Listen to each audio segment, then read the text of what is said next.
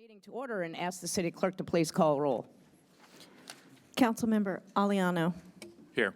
Councilmember Nakamura. Here. Councilmember Obringer. Here. Vice Mayor Bursan. Mayor Hoffmeister. I am here as well. And at this point, I will now turn it over to Mr. Bierke, our base reuse project manager. Thank you, Madam Mayor, members of council, and the public.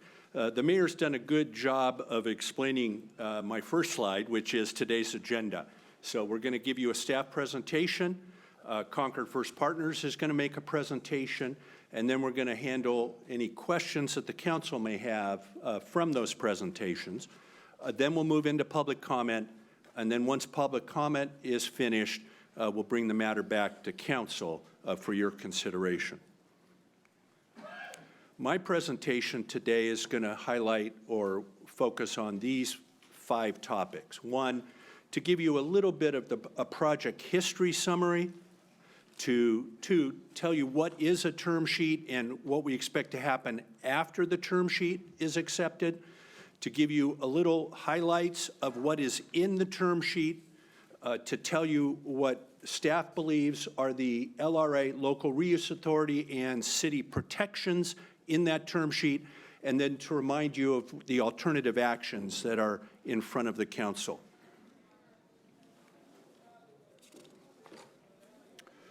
Starting with the project summary, I think everyone's aware that the base was closed under the Base Realignment and Closure Commission, and Congress did that in 2006. Because the portion of the base that was closed in that action was entirely within the city of Concord. Concord became the local reuse authority and was designated by the Navy to plan and work on the redevelopment of the Concord Naval Weapons Station, or this portion of it. Between 2007 and 2009, we held a number of community and regional outreach meetings. We debated and discussed the uses of the base, and by 2010, we had a reuse plan that was brought before council and adopted. And with that adoption, we did a full environmental impact report at the program level for that kind of plan. That was a federal plan, a plan designed to satisfy the Navy's requirements. And so between that adoption in 2010 and 2012, we then worked on the reuse plan, discussed it further, had additional meetings, and moved it into our general plan by naming it the Reuse Area Plan. We call it the Area Plan now.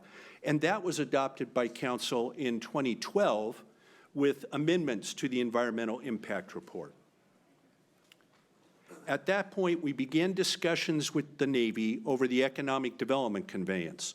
And so the project was already being discussed in 3 phases or 3 conveyances. A public benefit conveyance for the roughly 75 acres north of Highway 4 for Contra Costa County, which means Contra Costa County should get those acres at some point free of charge. And they intend to turn it into a first responder training facility for police and sheriff and fire. The second conveyance was what was called the regional park or conveyance to the East Bay Regional Park. It was roughly 2,600 acres, and that has already occurred. So the East Bay Regional Park is now owner of about 2,300 of those 2,600 acres. Again, they got it for free. The Navy gave it to the National Park Service. The National Park Service gave it to the East Bay Regional Park District. And the third conveyance is the conveyance to us. That conveyance is roughly 2,300 acres. And it is an economic development conveyance. And the difference is that we have to negotiate with the United States Navy over a price and terms of payment for that property and explain to them how we're going to produce jobs on that property to make up for the jobs that were lost when the base was closed. In order to get there, in order to get to terms with the Navy in the economic development conveyance, we needed a master developer. Because the Navy, while they liked our numbers and they understood our plan, they wanted a master developer to help vet the numbers, to prove that the numbers worked. And so we went between 2014 and 2016 through a master developer selection process in which various firms competed. That was effectively for the first phase of the project, roughly 500 acres. And we selected Lennar Concord LLC to be that master developer. After that selection, between 2017 and 2019, Lennar worked on the drafting of the specific plan. But because they understood that their first phase needed to be incorporated and reflective of the entire project, they agreed to do a specific plan for the entire 2,300 acres. And we were working on that with them when, in 2019, an issue between labor and Lennar came forward. And at that point, that issue, as well as the heavy cost of doing first phase infrastructure, made Lennar decide to let their exclusive negotiating agreement with us expire in March of 2020. During the rest of 2020, staff went on an information search to determine what we needed to do to get the project back on track. What project success factors should we be exploring? And we met with various developers throughout the region, a few throughout the nation. We met with various stakeholders, and we came up with a project reset game plan that we brought to council. As part of that, in early 2021, because the council had expressed a strong desire for a project labor agreement with the project or on the project, and because we knew there was extensive infrastructure costs to get the project going, the council agreed to issue what was a streamlined request for qualifications for the entire 2,300-acre parcel. That request for qualifications went out in April of 2021, and we had 3 respondents in June of 2021, City Ventures, Brookfield Properties, and the team that is now known as Concord First Partners. In August of 2021, we brought staff's evaluation to you, and the council voted 3 for Concord First Partners and 2 for Brookfield. At that point, staff was tasked with negotiating an exclusive negotiating agreement with Concord First Partners, and in October of 2021, the council voted 5-0 to enter the exclusive negotiating agreement with Concord First Partners. In January of 2022, I want to say this year, but we're in 2023 now. So a year ago this month, the staff and Concord First Partners started the term sheet negotiations. In May of 2022, as is well known, the council voted to extend the E&A with Concord First Partners on a 4-to-1 vote to January 31st, 2023. And largely, that's why we're here tonight, or today, excuse me. It seems dark. Between June and November of 2022, staff and Concord First Partners negotiated on a weekly basis over the various aspects of the term sheet, with the idea that we needed to find a term sheet that was both fiscally feasible and met basic community expectations.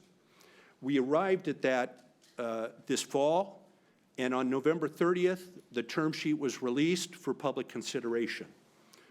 On December 1st and 15th, we held community presentations. And between November 30th and a couple days ago, we held over 20 agency, stakeholder, and organization briefings with people interested in learning about the term sheet. That communication, that information, was distilled into a memo that was released on January 5th, so on Thursday, in which staff outlines for you who we met with and what the 3 categories of concerns were, comments were, both from the briefings as well as the community presentations. 1, level of community concerns or comments were really the desire for more specificity than is appropriate for the term sheet. They were questions that will be appropriately addressed in the future specific plan. The second item was questions that really meant that people did not understand the term sheet, and so there were certain clarifications that needed to be made in order for people to understand what's in the term sheet, but the term sheet itself did not merit a revision. And then finally, there were 3 items that were brought up that staff and Concord First Partners both thought merited a revision to the term sheet. And so on Thursday, when that memo was issued, we also revised the term sheet in 3 ways. First, we fixed an error that we made in the legally binding agreements and the acreage for permanent supportive housing as requested by the Contra Costa Homeless Collaborative. So whereas the original term sheet had that acreage in phases 2, 3, 4, and 5, it needed to start in phase 1, and so we fixed it, and it now, in the revised document, starts in phase 1. Secondly, there was a lack of clarity around recycled water in the backbone infrastructure section of the term sheet. We agreed with that comment, and we fixed that comment, which is in section 7, I believe, of the term sheet. And then lastly, there was a comment made about the city approval of changes to Concord First Partners, and that was strengthened in section 21 to clarify that the city has the ability or the approval of changes in the partnership as we go forward. So now I want to briefly touch on what is a term sheet. There's really 4 key elements of this, and they're up on the screen. It's an outline of a potential future contract between us and the master developer, and it is a framework to be further negotiated in the disposition and development agreement and a specific plan. The decision before you is to whether to move forward into those things with the master developer. It is not the end-all, be-all. The final documents that I'll show you in a minute will be. How did we arrive at this term sheet? The term sheet is based on a conceptual land use plan. Concord First Partners and their consultants have done a tremendous amount of work to develop a conceptual plan that also feeds into the conceptual financing plan demonstrating how the project works financially. And so that's what this term sheet is based on, the conceptual land use plan and the conceptual financing plan, all around expectations that were created all the way back in 2012 when the area plan was adopted. This chart, as confusing as it is about as clean as we can make it. And where we are today is basically in this middle column, right? We're on January 2023. We have a conceptual land use plan that's feeding into a conceptual financial plan or pro forma, and which is resulting in the term sheet that is before you today. But this isn't the end-all, be-all. So the next step, once council accepts the term sheet, is we move into a 24-month period in the exclusive negotiating agreement in which Concord First Partners and the city team begin working on everything in the right-hand column. So we begin working on the specific plan. These things feed into the specific plan. That's the zoning, the design standards, what goes where, all the nitty-gritty specifics. Those specifics are then evaluated in the environmental impact report, the EIR, right? So how are we mitigating for traffic? How are we getting water there? All of the impacts of the specific plan will have to be evaluated in that environmental impact report. Because this term sheet changes the area plan in several ways, we also need to amend the area plan to accommodate it within our general plan. And then we also, as part of this, need to create a disposition and development agreement explaining how the city, the LRA, will sell property to Concord First Partners, as well as a development agreement that creates protections between Concord First Partners and the city. In other words, they will get certain vested rights to do certain things in exchange for the community benefits that they will be providing as part of the project. All of that feeds into a revised financial plan, and all of that then gets negotiated over the next 24 months with the Navy so that we can reach agreement with the Navy over how much they get from the project and when they get it. So now I want to go over with you some of the highlights, and this is not an exhaustive list. This is just, I think, 18 of the top highlights of the term sheet that's before you.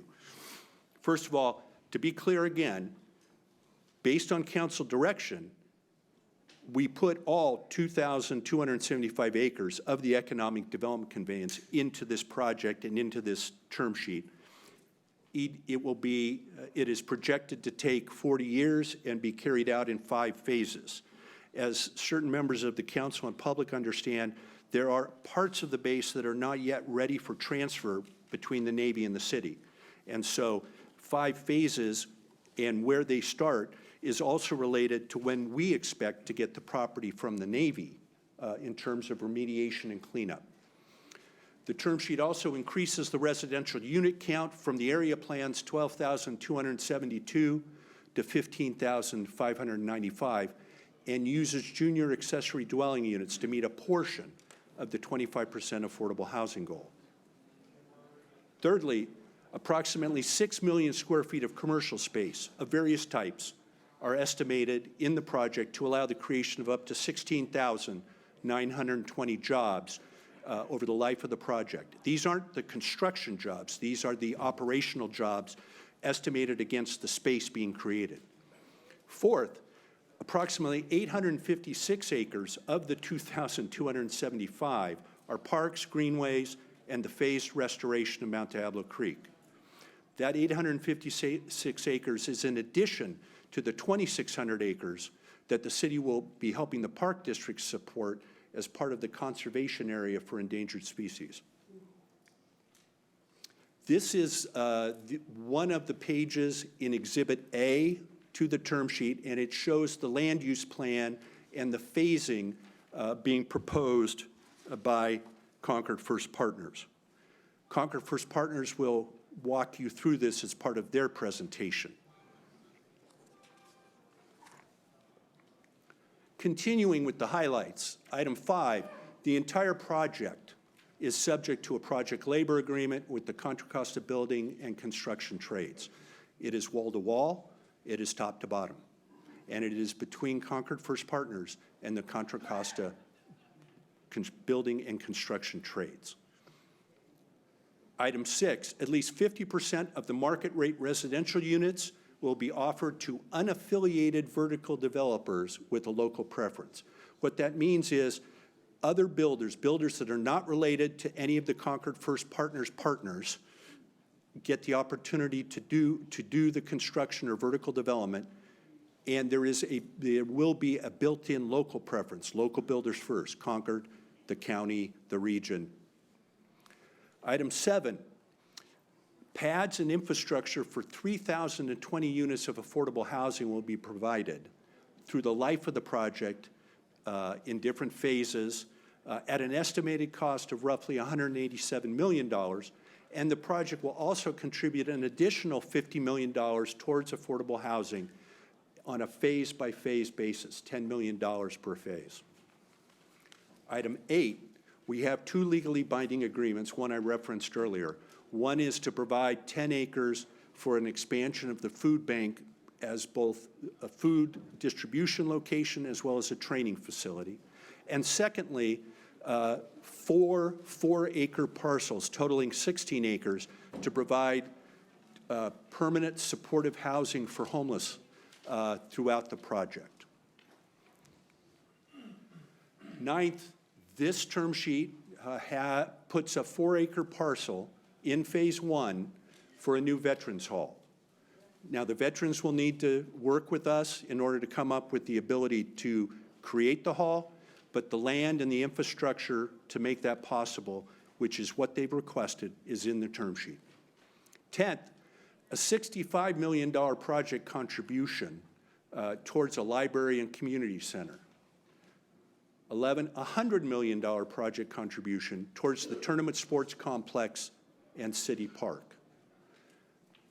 12, in Phase 1, we will be widening Willow Pass Road to 4 lanes and removing the Willow Pass Bridge. Some people call it the Willow Pass Bridge, some people call it the Kinney Bridge, but we no longer need to run trains underneath it.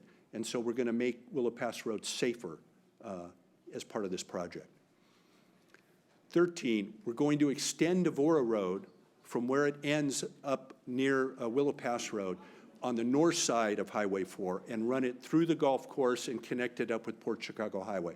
It will be another frontage road, and we will do that as part of Phase 1 because much of the infrastructure for Phase 1 needs to come through North Concord, from the water district, the sewer district, so on and so forth, come through and then enter the project where Kinney Boulevard or where the underpass for the freeway and BART tracks are today. And then 14, we are proposing to assist in the connection of the Delta De Anza Trail to the Contra Costa Canal Trail at the request of the Regional Park District, and we are working with the Regional Park to help give them early access to the Regional Park from Willow Pass Road. 15th, the project will expedite repayment of city loans to the project.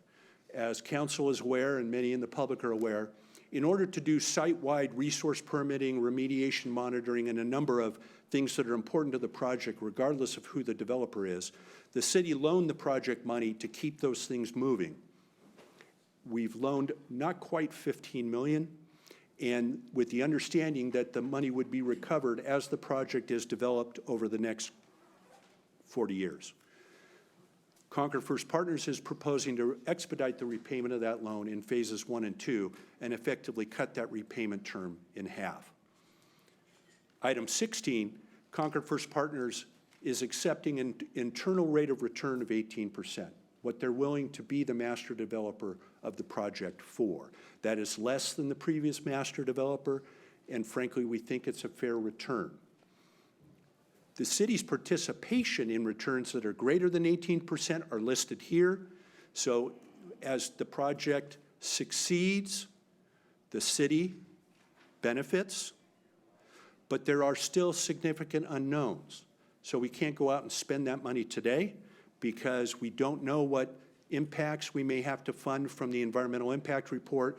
We don't know if there's additional resource permitting or cleanup, or there's a whole series of unknowns that we won't know until we get to the specific plan and get the EIR accomplished. And frankly, even after that, there may be a few unknowns. Lastly, we have baked into this project and into the financial pro forma an estimated payment to the United States Navy. And so those are what staff feels are the key highlights of this term sheet.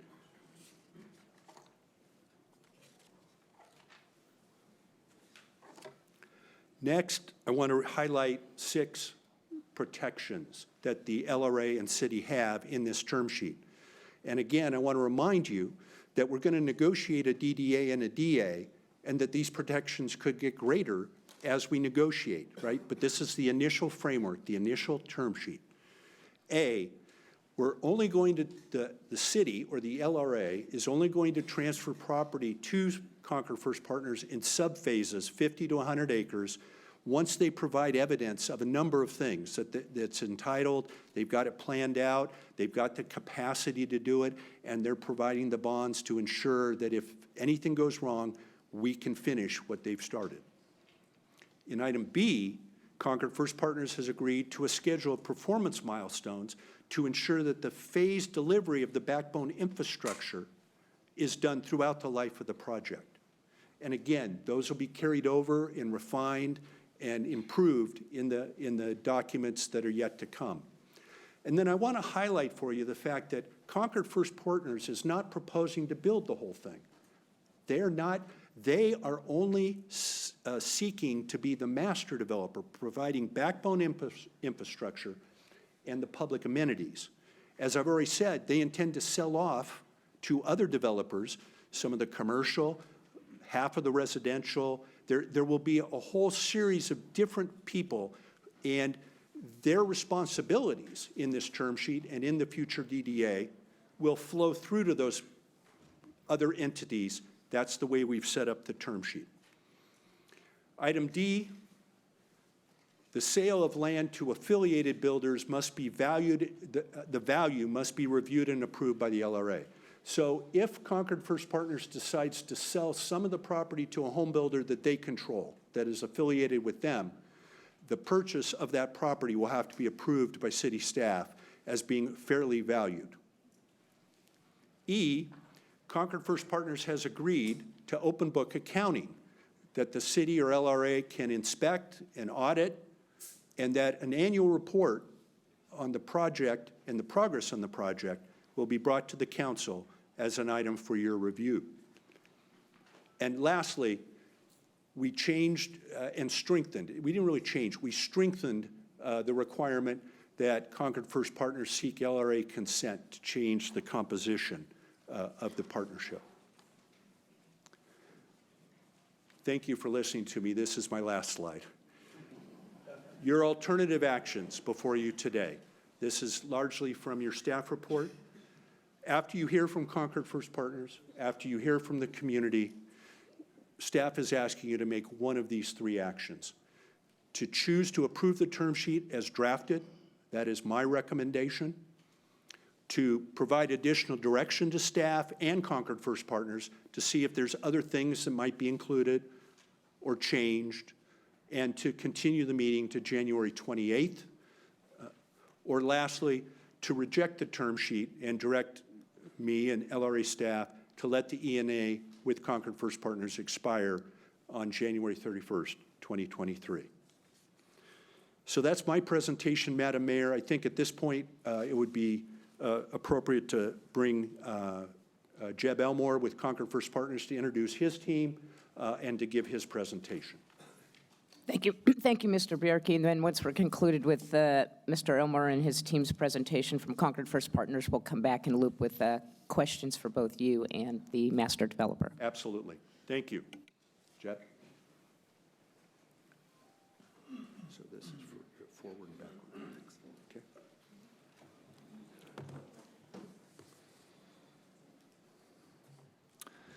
Good evening, Mayor and City Council.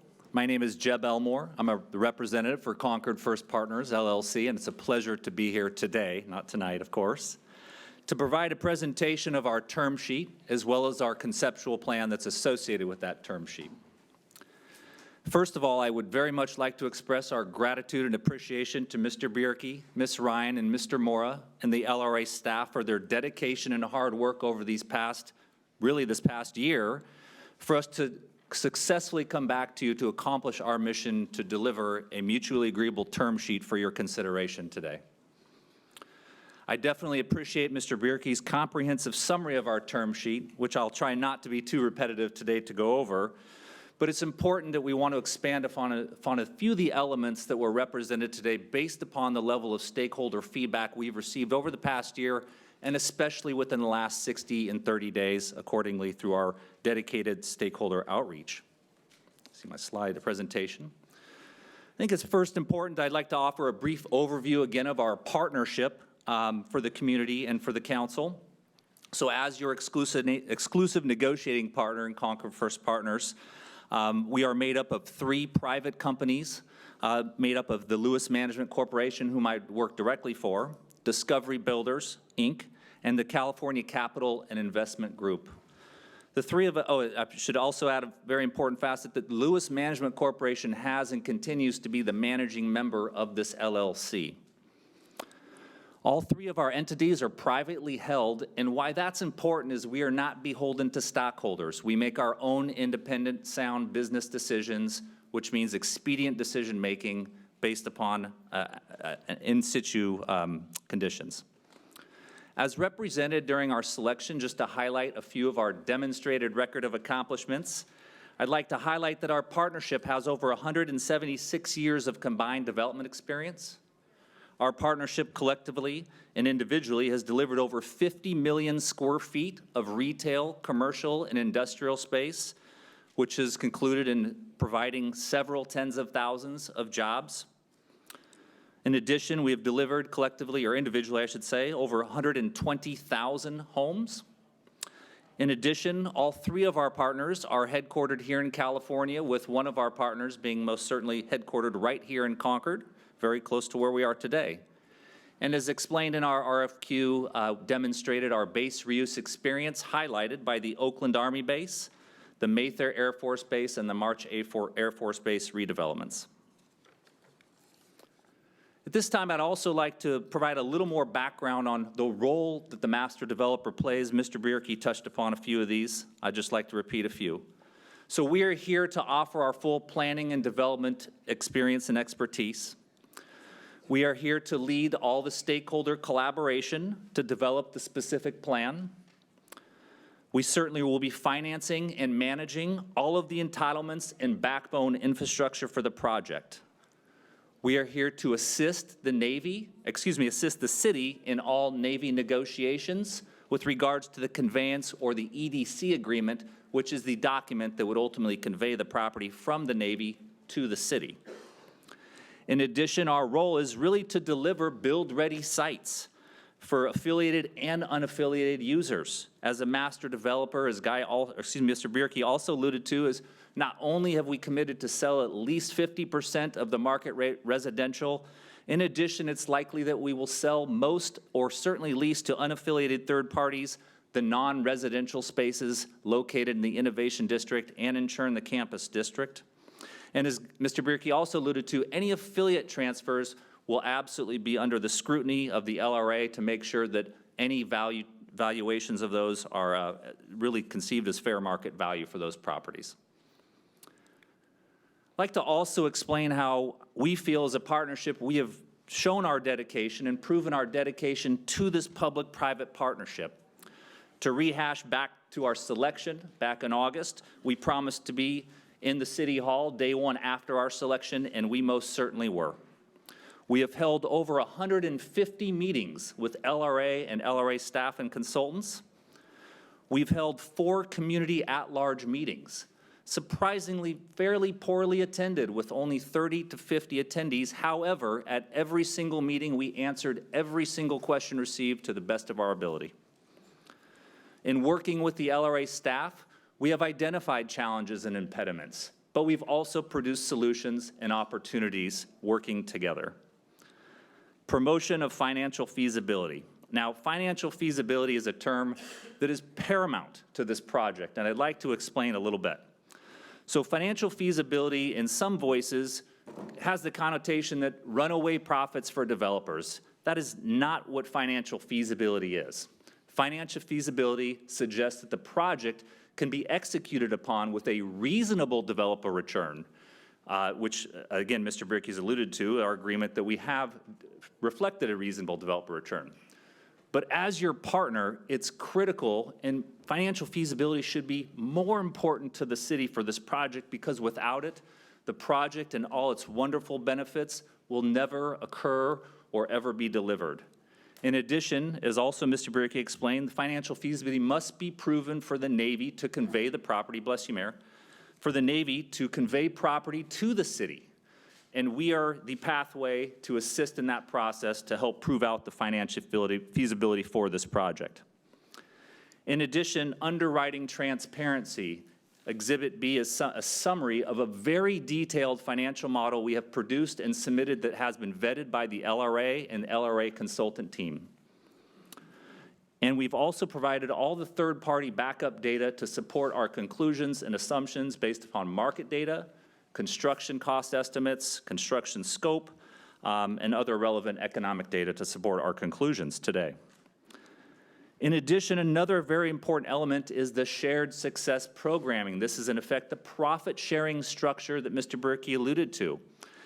We are going to hear today, we've heard from stakeholders, we need more commitment financially. Our job is to protect and preserve financial feasibility for the project to proceed, but having agreed to a below-market rate of 18% coupled with profit sharing enhances the opportunities for more investment to come back into this project. We're also looking to the city or third-party advisory committees as assigned by the city to prioritize and redirect those dollars back into the project as they deem fit, meaning that we want the community and the community's input to how we should redirect financial priorities and reinvestment back into the project to enhance community benefits. And again, our job and objective here is to make it work with the city as one team, and I feel certainly here we are today to represent exactly that. So again, I've described what financial feasibility means to us and why it's so important for this process, such that we have re-examined the area plan, really working since last May, to produce results that really confirm financial feasibility to the best of our ability, but we do need to make some adjustments, we feel, to get us there. Those include the increase of the potential residential units from 12,272 to 15,575 units. Of course, we recognize that needs to be fully studied under the environmental impact report, and we certainly know that all mitigation measures to support any residential conclusions will need to be supported by that environmental document. In addition, we've collaborated with the LRA on pathways to expedite planning and development processes by simultaneously proceeding forth as the confusing slide, but I understand it, of course, that Mr. Bierke represented during his presentation. We have proposed a specific affordable housing programming with a diverse array of affordable housing products, which we'll talk about further in a moment. We have desired to promote flexibility in land uses to support current and future markets so we don't foreclose upon what future innovations come online. We have also sought to implement project-specific financing districts. So these would be assessment districts only placed upon occupants and/or residents within the base itself. We are not seeking to have any large citywide funding opportunities. Fiscal neutrality is absolutely an imperative, we understand from the start, such that no resident living outside the base in Concord will have any increase to their taxes to support our project. We have also provided what we feel is an orderly and practical project phasing, which I'll get into in just a moment as well as our coordinated pursuit of public grant opportunities, which can only further enhance opportunities to expand community benefit packages. So now I'd like to quickly offer and review some of the key elements of the term sheet, expand on a little bit of the sections that, again, we've received the most stakeholder input back on. Labor policies certainly are very proactive engagement of our labor partnerships back in November 2020, very proactive with regards to the selection had not occurred or the RFQ was not due for 6 months until June of 21. As indicated by Mr. Bierke, we have executed a project labor agreement with the Contra Costa Building and Trades and are very proud of that partnership to support fair wages and benefits on the base property. We are also continuing to adopt the Concord First policy to promote local hire initiatives, and that is a goal of 40% of the construction workforce to be located here in the city of Concord first, to the county second. Affordable housing, another very strong topic based upon a lot of the community and stakeholder feedback we've received to date. We want to reassure this council and community that we are respecting the policy to produce 25% affordable housing at an 80% or below area median income. And that is being affected through a few different measures, and I'd like to just highlight those measures. The legally binding agreements that exist on the base today cover the permanent supportive housing and the dedicated and associated services. Resolution 2012, which indicates and confirms a 25% minimum requirement to produce affordable housing with a minimum of 3,020 standalone units. We have introduced the application of accessory dwelling units and junior accessory dwelling units. I'll expand on that in a moment. We are honoring our developer requirements to deliver pads to affordable housing developers at a cost of approximately $187 million of infrastructure, which we will be producing, we will be funding and putting in the ground such that the affordable developers can simply go vertical, assuming once they assume site control. We are also programming affordable housing in an orderly and balanced manner throughout the site as the policies before us indicate, such that affordable housing will be somewhat evenly spread, prorated with the density within the plan, of course, across the entire project in all 5 phases of development. We are also introducing Related California as an affordable housing partner of our partnership. They're not formally a member of our partnership today because obviously we're still in negotiations with the city. And of course, in turn, once we get direction, we will either proceed or not with our relationships and commitments with incorporating Related. I'd like to touch upon the accessory dwelling unit application and junior accessory dwelling unit application. So effectively, an accessory dwelling unit and/or junior accessory dwelling unit is effectively a studio or one-bedroom apartment that's included as part of the home or part of the lot. We recognize that ADUs or JADUs are a proven method to provide affordable housing. We are not reinventing a wheel or starting a new program. We are utilizing existing data, existing policies, certainly looking to incorporate those on the base itself. Some of the supportive evidence for ADUs comes out of Assembly Bill 671, where the state promotes ADUs at affordable rents. So there's a state initiative. The ADUs also will satisfy RHNA affordable unit requirements for the city, for the housing element. The city's housing element itself prioritizes ADUs. It's program 1 of 25 programs listed in your housing element. I'd like to read an excerpt from your housing element, if I may. The city will develop and adopt a program that incentivizes and prioritizes the creation of ADUs that can be offered at affordable rents for low and moderate incomes. In addition, surrounding cities right around us here in Concord are utilizing ADUs to fulfill their affordable housing requirements. Example cities, Walnut Creek, Clayton, Pleasant Hill, Martinez, and Pittsburgh. And here, why are we considering the application of ADUs? It is absolutely to promote the project's financial feasibility, as indicated earlier in the presentation.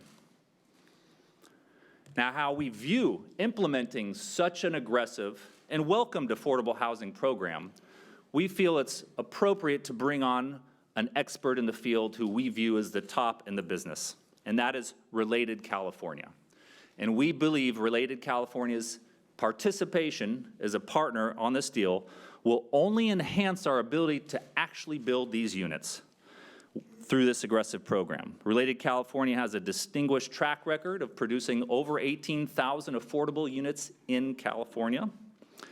And we view their role as an administrator, and we'll need to obviously clarify this role as we proceed forth through the specific plan. But not only does Related offer opportunities to promote implementation, but it's also there to relieve the city's burden to administer this process and cost. The term sheet states that all competitive bidding that we view Related's opportunity to administer would be fully done in coordination with and subject to full city oversight. So it really is an administrative burden relief we're trying to take off the city to put Related in that ministerial role. In turn, for that ministerial role, we would like to produce 25% of the standalone units as competitive bidding process to nonprofits to create that opportunity. Related would like to build, and we would propose 40% of the standalone units in partnership with other nonprofits. And in addition, we'd like to offer Related 35% of those units at their selection. Now, Related does use nonprofit partners for most of their projects, so obviously the 35% is very likely to also include nonprofit partners as well, but we wanted to provide Related that flexibility. And I want to also quickly clarify with my small footnote at the bottom that these allocations are not in any order of priority, that we view these to be allocations that are in balanced manners throughout the project within each phase. I'd like to move into the environment and open space, another very important topic for this plan. I've highlighted here the different distinguished categories of parks open space and their summarized total of acreage of parks, which I won't read because it's on the slide here today. But it's very important to recognize that the acreages identified in the area plan and before you today are approximations. Have not been surveyed, have not been identified, have not been exacted through a specific plan process yet. So when we talk about comparisons, we are comparing approximations of acreage. However, the total represented here today before you represents a less than 1% deviation from the area plan. We consider that certainly consistent and materially consistent with the area plan objectives.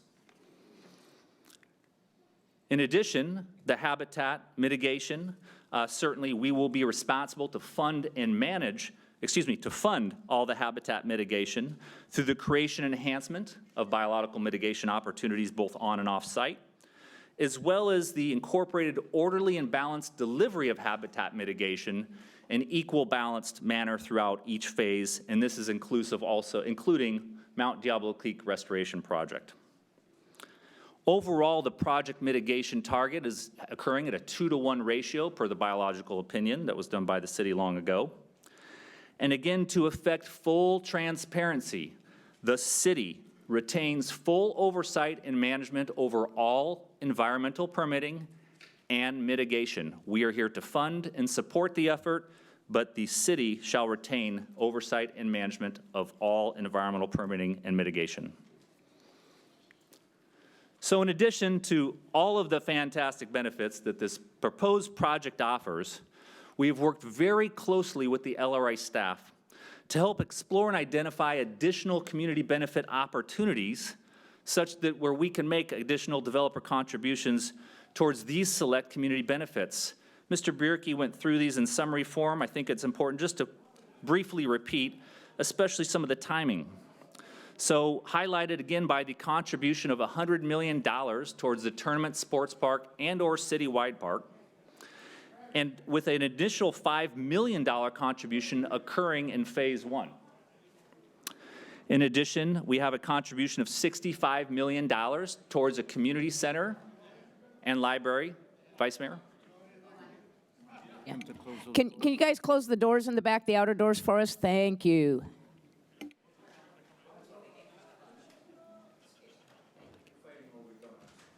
Thank you, Mayor.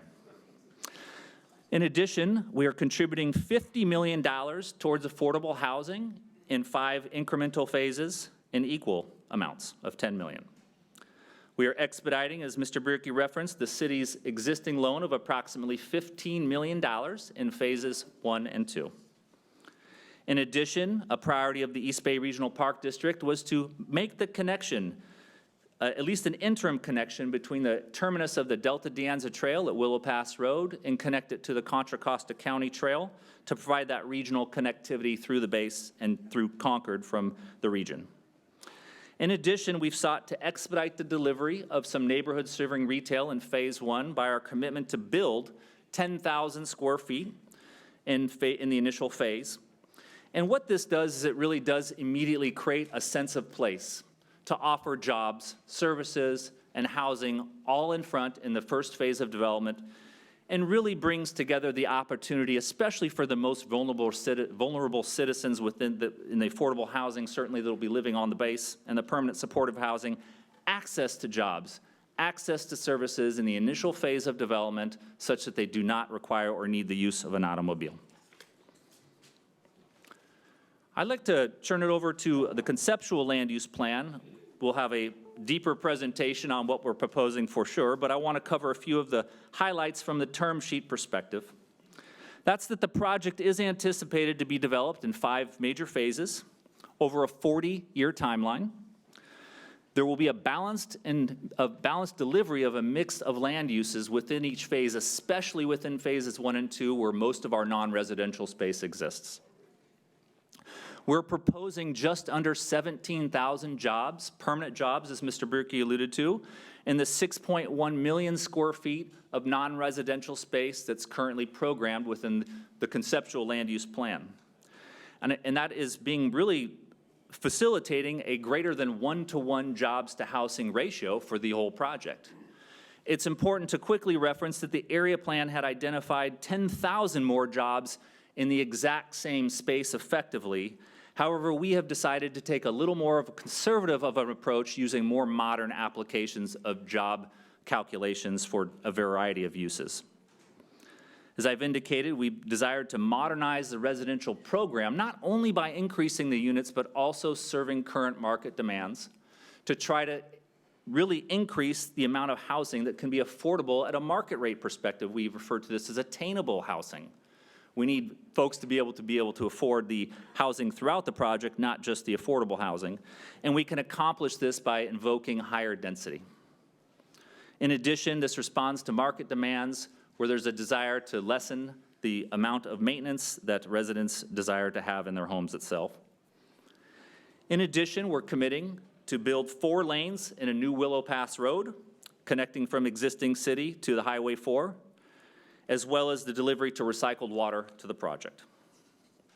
There's been a lot of questions with regards to why we have selected this Phase 1 area as our initial phase, and I'd like to offer some feedback today based upon such. Certainly, it is most definitely highlighted by financial feasibility, our common to use term now. The infrastructure phasing really dictates in some manner where you start. The biggest investment we are going to make from an infrastructure perspective, as the city has prioritized, is reconstructing 4 lanes of Willow Pass Road, which happens, of course, to be on the easterly portion of the property where we have centered and identified our initial phase of development. In addition, in coordination and collaboration with the East Bay Regional Park District, they have expressed immediate desire to activate connectivity to the regional park. And obviously that exists also along our east boundary. So starting to build infrastructure not only from Willow Pass Road, but also easterly from Willow Pass Road to help serve pedestrian and vehicle access, visitor center alike, to the regional park that is currently controlled by the East Bay Regional Park District, excuse me. In addition, we believe that Phase 1 includes the most readily marketable land uses in the entire plan. And why that's important is because we have to fund such an exorbitant amount of infrastructure in Phase 1 to facilitate development of this project that we must have the confidence that the land uses in order that will effectively pay for that infrastructure are immediately marketable in today's environment. And we believe that is the case based upon our placement of the Innovation District or the Job Center in the Phase 1 area, in addition to a lot of the medium-density residential that's placed upon Willow Pass Road. We certainly view the early activation of the Job Center to be very critical to this project, to the community. Jobs were obviously, through the Navy process, a highlight and important component. In addition is the desire to activate the recreation elements, specifically the tournament sports park. Again, we've offered that $5 million contribution in the initial phase towards the tournament sports park. So naturally, we want to activate the area around the sports park as well to make sure all the infrastructure is there. Now, certainly, we appreciate the importance, and we view still the heart of the plan to be the transit-oriented district. And we absolutely have heard a lot of feedback. Why cannot that be advanced to Phase 1? Well, in advancing that area in Phase 1, we would naturally be losing all the elements that are on the left side of the page. And we're not so sure that we're able to really activate that area and how immediately marketable those land uses are today. We also don't have clear direction on what BART's doing with their property, and that's imperative because naturally any transit-oriented district development within the base is also very important to know exactly what BART's intentions are so that can be collaborated and really built as one project as it's meant to be.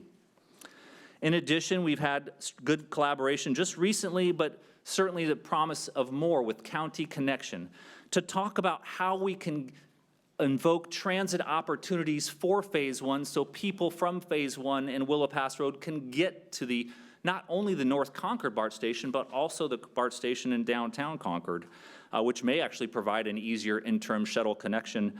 And County Connection has informed us that they do have special transit and shuttle programs.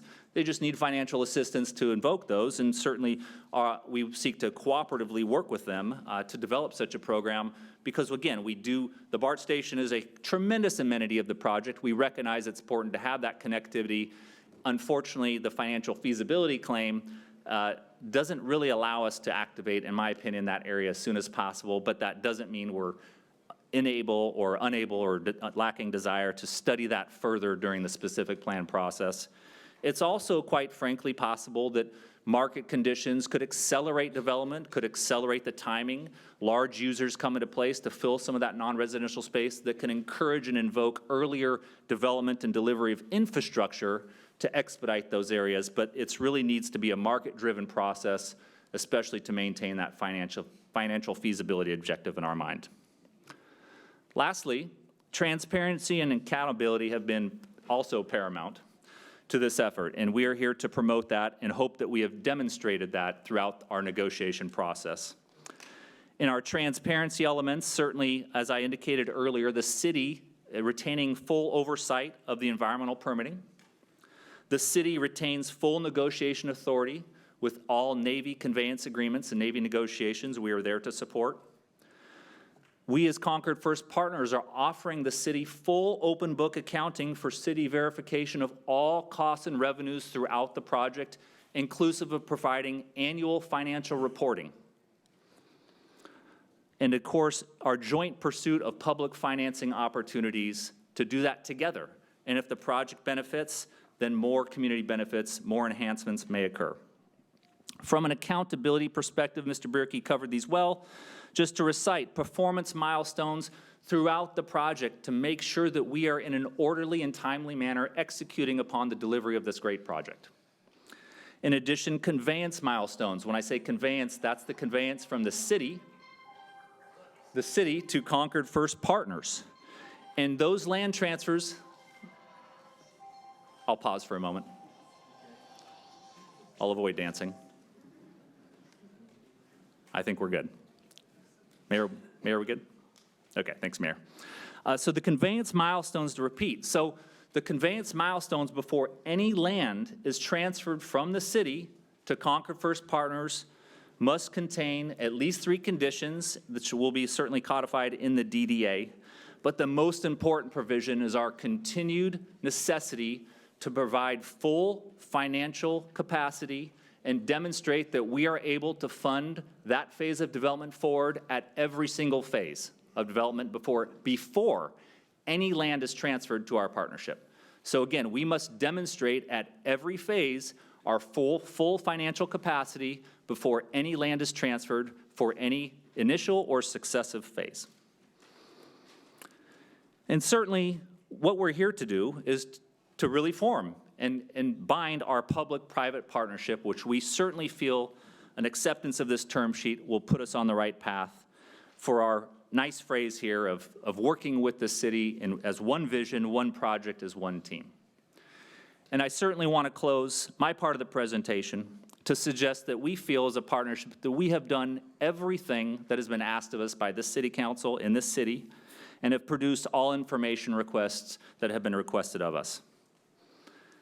At this time, I would like to turn it over to Brian Yenchek of HOK, our project planner, to provide a briefing on our conceptual plan, as well as our planning strategies for the project, and I'll come back in a moment. Thank you so much.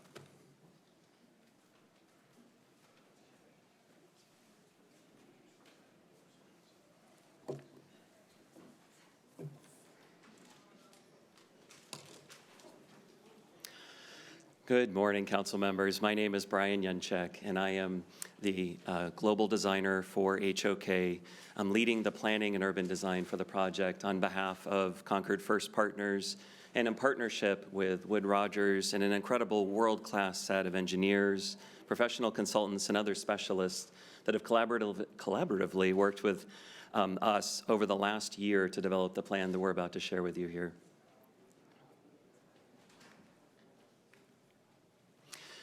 World-class, let's unpack that. So Mr. Bierke brought us back to 2012 when the area plan was first cast. An area plan, and certainly the specific plan that will follow this phase that we're currently in, ultimately has to be grounded on principles. These are ways in which we measure the success of a plan, the program, the economic benefits, all the hallmarks of a specific plan. World-class project is defined by the City of Concord as one that is equitable and inclusive. This is where we provide housing and jobs for everyone, lockstep throughout the phasing, as Jeb shared.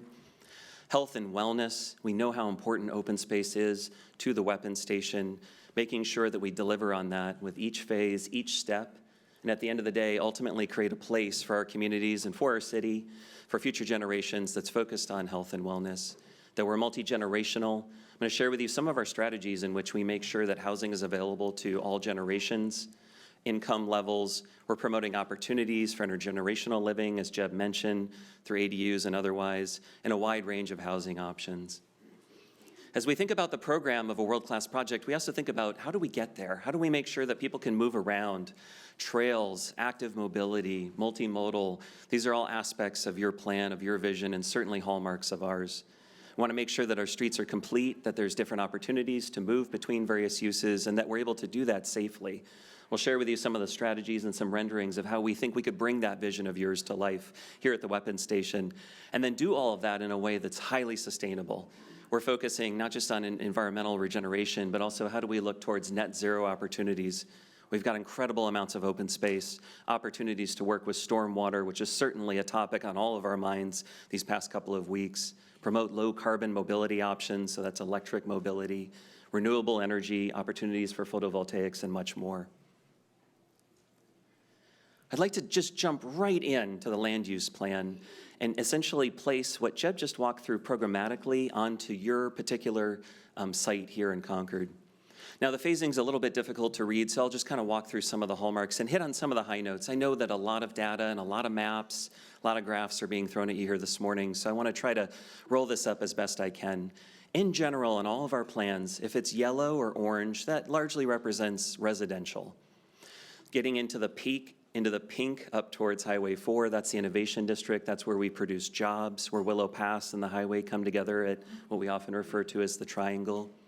Blue is the Campus District, a mix of uses. Purple, getting closer to BART, is the TOD, Transit-Oriented District, closer to BART, where we rely on multimodal transportation to really catalyze development, create there.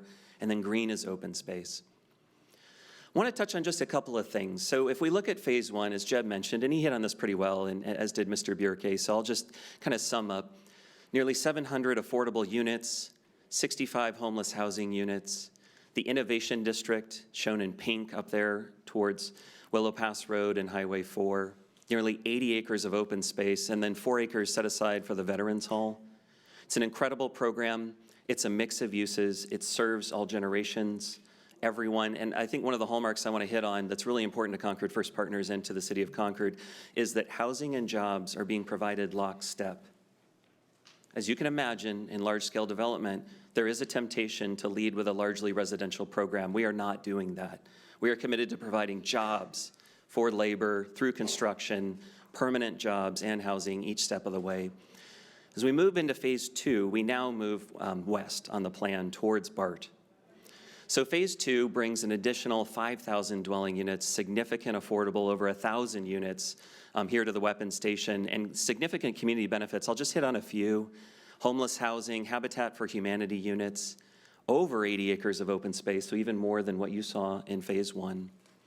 10 acres for the food bank. And now as our community's growing, there's more and more people living and working here. Businesses have found a home in Concord. We now need a fire station and some of the other civic improvements that come as cities grow and rise. Phase three, we continue that lockstep march, essentially finishing out what is, let's call it west of Willow Pass Road, or on the left side of the map that's in front of you. This is really key. We want to make sure that as we complete a neighborhood, whether it's Willow Pass Road improvements in phase one, whether it's the De Anza Trail, we're not coming back to it. We know that construction creates some disruption, so we want to make sure that as we move through the weapons station, we are completing communities, moving our way steadily south towards Bailey Road. In phase three, 90 acres of open space, which includes 35 acres of wetland preservation area, community center, and other community benefits. You're seeing the list grow by phase. As we're getting more and more residents, our city's growing, there's more jobs, bigger tax base, there's more and more benefits coming with that. Phases 4 and 5 are largely residential as we now interface with the residential communities that are on the opposite side of the green frame or below us on the map. We want to be really compatible with our neighbors. That's where there's a lot of single-family homes that we're backing up against. We want to make sure that our housing matches that density, that we're providing very similar, compatible kinds of densities on our side, so to speak. We continue our way down to Bailey Road. Phase one, so Jeb hit on a lot of the real functional requirements. I just want to reiterate the importance of Willow Pass Road being rebuilt. It's not just a road, it's not just bridges that are safer, but it's also the infrastructure that sits within that right-of-way. That is going to signal to businesses wanting to find a home here in Concord. In the pink area, in our phase one, there is energy surety. There's infrastructure surety. We have new access. Willow Pass Road has greater throughput. In addition, this is very attractive for phase one because businesses really rely on frontage, immediate access to Highway 4. The rebuilt Willow Pass Road furthers that. And then for the residents shown in yellow, now access to the Tournament Sports Park, to the trails along the canal, the Delta De Anza Trail connection. This is where you start to see the logic and rubric coming together, be it financial feasibility, infrastructure, or the actual value proposition. This is where businesses are going to want to find themselves early days. Now, my firm, HOK, we also led the CSU statewide study for the governor's office, evaluating various places in which a new state university system could be built. And as you may recall, staff, we met together with Bierke and others a few years ago to evaluate the Concord Naval Weapons Station's efficacy to create a home and attract a state university system. One of the major criteria that we talked about at that time, as some of you may recall, was the completeness of the community. State university, whether it's UC, CSU, or whether it's institutes, culinary or otherwise, what they're looking for is there availability of housing nearby? Is there potential for employers to build and orbit around the university with businesses like you see in Mission Bay, like you see in so many great innovation districts? By leading with phase one, we're able to set up the attractiveness for attracting an academic anchor in phase two. So phase one is setting up the blue area in phase two, and that's one of our major strategic focuses. All right, that was a lot of jargon. Let's get into some placemaking now. So plan highlights. We think that some of the real recipes here for success include the TOD district near BART, so the transit-oriented district, having a diverse set of uses. It must be mixed use so that we've got people living and working next to each other. You can own a car, but you actually don't have to. You can live, work, get on BART, and be able to enjoy life here in Concord and across the region in a district that is quite walkable. We want to make sure our neighborhoods have character, but not just any character, distinctly Concord. We know the second that you walk into Todos Santos, the second you step foot in our city, we have a look and a feel and a fingerprint that's unlike any other place. We want to make sure that our neighborhoods look like Concord and where we want to go as a community. That's really important to our team. The commercial district, upper right, this is a Bay Meadows project. We specialize in redevelopment. This is a project at the end of about a 25-year cycle. Now, all of the commercial is being built there along Caltrain. The Caltrain station's online. We built that value, then moved towards the TOD. This is what provides the higher densities that Jeb was talking about to unlock value within your TOD. You don't want to start where you potentially have your highest value. You want to let the land mature, rise, and then reap the benefits of that for your citizens. More affordable housing, more jobs growth in that TOD. That works, and it will work here. Open spaces obviously are key to our key to the plan, key to the area plan vision. Climate change. We talked before about stormwater, but certainly fire protection and many other elements that we're looking at as the climate's changing around us. We need to make sure that our open space systems are resilient, working with our community. And then multimodal transportation. For a project as large as this, as large as ours here, we need to make sure that there's multiple ways to move all of those people around, workers, visitors, residents. So what we do when we work together in the specific plan in following phases, we take what are Concord's reuse area plan goals there, those 4 in white. We then lay those 2012 vision, those rear goals in 2012 against our current regional priorities.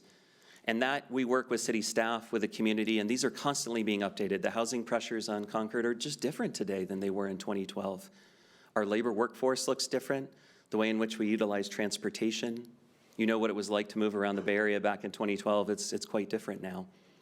And then the environmental, the resiliency and sustainability. So we take those two and almost a Venn diagram, and we create the Concord First Partner strategies. Those strategies, which will continue to evolve throughout the specific plan and following phases, this is how we'll measure the success with you of the plan, and we'll constantly go back to them. Are we being equitable and inclusive? Does that housing within that phase provide multi-generational opportunities? What are ways in which we can make this move closer towards net zero? So that's the rubric of what would come next. We have to lead with a vision. And so we begin with an aerial view, just looking at the entirety of the property. Downtown in Todos Santos is just off the lower bottom of the page. The hills beyond, highways over to the left, Port Chicago's in the foreground there. The TOD, as you can see, is the white parking lots kind of towards the bottom of the plan. And in general, this is a vision, hopefully immediately just strikes you, wow, that's a lot of open space, that's a lot of green. This is about creating healthy, natural environments for generations to come. Hopefully you're also seeing the density or the scale of buildings rise as we move towards the highway and towards the TOD, and then lower as we move towards existing residents. We want to be great neighbors. The open space and trails will be a real hallmark of the project, so I'd like to just start there, and then we'll walk through some of the renderings of the various places within the plan. So our open space and trails network, as you saw within the term sheet and some of the exhibits, the key is that it's contiguous, so that you're able to actually ride your bicycle, go for a jog, walk your dog, go for a walk on the weekends, throughout the entire plan, crossing as few streets as possible. So all the green lines, trails, greenways, parks, and the regional parks, they need to connect, almost like you would think of a network of roads which connect. So too do our open space systems. The right-hand exhibit shows a couple of the hallmarks of our plan. We've got this incredible epicenter where the Contra Costa Canal Trail, along Willow Pass, and our new Central Green actually intersect and create a bit of an epicenter for us. This allows us to move regionally across the entire weapon station and north-south across from downtown up to the De Anza Trail on bicycles, walking, jogging, and not relying solely on vehicles. These are the kinds of visions in which we know are central to the area plan and are central to our project. That last diagram was a little vague, so let's get into something a little bit more detailed. So what we do here is we took the open space network, which was all green before, just one type, and we began to think about what are the different kinds of open spaces our communities may need. Now, this is definitely a slide that will continue to evolve with you and with the community and stakeholders over time. But we know out of the gates, we're gonna have a significant amount of conservation in Nature Park. Anyone choosing to relocate their family here, grow their business here, they're going to immediately have access to the splendor of natural parks around us. We know we're going to need to move around, so we think that central greenway, that central spine which links every single neighborhood across the entire plan is critical.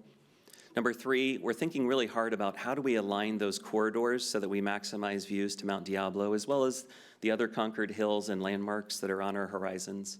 We enjoy our views, we enjoy our nature, we want to maintain that. Neighborhood parks, more urban centers that are closer to TOD, where we have greater amounts of people, greater amounts of activity. And then the regional parks and the tournament sports park that support our community, but also welcome others from all around. We become a destination through the tournament park for various soccer tournaments and so forth. This community benefit has an incredible catalytic potential. We have seen time and time again how tournament sports park complexes attract residents to want to live here, even attract businesses. They promote retail. Everybody gets their pizza after the soccer tournament and so forth. These are incredible centers, not just for our city here in Concord, but also for our county and region. As I mentioned before, the Delta De Anza interim trail connection, right out of the gates, Concord First Partners is committed to implementing that and making sure that we can connect that missing gap of the trail so that our residents can circulate across our region with ease on bicycle or on foot. Jeb hit on several of our community benefits. We'll begin to look at how those land in the plan, but those include a library. As we grow our residential base, as more and more families and children find home here, we need to invest in education and lifelong learning, community centers where we come together. Throughout all of this, we'll spend a good amount of time on sustainability strategies. This is a hallmark to every one of the partners within Concord First Partners and certainly HOK. This is a large-scale development, and working with city staff, already we've been putting together a list of strategies in which we could deploy throughout this plan to support the land uses and make sure that we have power surety, water surety, but we also create a cohesive community, the sustainable social fabric and places that bring us together, give us joy, help us thrive throughout our life. We're going to be focusing in future phases on healthy buildings. How do we integrate smart building systems? How do we implement latest technologies that make Concord Naval Weapons Station a case study for all future planners like myself to learn in school? We become a hallmark for sustainability going forward in city making. We'll be looking at ways in which we connect with nature, and not just connect, but regenerate nature.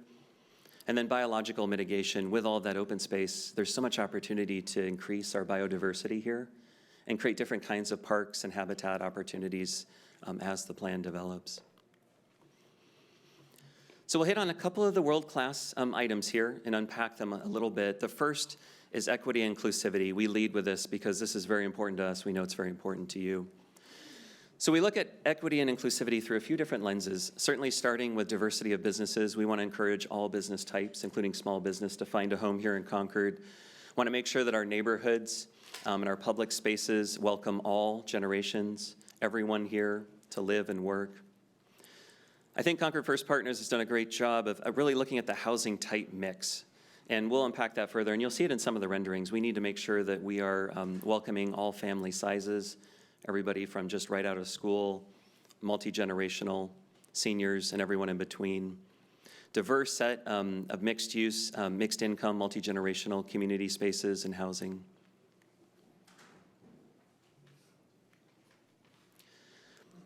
I think there have been a lot of questions about our jobs generators, so let me go back here.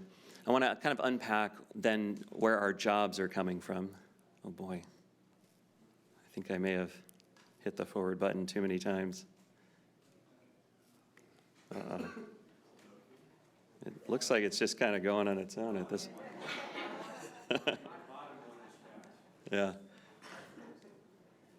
Well, thanks, Guy. Well, now the cat's out of the bag. You've seen all the renderings. All right, we'll go back through this.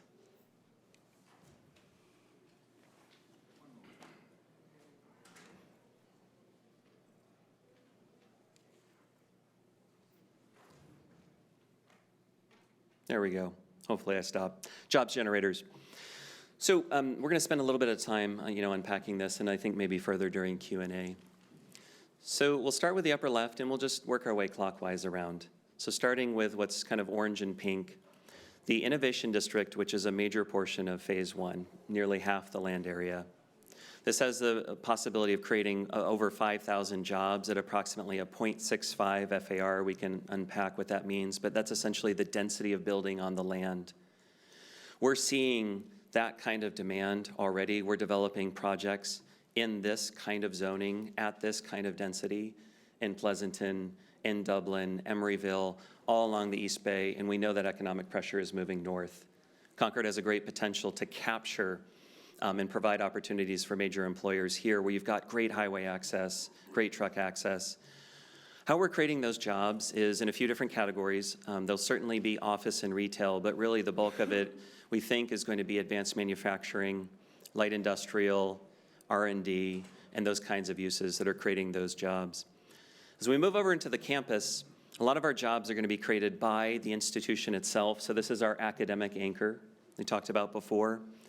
Other commercial, which I already hit on, as well as retail, and that adds about 6,300 jobs.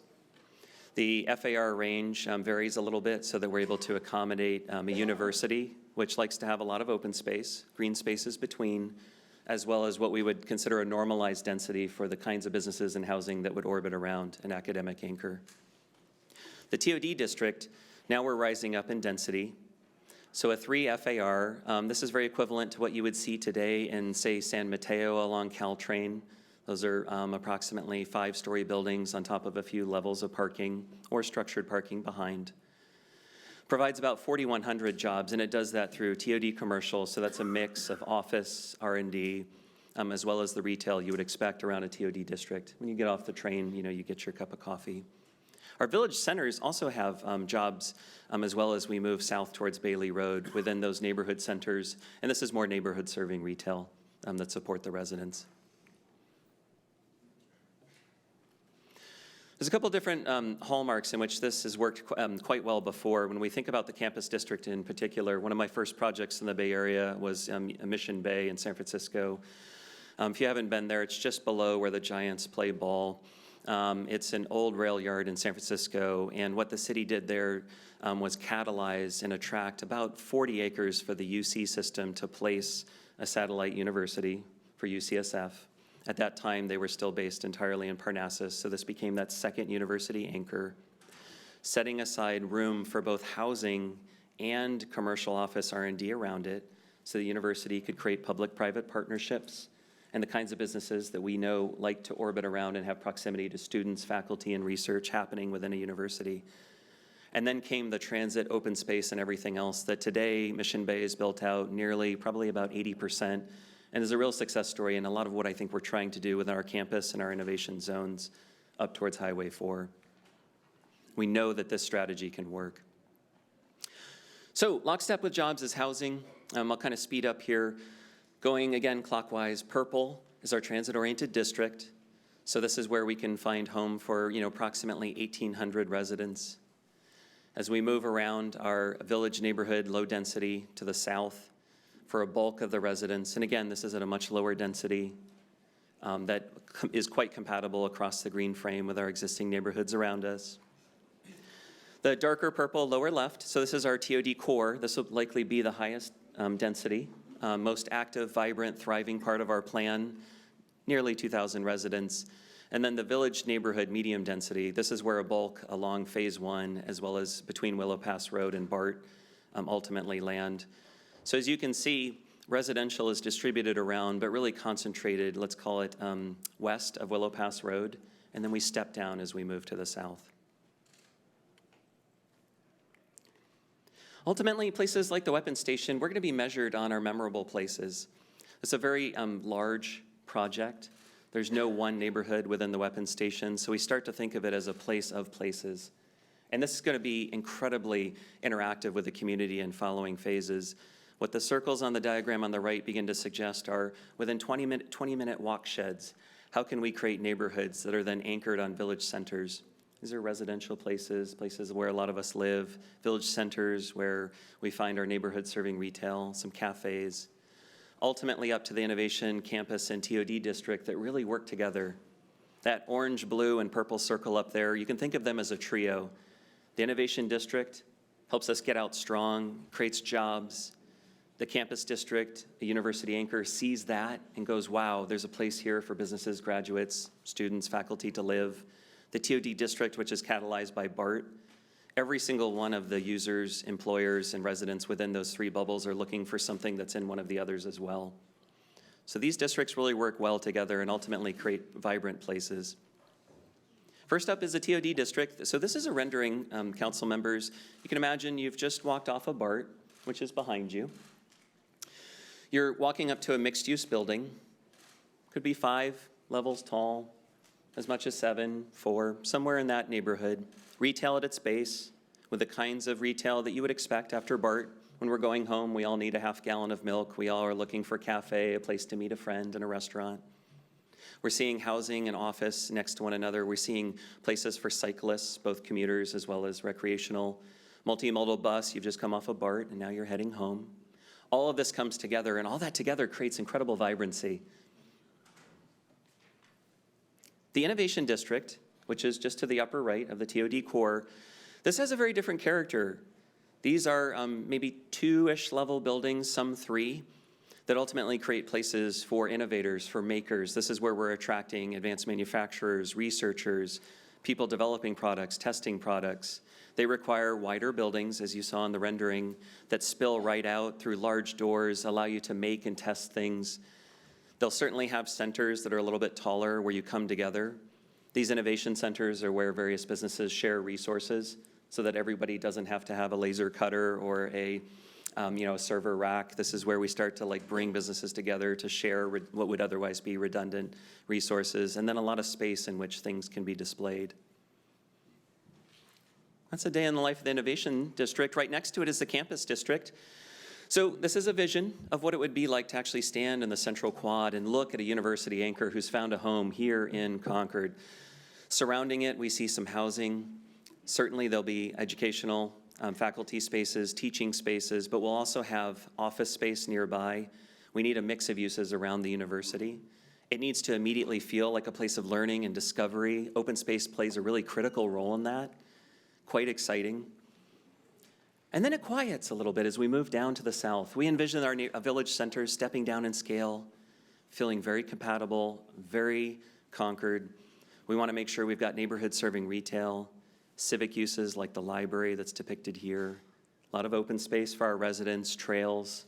This is where kids feel comfortable riding bikes. People are enjoying streets. It's multi-generational. And these are ways in which we're going to actually take this vision of yours for a world-class project and then deploy it based on its context throughout the plan.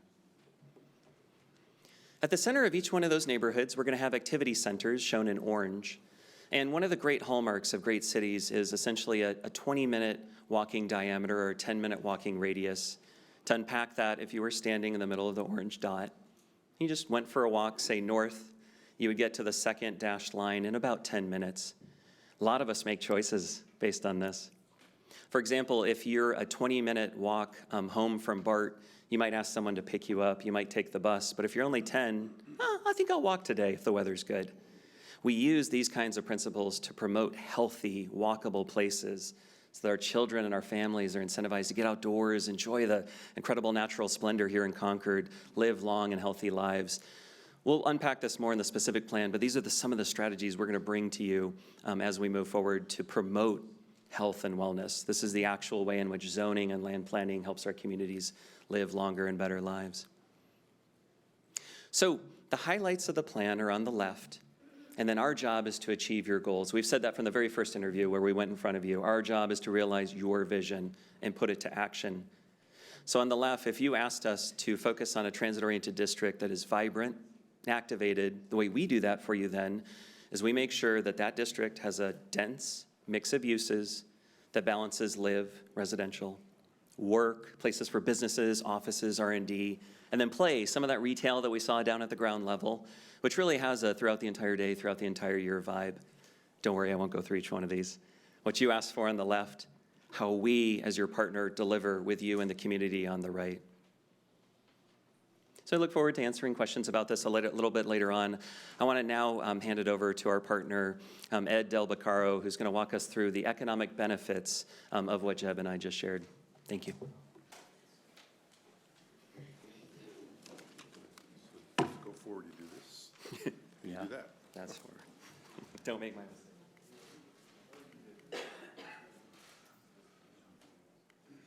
Oh. See, it's harder than it looks.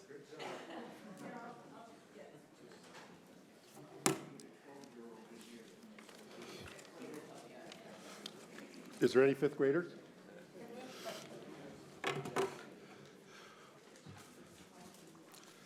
Hi, so thank you, Brian. Thank you, Mayor. Thank you, fellow council people, for this opportunity. Ed, before you start, can you pivot the microphone down? Just pitch in at the front. Turn it down. No, look. Pivot. There you go. Thank you.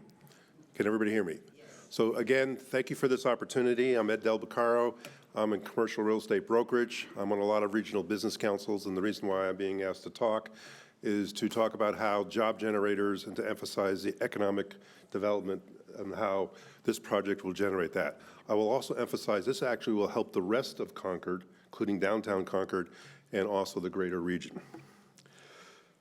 So this is an exciting project being proposed by Concord First Partners. There's going to be over 15,000, almost 16,000 residential units, including 25% affordable units. And almost, okay, now this is a test, intelligence test. I did it. So if you can't read it, I'll be summarizing these words. So there'll be over 6.1 million square feet of commercial space over the term of the project. The opportunity here is to create 17,000 diverse paying jobs along with union jobs and high-paying jobs for creating the ecosystem that attracts the jobs of the future. That's going to be one of my themes. The old paradigm of back office space, which has traditionally been how Concord, Walnut Creek, and North 680 lease, those tenants have moved for various reasons out of the area. So how do we attract life sciences, new tenants? You need big areas and you need the infrastructure. They have a 5-to-1 job multiplier. So if we get a whale, as we call it, that comes into the town, some kind of a tech or life science, you'll have 5 different companies servicing that. This will help the vacancy rate in downtown Concord along Willow Pass Road by creating a park that has a campus. An example of this is what happened in Harbor Bay. If you've been to Harbor Bay in the last 20 years, it was time forgot. vacancy rates of 25%. In the last 6 years alone, they have leased 1.9 million feet. That came from overflow from Berkeley and Emeryville, and rates have gone from $20 to $80 to pay for the new life science buildings. That's the opportunity here. So now the other theme is housing. We need to provide more housing for middle class and for union jobs to get to this. And I'll talk about a couple case histories in Bishop Ranch and Hacienda Business Park that are doing the same thing. What Concord cannot do is depend upon super commuters commuting an hour away, 45 minutes away from Fairfield, Roseville, Granite Bay, Santa Rosa, or Tracy to get to this project. We need housing next door. Brian was talking about walkability. I mean next door, meaning 10-minute walk, 20-minute walk. So right now we have a high vacancy rate in North 680. So the original boom that came out was tenants leaving San Francisco and Oakland to attract the attractive workforce out here. But those tenants, for various reasons, including a lack of affordable housing, a lack of middle-class workforce housing, have left. They've gone to Sacramento. If you've been to Rancho Cordova lately, there's 5 million feet of insurance companies that used to be in the Bay Area. They've migrated away because of lower land cost and the ability to build bigger buildings. Bishop Ranch and Hacienda Business Park have recognized this. So you've heard, unfortunately, that Chevron is leaving. That was 1.6 million feet. They are going to, Bishop Ranch bought it back. They're going to probably, of that 1.6 million feet, tear it all down, even though it's 30 years old. And 80% is what their plan is for housing, to help the rest of the office park, to help attract life sciences to the rest of the park. Hacienda Business Park has done the same thing. They've modified their general plan to allow housing inside the business park. Again, sustainability, workforce adjacency. So the opportunity here is to attract those jobs. Next slide.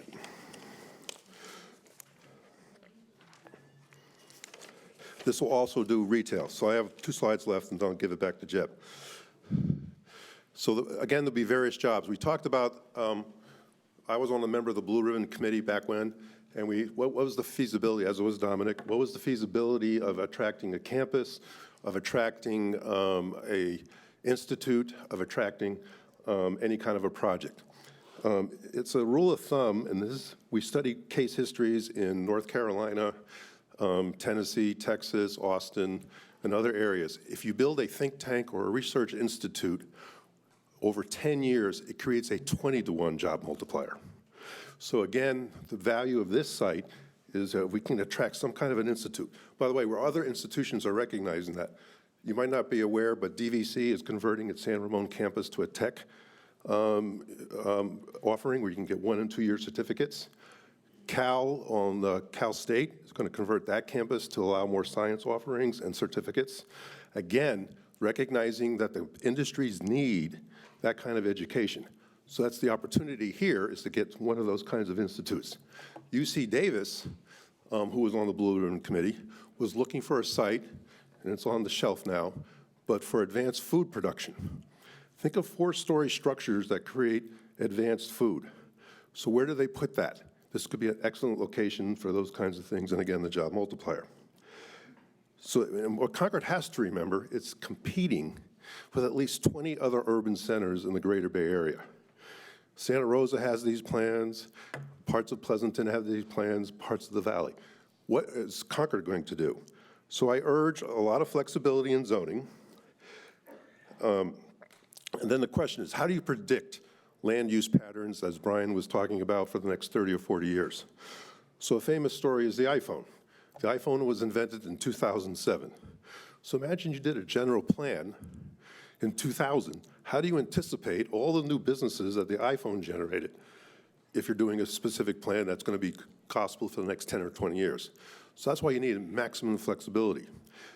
Companies have a 6-month to a 2-year horizon for large uses. They get Series 1, they want 10,000 feet. Series 2, proof of concept, they want 10 to 30,000 feet. When they want to go to the 200,000-foot campus, then they want to know, is the space there? is the area there. So they want use permits. So Fremont, remember Fremont? Used to be Nowheresville. All of a sudden, Fremont now has a cluster of advanced medical manufacturing, life sciences, and medical. Vacantville, formerly, which is Vacaville, all of a sudden has landed 300,000 feet of life sciences, because what the city did there, 200-acre business park, is pre-programmed, all the CEQA was done, all the environmental reports, 90-day approval process. Fremont, 90-day. Brisbane, 90-day, not 1 year, not 2 years. Again, these companies move fast, they get money they have to implement. So again, the opportunity is for the new employers, cybersecurity, advanced food production, medical research, robotics. Robots will destroy jobs, but then you have to maintain the robots. So Tesla donated a robot to DVC, and that has 5,000 pieces. It breaks down every 2 months. So they need $100,000 technicians to keep that machine going. So think of robotics as actually labor-intensive to maintain all these things. A traditional warehouse might have 1 per 1,000, but advanced manufacturing could have 4 per 1,000. And then, as I said before, the new tenants, when we get these into the campus and innovation district, will actually do the 5-to-1 multiplier, so the vacancy rate in general in a 5 to a 20-mile radius will be improved. This will become a regional business center. So imagine a new city with needed middle-class workforce housing and affordable housing and great jobs, both for the new employers and unions. Imagine world-class educational research. Imagine new jobs created in these various areas that I mentioned. AI and all these other things are actually digital health. So everybody is running around with their watch, measuring their walks. There's industries being created to digest and analyze that. They are leasing space in Tri-Valley right now. How do we get them into the Concord? I'm a member of the Diablo Valley Tech Initiative and the Northern Waterfront. Again, their objective, their goal is to bring those companies here. So imagine in Pittsburgh or Antioch, they land advanced food production. The software company can be a naval station. So that's where, again, the ecosystem will work. Imagine Concord as a major regional employment center. Concord could then be, what, 150,000, 175,000, one of the 4 biggest cities in the Bay Area. Imagine then this happens because you approve the term sheet. We can't do a 20-year process. So this all started in 2007.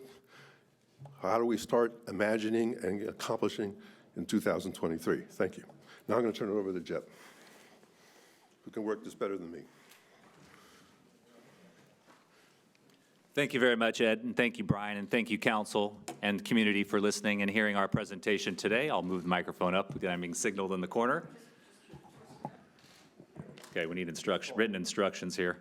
So anyways, that does conclude our presentation. We certainly want to offer all of our social media, website addresses, email addresses here on the screen. If there's any desire of any members of the community or city to contact us further, we're quite responsive with these. And this concludes our presentation. So thank you very much for your time. Obviously, we're here and available for questions, and look forward to that next step. Thank you so much.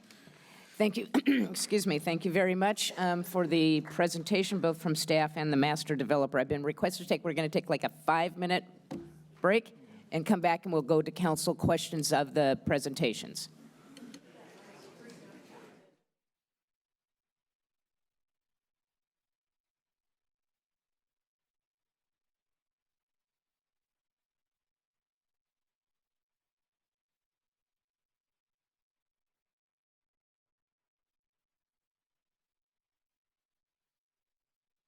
Completed the staff presentation and the master developer Concord First Partners presentation and information. At this point, we are going to go to council questions. And at this point, I'm just going to go down the dais here and start on the right to see if there's any questions, starting with Councilmember Nakamura. I do have questions. Okay. And if you could identify whether it's staff or if you want to do staff, then the master developer, but maybe we can make sure both of them are queued up and ready to go here. Yeah, it'll be for both staff and for the developer, candidate developer. So before I start, I want to briefly share that my overarching priorities here are good union jobs, affordable housing, and both of those I want those both as quickly as possible, but I'd also like integrity in the public process. And I think that we need to move forward. Wait, we're on questions of the presentation, not comments. Right. Okay, These are questions. okay. Those were comments, but let's, Okay. okay. Okay, well, let me just jump ahead here. She's new. Knowing, She's new. It's fine. if those are the framework for your questions, Yes. keep continuing. We need questions. Thank you. As I understand it, a term sheet imposes obligations on the parties to work on further agreements in a manner that is consistent with the term sheet, yet also in a manner which is consistent with foundational documents such as the 2012 Area Plan. This step exists so that we can present particular needs and preferences, conduct open discussion where there are clear differences, and attempt to resolve those differences in a public process before proceeding further. Some things cannot be deferred to later stages in the process because we need an agreement outlined, which is to inform those later stages. Is that correct? That was a question. Largely, so the concept of, if you're asking if there's incompatibility between the area plan and what's proposed in the term sheet, we don't have to square the circle in this document, because the anticipation is if you accept the term sheet, we will amend the area plan based on your acceptance of the term sheet. We will work to resolve these things in the next series of documents. So to the extent the area plan says, for instance, 12,272 homes were the unit cap, a residential unit cap, and the proposal before you today is 15,595. If the council doesn't like that, they should say so. But if you're comfortable with the 15,595 and what is proposed, you would instruct us to move forward, and we would resolve the inconsistency in the next round of documents. Okay, so I want to ask some questions about the affordable housing and how we got to the affordable housing presented in the draft. Specifically, the way in which the units were being presented and the numbers you just mentioned in absolute terms and as percentages. I think we can agree that the numbers in the 2012 area plan were 3,020 units.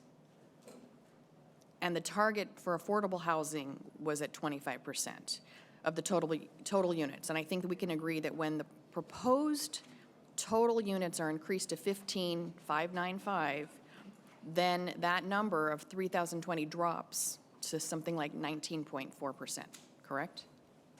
Of an affordable housing program that also includes 879 JADUs to get to 25%. The addition of the 879 junior accessory dwelling units, the small units attached to single-family homes, have been presented in a way in which the proposed term sheet meets the 25%, That's correct. right? Which is a requirement of the 2012 area plan. It is included in the 2012 area plan and a resolution the council adopted in 2012. Yes. And so there's certainly some positives here about the junior ADUs as potential to increase housing stock. But I need to understand better how they can be counted as a mechanism in meeting the affordable unit target. I'm aware of the deed restrictions that create a legal limit as to the amount of rent which can be charged, but I presume you've thought about the follow-up implications to that, such as monitoring, enforcing of those deed restrictions. What specifics do you have in mind? Is there a working model? And I know that this was referenced in the developer's discussion earlier, but how can you require a homeowner to rent a junior ADU to a non-family member who needs affordable housing? So you sort of asked multiple questions there, but I'll focus on the last one. Okay. We will, as part of developing the specific plan, create mechanisms to do just that. Now, to the extent that a homeowner decides not to rent the unit, I think there is, I don't think there's any way we can force them to rent the unit. So you're absolutely right. On the other hand, we can create restrictions that should they rent the unit, they have to do so under certain parameters. We would monitor the program much like we monitor the affordable housing programs the city currently administers. So we'd have a monitoring program, and that monitoring program would have to come and be paid for out of project revenue so that the project continues to be fiscally neutral to existing residents. In other words, the monitoring of the affordable housing, whether it be the affordable housing in the 3,020 units or in the JADU program, is still to be determined, will be determined in the specific plan, and how it is paid for and monitored will also be determined in the specific plan and ultimately reflected in the entitlement documents. So homeowners can still decide to use that junior ADU for their own personal uses. They don't have to put it on the market. They don't have to, it could turn it into. We can explore that, but I don't think we're going to be able to force that. Okay. That's correct. So I think that undermines the junior ADU program. Well, I think, and I can let Concord First Partners address it, but where several of their, or at least one of their partners is currently doing it, what they've tended to find is that those units are, tend to be used by relatives or other members of the family in such a way that they are getting affordable housing out of the equation. It may not be official, but nonetheless affordable housing. But not necessarily people who may qualify for affordable housing necessarily. You could have, you know. Well, that's true. Could have a rich grandmother. If I rented to my mother and she's well-to-do, she's deceased, but if she was here and she was well-to-do, you're right, she wouldn't qualify as affordable housing. But I don't think I'd charge her either, and so it wouldn't be part of the program. Right, okay. Have you done review of the evidence regarding homeowner behavior with respect to the junior ADUs? Is there research or surveys done for how those junior ADUs are used when put into a program? So- And the behavior of homeowners who have those units? So I think that might be best for Concord First Partners to address because they have a partner that actually is doing this in other jurisdictions. So I'll defer that question to Concord First Partners. Okay. Louis, you want to go? Or you want to? If you can introduce yourself too for the record, thanks. Doug Chen with Concord First Partners. Well, to answer your question on the ADUs and JADUs, so the city of Concord recognizes the use of ADUs and JADUs to fulfill affordable housing requirement. In fact, it is in your housing element. That's going to it's on the agenda for Tuesday. So that's the housing element that includes ADUs and JADUs will be reviewed by the City Council on Tuesday. And it is required by AB 671 that the housing element must include a program to encourage, promote the use of ADUs and JADUs for affordable housing. So that's a required element. Now the city staff has informed us that as part of the program, that they will be implementing a monitoring program. That's part of also stated in your housing element. So as far as to your question on how is this going to be monitored, staff is going to be developing a monitoring program to implement the ADUs and JADUs. Sure, that wasn't my question, no. My question was, is there evidence, have studies been done to see how the homeowner's behavior is when they have these junior ADUs to qualify whether they are renting them or not renting them and what they're being used for? Hi, my name is Louis Parsons. I'm with Discovery Builders. To answer your question, we don't have like a formal study that's been done, but what we do have is we do have many projects where we've worked with the municipality to implement this accessory dwelling unit component to satisfy affordable housing. And what we've seen in our projects, which is obviously not a statewide study, but it's something that we've seen, is that when we offer these, and it's typically a 10% requirement, most of the municipalities we work with have a 10% requirement. So in many cases, we're doing 10% of the units with an accessory dwelling unit or a junior accessory dwelling unit with that rent restriction. And what we've found is not only do we build them, fulfill the 10% with the rent restriction, but what we find is that more homeowners decide they want that option. So let's say we have a plan with a junior accessory dwelling unit and we have a 100-unit subdivision and 10% have to have that junior accessory dwelling unit. Well, it turns out that the bulk of the product type that it can accommodate that, the market, people want that. They want that rental unit. You do make a good point, though. Are people renting them solely for affordable housing purposes? No. There are people that do have the multi-generational, their kid comes home or their parent comes home, they're probably not charging rent. But in many cases where they are renting them, there is a reporting requirement that we've worked out with the municipality, and also some of these communities have homeowners associations. So what I can say is that where we have implemented this in multiple cities, not only have we satisfied the 10% requirement, but it turns out, at least from our market assessment, that more people want these accessory dwelling units or junior accessory dwelling units for rent. And as far as monitoring, we've worked that out with the individual municipalities through a monitoring and reporting requirement. Okay. Yeah, I do have more. Do you believe that the junior ADUs as affordable is entirely consistent with the goals? Yes, we do. Of the 25%? We do 100%. Okay. This is a question for Mr. Elmore.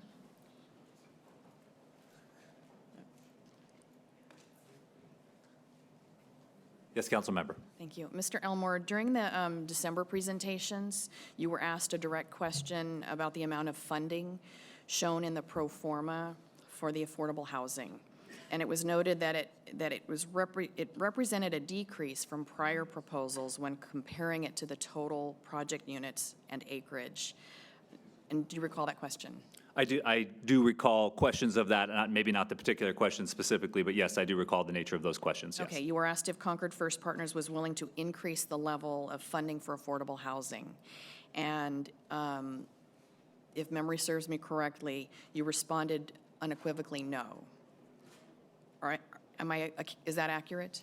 It is based upon the community benefit package we're presenting before you today. So, again, in working with the LRA and staff and also listening to community stakeholders, we thought we put together an appropriate package that balanced out the community benefit packages accordingly. So obviously, we're open to further collaboration from the City Council if there's a feeling that we've misdirected or redirected. So the absolutely no was really in reference, I think, more for my part to the financial feasibility question for me to unquestionably narrow down on that facet that we could not continue offering more and more contributions towards additional community benefits without potentially affecting the financial feasibility of the project. So certainly from the community benefit package we've proposed as part of the term sheet, the answer remains exactly as you stated from my perspective. However, if there's a rebalancing of that community benefit package to support more funding towards affordable housing at your discretion, something that we would certainly consider with you today, although we do believe in the amenity packages and the community benefits we propose today. I'd also want to additionally answer this question that this is also the basis of the Shared Success Program, where we have agreed to a lower than industry standard developer hurdle rate in order to hope to invoke more contributions to community benefits, and again are looking for this body to select a third-party advisory committee to help redirect those funds. So I said absolutely not in our initial project proposal, but we have offered a pathway to generate more funds to contribute towards city or community-based priorities that could enhance further community benefits if the project is so able to financially cover those. Is Concord First willing to consider a larger sum than the $85 million? Not It's with, shown in as of right now, the package we're presenting is what we would frame as substantiating financial feasibility for the project. So I would sort of frame this to a household budget sort of consideration, to where If there was a request for a higher amount of contributions from us as a developer, well, we do need to look at the other side of that and look where we're going to find that additional money to preserve financial feasibility. I mean, I want to say yes to everything, but my duty to you is to make sure the project can happen, and its core fundamental basis is financial feasibility. Okay, I hope I answered that question. yeah, thank you. So I've got a couple other questions about stakeholder analysis.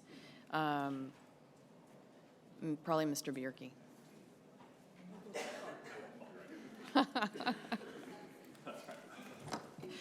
So I want to ask some questions about Exhibit B, and yeah, Jeb may have to step in here. The financial pro forma form. I want to be able to use this pro forma not just to assess viability, but also to assess fairness and capacity. And I'm struggling because in its current form, Exhibit B doesn't provide sufficient information to do these things. One thing about being a public company is that it requires regular practice of financial transparency and accountability.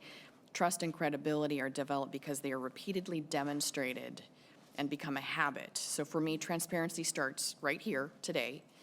It's important for me that the public be able to evaluate the fairness of the term sheet. So under those principles of assessing the impact on equity and stakeholders, have the staff or the consultants performed a fairness evaluation, a fairness analysis as to who they identify as the stakeholders and what fairness criteria has been given in the pro forma. So at a minimum, the stakeholders being the City of Concord, the residents, labor, those in affordable housing, open space, homeless.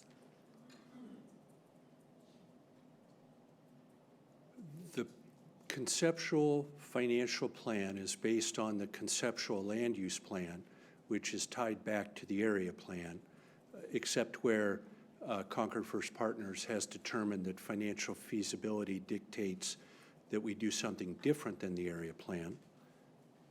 And the area plan was vetted through a stakeholder process and an environmental impact report. Whether or not in that process in 2012 we checked all the boxes you just enumerated, I don't know. I'd have to go research that.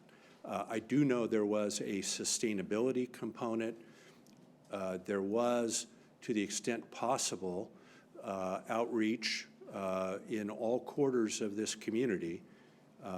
And I mean, in these days we would call them districts, but in every district, right? And so I think the answer is generally yes, but you've enumerated a number of things fairly quickly there.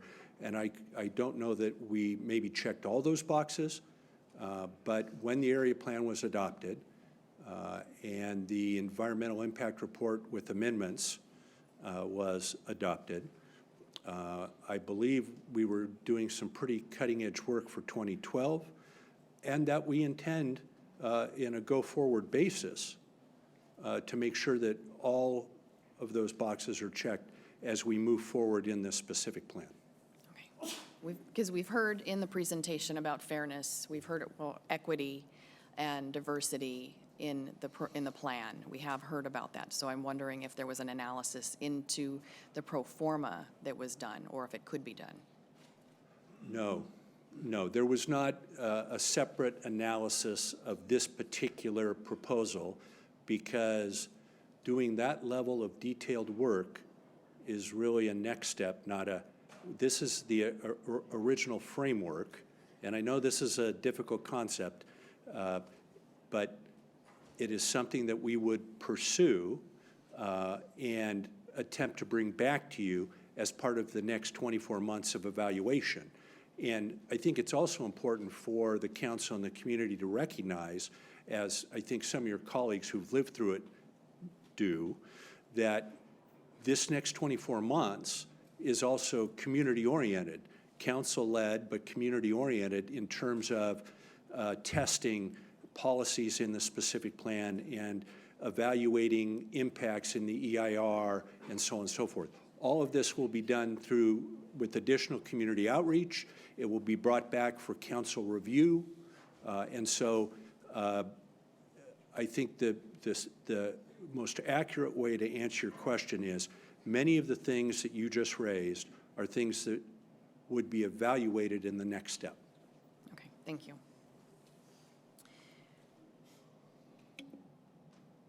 Any others at this time, or should I can come back and loop back? Go ahead, and Okay. if you want to ask. I'm going down the line here. Councilmember Dominic. Thank you, Mayor. Councilmember Holly. Yeah, that's fine. Thanks.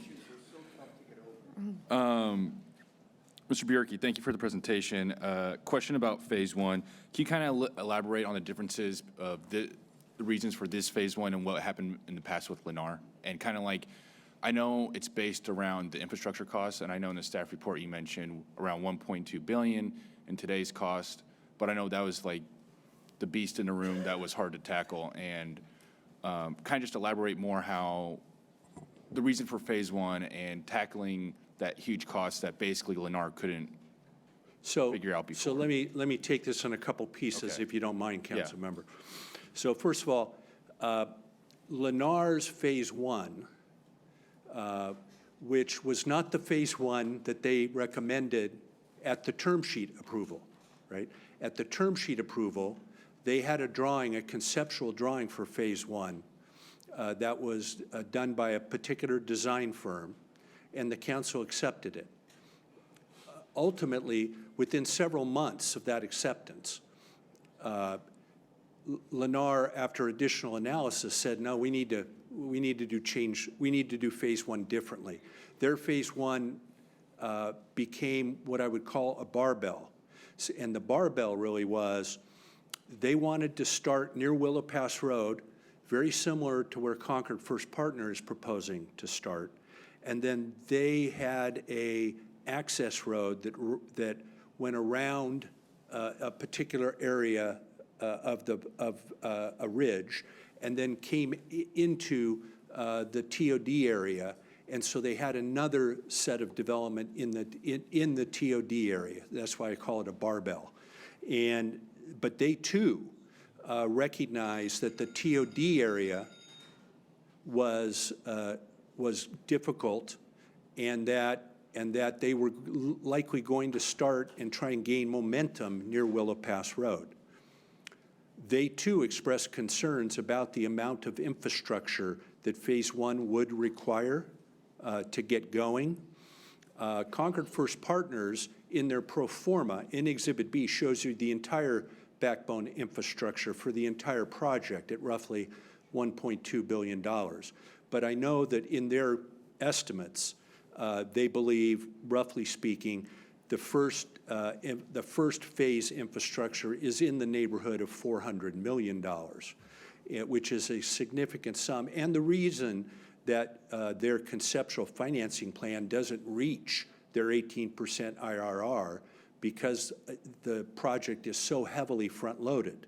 Mm-hmm. The front-loading of the project, the labor requirements, and certain other things led Lennar to leave the project. Concord First Partners is attempting to propose a project that they believe is financially feasible when we get to the point of entitlement. So we have 2 years. So in 3 years from now, is the marketplace here. 4 years from now, when we get going. They have made a commitment in this term sheet, and I don't have the section right in front of me, that should the market change, or should their phasing, and all of a sudden there is some massive market for office space, and they can accelerate Phase 2 in some way, that they would do so. Now, that's in the term sheet, but that would have to be reflected in the next documents, in the DDA, in the specific plan, and so on and so forth. Did I get somewhere close?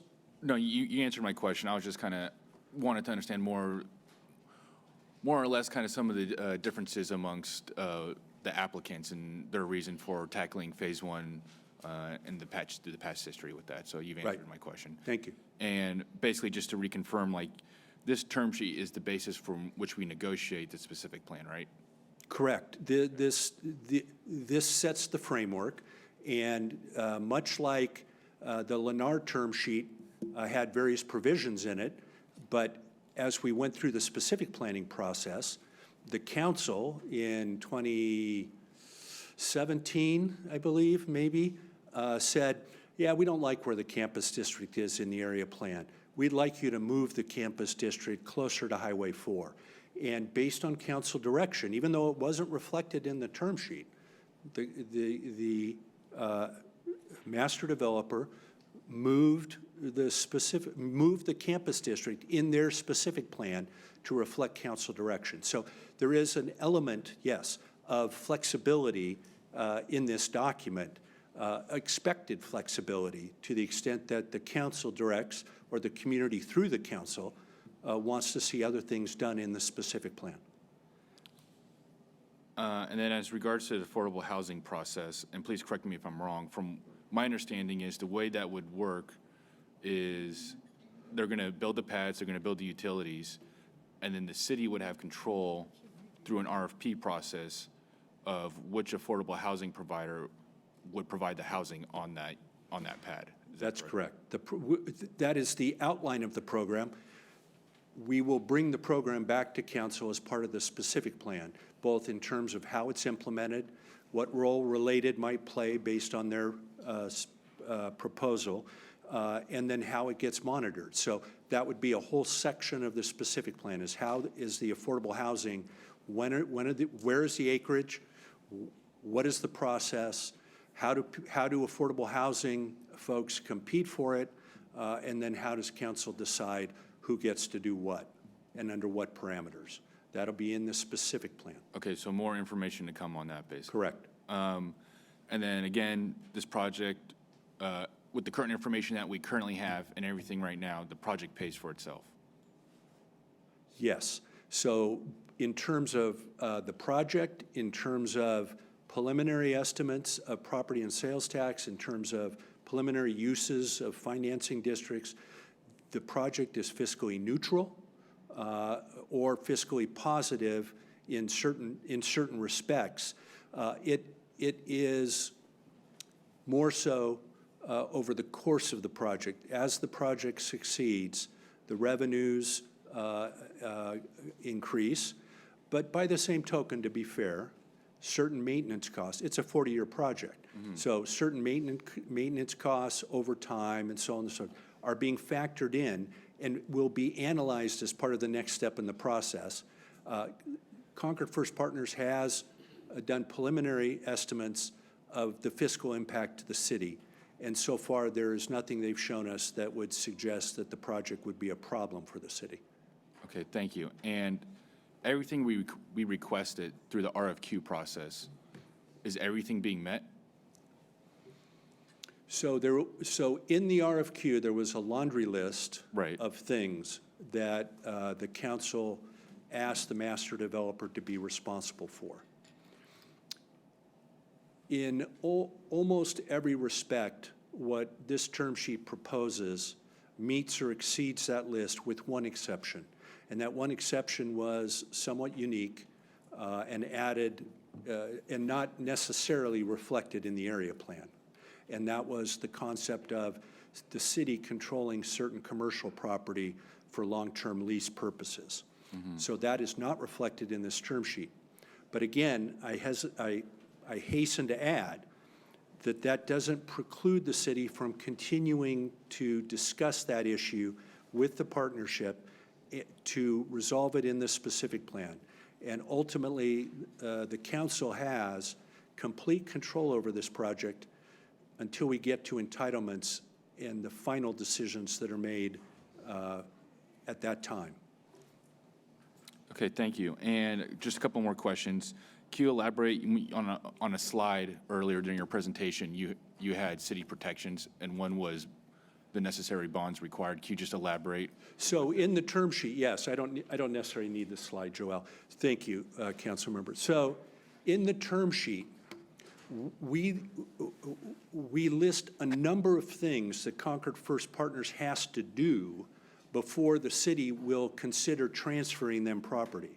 One of them is to actually have the entitlements and to have the designs and have the cost estimated to demonstrate the financial capacity to conduct that infrastructure over 50 acres. building water, sewer, roads, recycled water, those sorts of things. And as well as provide bonds or surety, which is typical in a development project, such that should anything happen where they fail to finish that portion of the project, the city has the ability to go after those bonds and finish it for them. Okay, thank you. And please refresh my memory. What was Lennar's request as a rate of return? 20%, yeah, 20%, sorry. It was around 20%? Yeah, so the reason I hesitate and the reason I look back at my council, and I do have a team here that I Yeah. failed to introduce, Jerry Ramiza from Burke Williams Sorensen, Alexander Barnhill from Jarvis Fay, and then with us on Zoom is Paul Silvern of HRNA Advisors, as well as Tom Jarofsky, Mary Smithram Sheldon from ALH Economics. But the reason I hesitated is what was in the original term sheet, and as things progressed with Lennar in Phase 1, I think, if memory serves me, they knew they weren't getting to that 20% in Phase 1.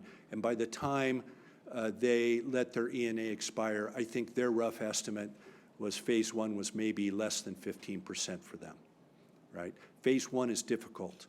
Yeah. And that is why this council chose to put the entire project on the table in order to try and achieve financial feasibility. Correct. Okay, thank you. I have a couple more questions for, Mr. Elmore. Thank you, council member. So you've heard me ask a couple of questions of staff, and I might repeat myself, but I want to hear you Thank you. respond to those questions. No problem. Basically, this project can't pay for itself. The economic modeling in a detailed fashion that we have put forth does show the project is financially feasible. I mean, obviously, we're talking about a financial model that portrays a 40-year development over time without doing one surveyed boundary, one spec of engineering, one spec of environmental analysis beyond. Understood. So I'm not trying to caveat what I'm telling you today is that we have put forth a vetted model with your city staff and financial consultant team with the necessary background information that does depict a financially feasible project. As Mr. Bierke also alluded to, it does also reflect that Phase 1 does not meet the our developer desired IRR return. It is beneath, it is below by 3 or 4 points. So nonetheless, it's important to us that we have the ability in future phases to make up that. No, understand, and that's on current information that we have when we're putting this analysis or this term sheet together. I'm assuming because staff and CFP was able to negotiate this and bring this to council, you agree with everything that's in here? That is correct. We are here to represent a mutual agreement and alignment on the term sheet as it exists today. Okay. And then my last question is, Councilmember Nakamura brought up the affordable housing aspect of the project and kind of insinuating that she would have liked to seen more in regards to affordable housing. So kind of going off that question, should there be a majority to see more in regards to the affordable housing aspect? I would assume it would be that this council needs to understand that something would have to be removed from the community benefit table to make the make this project financially feasible for everybody. That is correct. Going back to my household budget scenario or metaphor in this case, that is correct. When we put forth a budget that reflects financial feasibility, naturally, if we increase costs without doing anything on the revenue side or on the decreasing cost side to balance that out, we would be working and walking into a financially infeasible scenario. Clearly, a lot of analysis would certainly need to be performed in the event that requests came to reassess our affordable housing programming. But I think how I described in my presentation of the definition to this city and this project of financial feasibility, it very much comes with a give and take approach. Okay, understood. I just wanted to make that noted that if this council wanted more in an affordable housing aspect of the project, that we would have to think about other aspects of the community benefit proposal that wouldn't be there. Basically, just it's on the table for you guys, but you would have to do another analysis and determine, okay, what would... Most definitely, and just to also additionally answer the question, as I responded to Councilmember Nakamura, that shared success program and profit sharing is another avenue to support more affordable housing contributions that could also change that programming to some degree. Again, our proposal to incorporate JADUs is to affect financial feasibility, because otherwise there won't be a single affordable housing unit built on the base, right? So again, it's a financially feasible approach for this application. We have certainly described it. It's used elsewhere in other regions and cities, and we believe it is a proven use that would fulfill the 25% obligations. Okay, thank you. Thank you, Mayor. Okay, next going to Vice Mayor Brisson. Thank you. And before I start, for those of you whose phones keep coming off, I sympathize with you. For the first 2 years, it was me up here. But this is an opportunity for you to check your phones, make sure they're on vibrate or off. And if mine goes off, it's because it's misbehaving. All right. Questions for staff? Clarifications. In your history side, we'll start with the history. You talked about in 2012, there was EIR, Environmental Impact Report, amendments after the general plan was made. That's not the be-all, end-all of EIRs, right? We still have to go through a more formal, another EIR after this, correct? Yes, yes. So Okay. as I showed in that diagram slide, when we Yes, get got into. it. I got it at yes. Yes, okay, yes. Okay, Sorry. all right. So it is then reasonable that whatever we have on the term sheet now in terms of units here and there and everything else, that in fact, after the EIR and the traffic analysis and all that other stuff, we may have to be back here, and these guys are going to have to come to us and say, well, you know, we got to move this, we got to move that. That is reasonable? Yes, it's entirely possible. Okay. One of the questions that have been brought up, and I wanted to clarify, when we did the Lennar's proposal before this, that phase, we did 500 acres. Wasn't the council discussed before we did this one that we're going to do the whole base in one shot? Is that correct? Wasn't that in your history? Yes. And it was a 5-0 vote by the council that, hey, we're going forward, we're going to do the whole base. Yes. Okay, because that's been In asked. April of 2021, the council Right. approved the RFQ with the understanding that we would be putting the entire 2,300 EDC acres Okay. into the proposal. Now, in the Lennar phase of the history, there was a division of how many affordable house, or how many multi-phase, multi-family apartments were going to be, you know, one-story duplex, quad, 5-story, 4-story. And during one of the summers, wasn't there a change, a fairly significant change that was approved by the council in between? Yes, Yes. during Right. Lennar's analysis. So it is, okay, no, yes is the answer, that's fine, you don't have to go elaborate. That's fine. You know, I just work, I love Getting yes. tired. I'm on right. autopilot. Yeah. So the mayor's looking quizzical, so if you give me just. What the yes goes to. During, Yeah, it's two questions. during their analysis, the Lennar team determined that that there needed to be a wider spread of multifamily housing throughout the project, primarily to be supportive of the affordable housing being spread throughout the project. And the council agreed that the ratio of multifamily X versus multifamily Y could be changed. Right. And we brought that to council, and council So- blessed it. To clarify, that means that there were changes as we went along in the structure of things. It's Yes. not unusual. Yes. Okay. One of the things that we changed, I wanted to clarify, because it is kind of important. We went through a process under the Lennar period where we designated they were the developer, and off we go. And then they were going to do a term sheet and work everything else.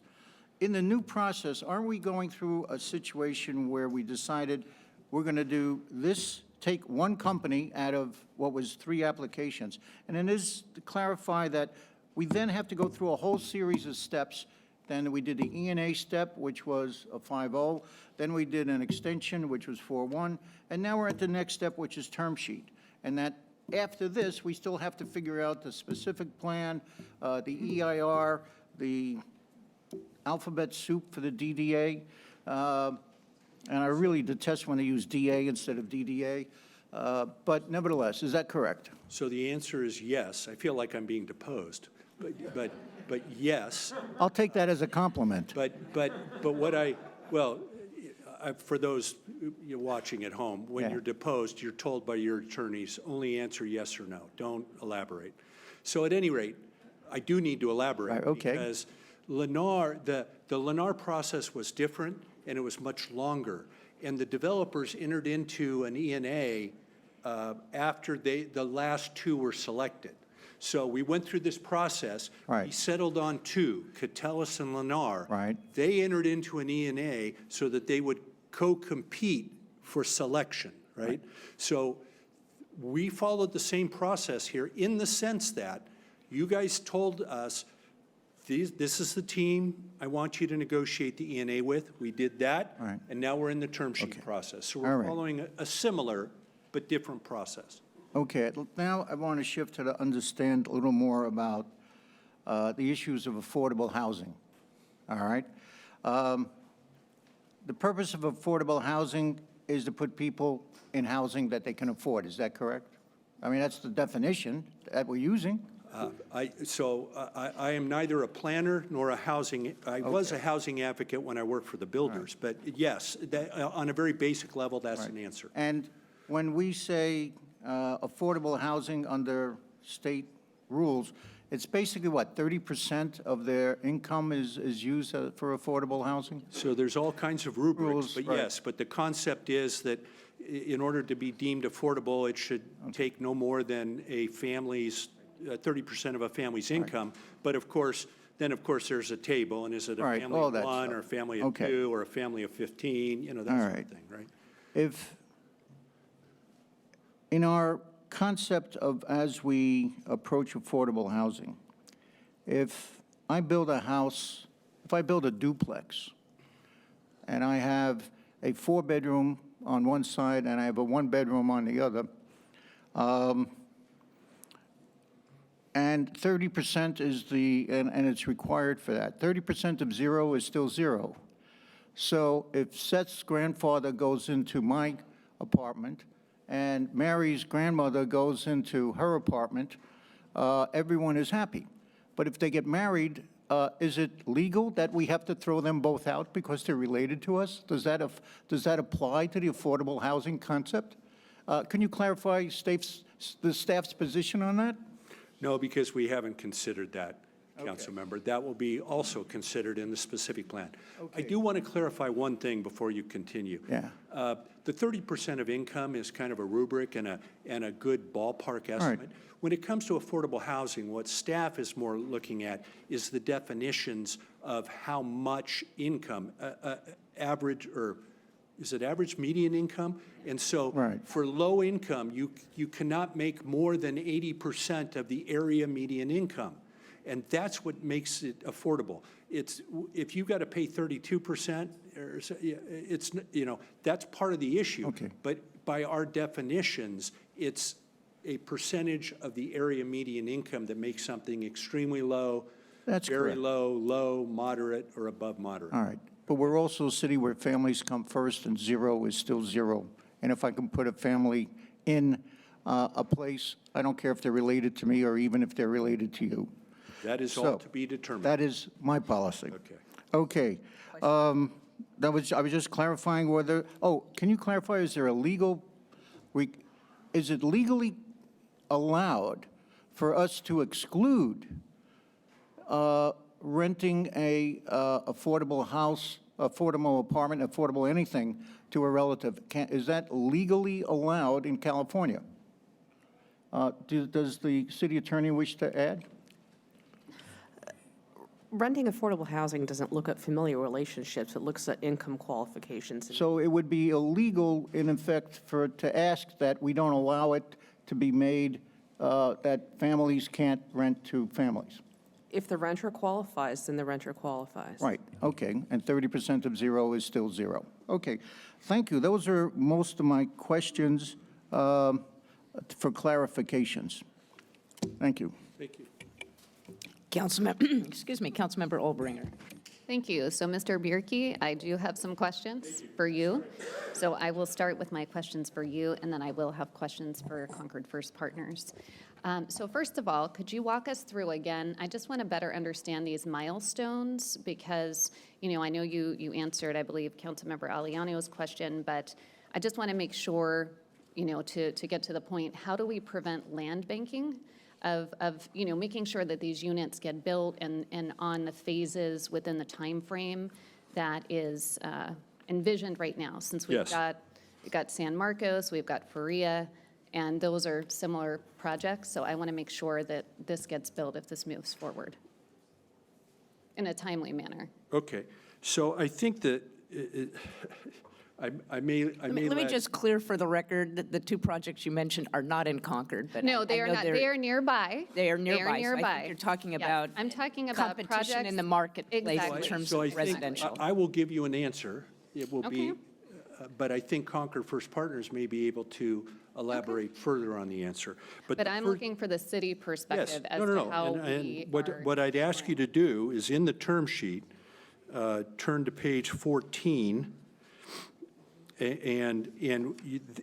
On page 14 is the series of milestones in a table that the project needs to meet relative to each development phase and the timeframes, the period of years that they have to get certain things done.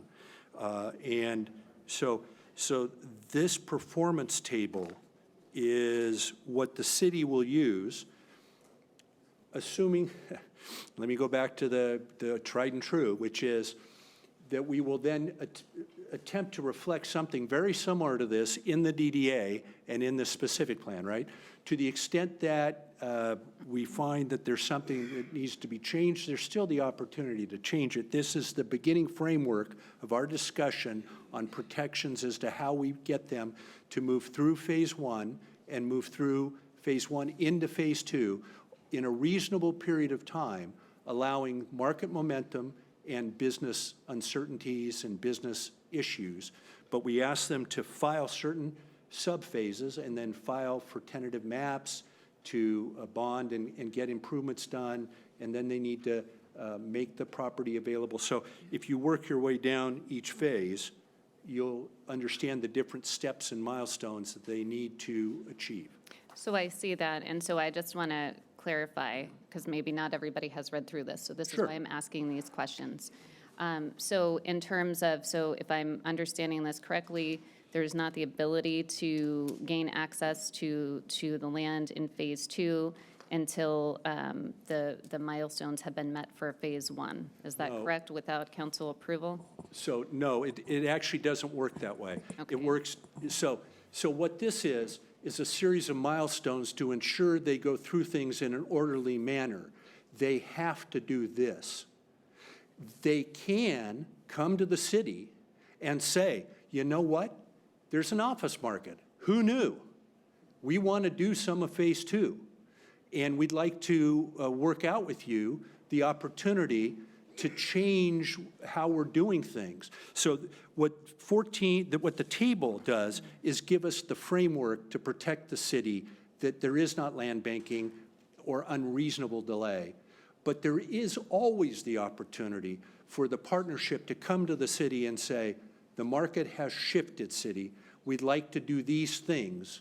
Can you help us achieve that? So the point is, there is a conversation? Yes. Okay. Yes. Okay. Thank you for the question. Okay. So my second question, so we've been hearing about this, this internal rate of return of 18%, correct? And so my understanding, and if you could please confirm, so we've heard a lot of these community benefits, the project labor agreements, affordable housing, et cetera, and that is those community benefits are able to be offered due to this lower IRR, right? I mean, the lower the IRR, the more benefits that can be provided, or this is... No, it's really, that's not quite. So So the benefits that I enumerated in my presentation are baked into the project. Right, right, but what I'm saying is, the developer, and maybe I'll ask them whenever they come up. That's But the fine. idea is the The- ability, this is, the benefits and the project that's being presented to us today is based on the financial ability of the Yes. partners to participate, Yes. right? Yes. Okay, so I'm going to ask a question because we saw, there was a newspaper article 2 days ago, and it's talking about litigation involving one of the partners. And so I would like to know, have our financial analysts, and I know there's someone on Zoom, have they, in light of this information, have they reviewed the ability of that partner to continue to perform, based on this new information that's been shared? No, nor have they been asked to. It would be difficult, even with the court filings and the various pieces of information. It would be difficult to assess from an outside perspective. That is a question you may want to ask the partnership as to how they will resolve it. But at this point, staff nor my consulting team, So we haven't even asked them to look at that? well, I'm not sure it would be appropriate, because I'm not sure we would get to a point where we could have the ability to know. In other words, this is all proprietary information. Okay, thank you. So those are all my questions for you. Thank you. So next, let's see, I'm going to start with questions about sustainability and transportation. So I don't know if Jeb wants to come forward or who. Thank you. I will And come so- forward, Councilmember, but Brian Yenchek may also be here to offer me technical support, depending on the nature of your questions. Okay. Thank you. So, and the reason I'm going to ask these questions, I'm sure I'll wait until the specific plan, but it's really important because I think, this term sheet today, we're being asked to increase the number of housing, or approve the increase of the number of housing units by 30%, right? So that's why I'm going to be asking these questions, just to provide you with that context. So, a goal here for this project has always been sustainability, as far back as I can remember. And I did appreciate the slide that was presented that showed, I think there were actually 2 slides, that showed all of the different sustainability measures. And so I'm just curious, what is actually being committed to? I'm wondering about things like building electrification, rain capture systems, although I know that seems kind of funny, given the flooding we're experiencing right now. But, and I even heard some reference about some efforts to get to net zero, but I haven't seen specifics. And so I'd like to know more because, again, with all of this housing being proposed and limited resources and infrastructure, I'd really like to know what areas are being, or what methods or measures of sustainability are being committed to. Thank you, Councilmember. And I'm not trying to dodge the question by any means, but for me to sit here and try to program specific obligations offering sustainability at this level based upon the lack of detail in the plan is nearly an impossibility. The goals presented by Brian Yenchek on our slide presentation represent goals and things that we prioritize and seek to invoke within the project. I hate to come back to my famous word of the day, financial feasibility, but naturally financial feasibility of the project will allow us to not only invoke from a financial capability more innovative sustainability techniques. Certainly state law, building code updates have magnificently articulated expanded sustainability requirements in projects. I would refer to one being the inclusion of solar on every new residential unit. But as of beyond actual requirements today, I'm ill-prepared to offer any specific sustainability packages other than we encourage all of them. We seek to promote them within, but until we're into that level of specific plan detail, I would be guessing and projecting and speculating, and I'd prefer not to do that today. Okay, thank you. So let's move to a related area of sustainability, so transportation. I did hear HOK mention complete streets, and I was excited when I saw that. But then heard that, but then I saw the rendering of a bus and then a green painted, bike lane, and And that's not exactly a complete street in terms of like a 21st century perspective. So I'd like to know what do you mean, as the master developer by a complete street? Are we talking, cycle tracks on the arterials? Because again, adding 64,000 new people, and if everybody's driving a car, that's mind-boggling, quite frankly. So could you share more information about that? Without, again, referring to more of this will be studied in the specific plan, complete streets to us absolutely include pedestrian bicycle elements to the completion along with the street. While it will be developed more in the specific plan, with working with HOK and Wood Rogers, what we've really sought to do with their guidance is to bring pedestrian and bicycle networks off the public streets to not have that safety interface. So we've actually... Wait, let me Oh, stop I'm you sorry, for a please. second. So,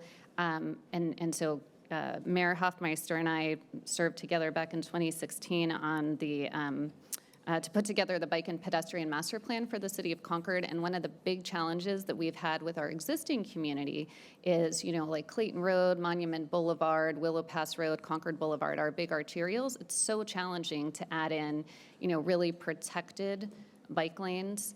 And so the conversation that we've been having for years and years is, hey, we're starting brand new out here, so there's no reason not to put all the modes of transportation together. So is that not the game plan? No, that is our intention. And you're right with regards to the pattern in new projects of separating those facilities with proper buffers as opposed to just a single stripe, which sometimes cities have to do in internal urban areas and existing infill projects. You're right, we have a blank slate here. So it is absolutely our desire to separate pedestrian and bicycle traffic from the roadway, but build it with the roadway so the connectivity for that multimodal transportation opportunities are there. So again, a complete street to us typically would mean curb to curb for the street itself, all underground utilities associated with that, a separated walk and a separated bicycle facility or a shared bicycle and pedestrian facility in a Class 1 trail system. Okay, thank you. And how will you as a developer be incentivizing people to not use their cars? I noticed in the term sheet, there was the word may used related to the Concord connector. I heard County Connection mentioned, although again, sadly, the trend for over a decade has been, a County Connection reducing service, not adding. So, I'm asking this because all these new people, nobody wants them flooding Port Chicago, Willow Pass, 242, 680 over to Pleasant Hill, right, Walnut Creek. So what, are there going to be bus and BART passes? What's because I didn't see that as a community benefit, right? I didn't see dollars mentioned in the term sheet toward that. It was just a little too specific of a programming effort before we can do that. The promotion of transit is definitely one of the ways to obviously counter what you're talking about. And we recognize that we must provide proper and plentiful access to transit hubs, transit facilities that are spaced in walkable formats to every sector within our project.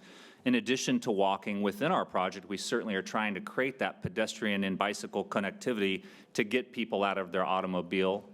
We certainly understand the state is looking to reduce parking standards. In a lot of situations, we're supportive of such to further encourage residents to utilize our public transit systems and relieve that congestion on the road.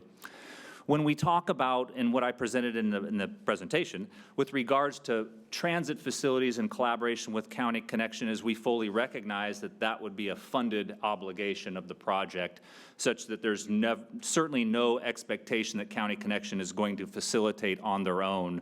And we've made this promise to them as well as of our recent meeting with the city, that we would want to investigate opportunities for either additional transit or shuttle systems, as they've told us are proven commodities, and certainly obligated ourselves and also incorporate in our financial model dollars appropriated towards funding transit facilities to serve in that exact fashion. Have we programmed it specifically? Do I have a specific, setup right now? Certainly we don't, but the commitment certainly is there, not only in the term sheet with one section that I can't immediately reference, but there's a suggestion of collaborating with County Connection and also the commitments to work with the city with County Connection as well, again, on a funded, project-funded basis. So what does that mean? What does project funded mean? Does that mean that the people living there would have to pay? for No, this? no. Well, nobody on the base necessarily. Let me characterize this differently.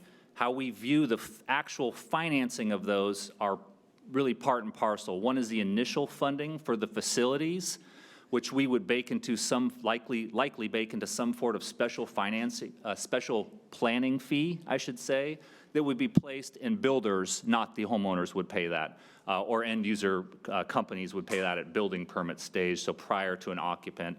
With regards to ongoing functionability, another concern of theirs to make sure naturally our funding, upfront funding for facilities would occur over that 40-year time period over build-out, so that is a lot of funding opportunity there. But they did express some sort of desire to work out financial arrangements on a longer-term maintenance program as well. So again, we're open to collaborating with them further during the specific plan and recognizing that providing some level of transit for residents and employees on this base to get to the other transit facilities or to wherever their destinations lie is a very important element of our initial phase and the project overall.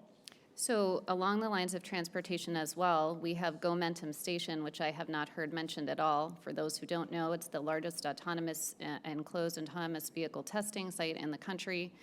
They have a number of technologies being tested, not just vehicles, but also glideways, for example, which is a new technology that may be deployed in East County to solve that last mile challenge. And so have you talked to them? Have you talked to CCTA, to see Contra Costa Transportation Authority, to see what their suggestions are? Is Gomentum in some way being incorporated to help solve this transportation challenge? Absolutely. We have met with Gomentum, AAA, and CCTA.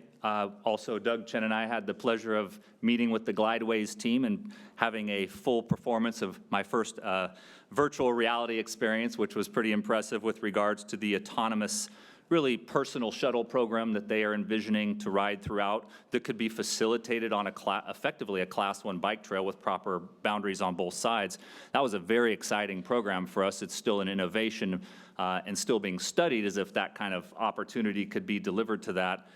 We view autonomous shuttles, we view autonomous vehicles as a great attribute to incorporate in the planning on the site.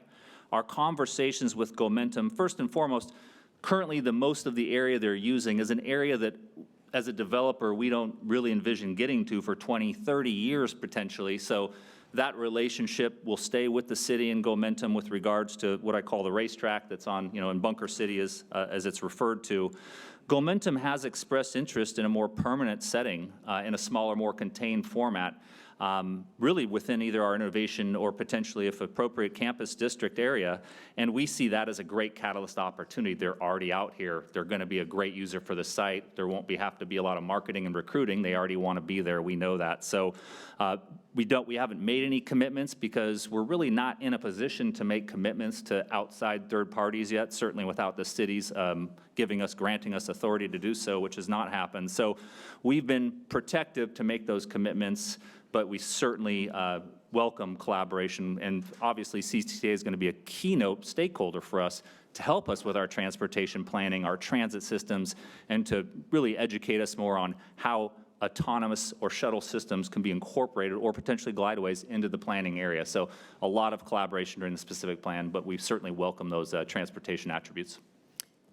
Thank you. And then speaking of Gomentum, so under the section of the term sheet that talks about leases, it does mention basically the master developer would receive 50% of any revenues generated. So I'm just curious as to, in talking with Contra Costa Transportation Authority and Gomentum, I do understand that they finance their own security. And so I'm just wondering, why is there the need for the master developer to, take 50% of the revenues? What is the value added that would be provided if they're already doing security? Is there a need? That's a public agency and it's a research facility, so why is that included in the terms? So with regards to the interim lease program as it's identified in the term sheet we don't intend really to have any relationship with the existing leased facilities that are in the future phases of the project. As scripted in the term sheet, I think Guy wanted to answer something too on this topic, and first I want to also acknowledge that the term sheet language with regards to interim lease was a direct and almost to verbatim, I believe, including the 50% revenue collection of the prior term sheet. So we really carried that over from the the prior term sheet. We must execute on a DDA before we have the right to perfect any form of interim lease agreement, and we don't get to even discuss leasing future phases of development until they have been conveyed to us. So obviously, we are absorbing a tremendous amount of cost to produce security, maintenance, weed control, fire control, safety. Those are going to become our CFP's obligations through the project once the DDA is perfected, of which more detail on the subject would also come. So again, the area that Gomentum is currently occupying, I see I'm getting stalked, in turn, that will not be an area that we will benefit from a lease perspective. Mr. Berkey? I think everything Jeb said is right on. The emphasis I want to place on this is those terms are designed to protect the city from extraordinary costs that we might incur when the Navy gives us 1,200 acres, but we're only letting them have 50 or 100. What do we do with the rest of that acreage? Who pays for it? Who manages it? We don't want to. We want them to. And so there's a whole series of things that we might own the property, but we want people who manage property for a living do that, and we want them to be incentivized to do it profitably and well. That's the primary reason for that. Okay, thank you. So now, just one final question on this topic. So have you had a chance to connect with the Contra Costa Water District regarding the nearly 30% increase in housing units? Because I know for years, we have heard, yes, the water district has enough water for the 13,000 that were previously envisioned, but do we know as of today that there is enough water to support these additional potential residents? Thank you, Council Member. We have had successive meetings with the Contra Costa County Water District in churn in the last 30 days with regards to a specific proposal to increase the unit count. I wish they were here to answer this question, but I will answer based upon what feedback we received during that meeting, and of course the city was present for such. The Contra Costa Water District expressed that they do have adequate potable water service to provide to this project based upon the increased unit count that we are suggesting and proposing today.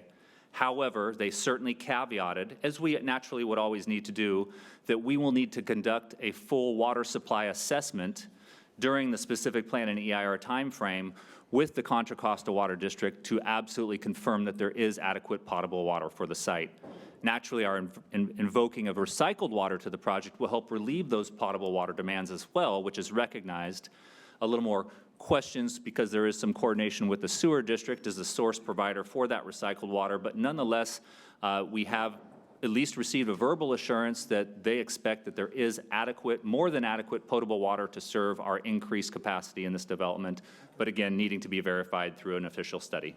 That's good to know, because I did speak with a water board member on Thursday evening, and he was not able to confirm that. But electeds and staff, that's different.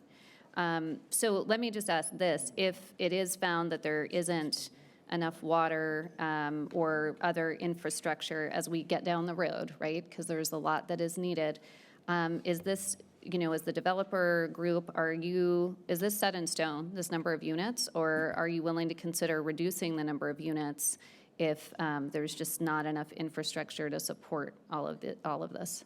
Well, again, I hate to keep going back to my old word. Financial feasibility is really what's driving the bulk of our request to increase these unit counts.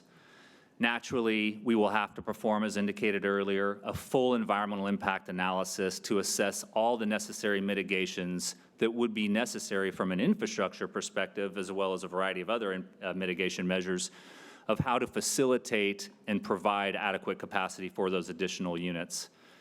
There's going to be a lot of likely down the road, 20, 30 years. I mean, I hope we get it right up front, and I hope we've assessed in our financial modeling and everything right, but it's imperative that we do get through the next step so we can offer more specifics more understanding. It may very well be, council member, that with this proposal, there may be some regional infrastructure component it's a bottleneck or something like that, that cannot be fixed and immediately eliminates our opportunity for the increased unit count. We're very much wanting to propose and pursue that unit count, but that's part of a partnership. In the event we run into a wall per se with our ability to produce that many units, that's when we sit down again with the city as partners to reassess where we're at, re-examine our financial feasibility model, and therefore try to right-size a program or make any other adjustments as necessary if we need to. But again, our hope and desire is that our financial model and conceptual plan can stand fast. Okay, thank you. Did you want to say anything? Yeah, so I think the simplest way to answer the question is, if the environmental impact report demonstrates that the impacts are greater, then the project has three options, right? The project has the option of reducing the number of units to reduce the impact, or increasing its contributions to mitigate the impact, or for the council to decide as part of the environmental analysis that what is being proposed is significantly important and therefore it decides to override that consideration, right? Those are the three options as we address these things. But it would be as part of a partnership. The analysis would be brought forward to the council, and effectively the council would be asked to help provide direction as we finish the specific plan. Okay, thank you. Okay, next topic, affordable housing. Okay. So do I understand correctly that Concord First Partners is committing to $10 million per phase? Is that right? That is affordable housing? Oh, I'm sorry, Councilmember. Yes, we have promoted a project contribution in 5 incremental phases of $10 million per phase. That's correct. Okay, so right now here in Concord, we've got resources for community development breaking ground on an affordable housing project, 62 units. That project is $1 million a door. And I don't know why. Maybe somebody can explain that to me. It's affordable housing, but it is. So, so when I hear 10 million and I know what the cost is right now, that doesn't seem like a lot of units to me. So anyway, I guess that was a comment. So I'll move on to something else.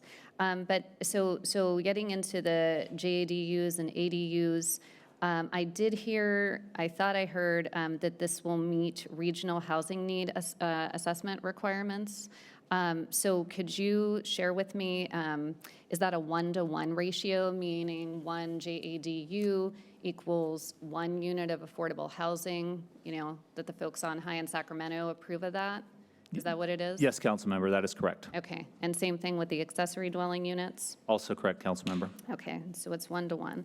And so I know this has been asked twice today. I'm going to ask it again because I still don't know that it's clear, or I don't know if it's possible. So I will ask you, is there a way to ensure that ADUs and JADUs be rented out to people who are making less than 80% of the area median income? So in other words, I think what I heard you say was these units will be produced, but no one is technically required to rent them out. Is that correct? That's correct. There's no way to ensure this. That is correct, Councilmember. There is no mandate provided right now to mandate someone actually rent that unit. Our provision of that space is an hopeful encouragement of that, and the opportunity exists, therefore, to do such. I mean, I don't believe affordable projects necessarily in standalone format have an absolute requirement that unit must be leased by the letter of the law. Just if it is leased, it must be in an affordable rent. So again, there will only be leasing opportunities for that space at the deed-restricted area median income, 80% or below, to be further defined in the specific plan through programming. But no, to answer your specific question, Councilmember, there is no proposed mandate that occupants must rent that unit out. And so a JADU, can you tell me what the square footage is typically for a JADU and an ADU? If you wouldn't mind, Councilmember, I'd like to bring up someone who has a little more expertise. I think I know the answer. It's going to probably be 600 to 800 square feet in a one studio, but let me have Mr. Chen answer this question, please. On this right now, excuse me, on affordable housing? excuse me, I'm just looking at my list here for a second. But let me just jump to the answer. I So just have one more on affordable housing. a JADU is just a form of ADU that's contained entirely within the footprint of the primary residence, and it's limited by square footage, so it's 500 square feet, whereas an ADU is not limited by the square footage. So when we say JADU, what we really mean is it could be ADU. ADU/JADU. If you notice in the slide, we changed it so that it's meant to include both. So that in some cases, it will be bigger than the JADU. It could be just a standard ADU. And what is a standard ADU? How many square feet is that usually, or what's envisioned with this project? So it depends. On a single-family detached, where you have a yard, you can have a much bigger ADU. I believe in the city's housing element, ADUs below 750 square feet are exempt from fees, but you can go bigger. Right. And so I know we're going to be talking about this on Monday, and I have not looked at my packet or Tuesday. I've not looked at that yet. So could you, I mean, I don't know who knows, but the reason I'm asking this question is I'm trying to understand who can live in a JADU and who can live in an ADU in terms of how many people, right? So when I hear JADU, I'm thinking one person or a couple at the most. So they get along. What about the ADU? So there's an occupancy limit. So for income purposes, for rent purposes, a JADU studio is limited to a maximum income for one person. Okay. One bedroom, the maximum income is based on a two-person household. It's basically it's plus one. So when you have an ADU that's one bedroom, the rental income that can be charged is based on a two-person household income. Now you can actually put three people in there.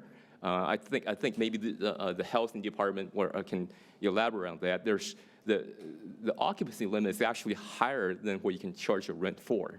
So although the rent may be limited by a two-person household for one bedroom, you can actually put more than just two people in the one-bedroom apartment. Or one bedroom ADU. Right. No, I know that. I do know that piece, and I was just trying to understand how big an ADU typically is, just so I can get a sense of how, here's why. We oftentimes hear from families that are having trouble finding affordable housing. So what I'm trying to understand is, will this proposed solution help us house some of our families who are housing insecure in Concord?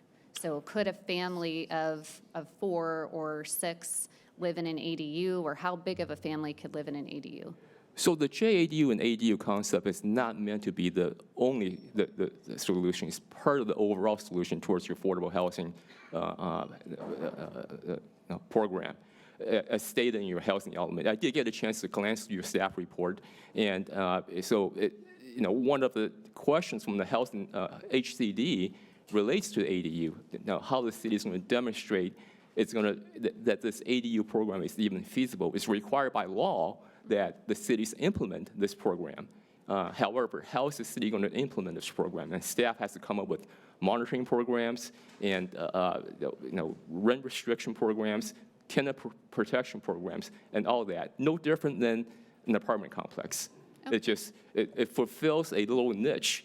So JADU fulfills that studio, one-bedroom size typically, whereas the regular standalone apartment complex may be more heavily concentrated towards 2-bedroom and 3 bedrooms. Okay, thank you. That's really helpful. And I promised one more affordable housing question. Actually, I'm going to cut you off right there. We're going to take a lunch break for 45 minutes. You will be resuming with that question when we come back. So we will finish up our questions when we come Mayor back. Hoffmeister, I have one quick ADU follow-up. No, we're taking a break. We'll get back to that when we come back. So 45 minutes. We'll see everybody back here about 1:15. Thank you.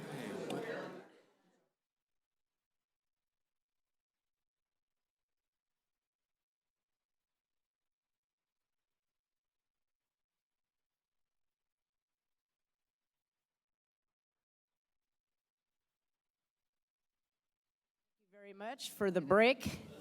We're reconvening our special meeting of January 7th, 2023 of the Concord City Council Local Reuse Authority to continue our meeting regarding the term sheet for the Concord First Partners Master Developer for Concord Naval Weapons Station. Where we left off before the break was Councilmember Olbringer.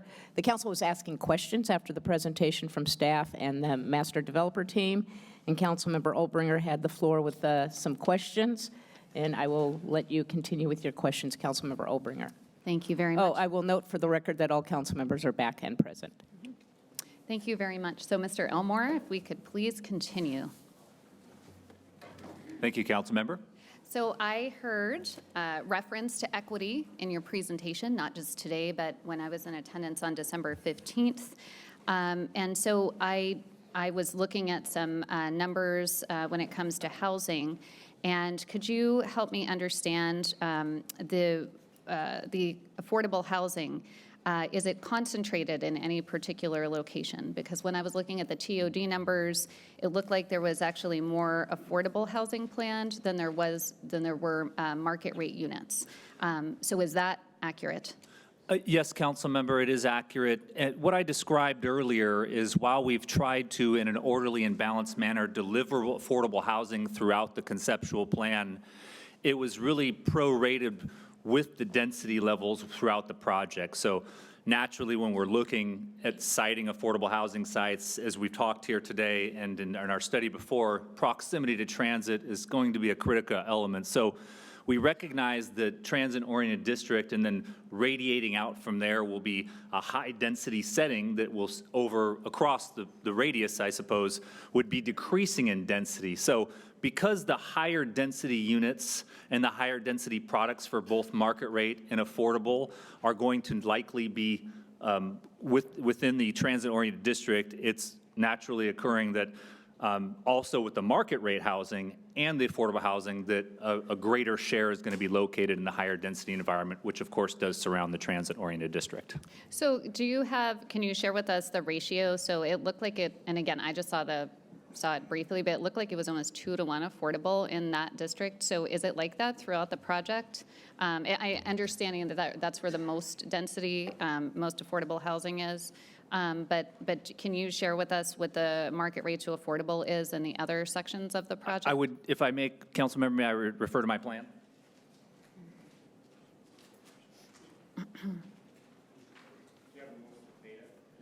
Yeah, I do. Thank you.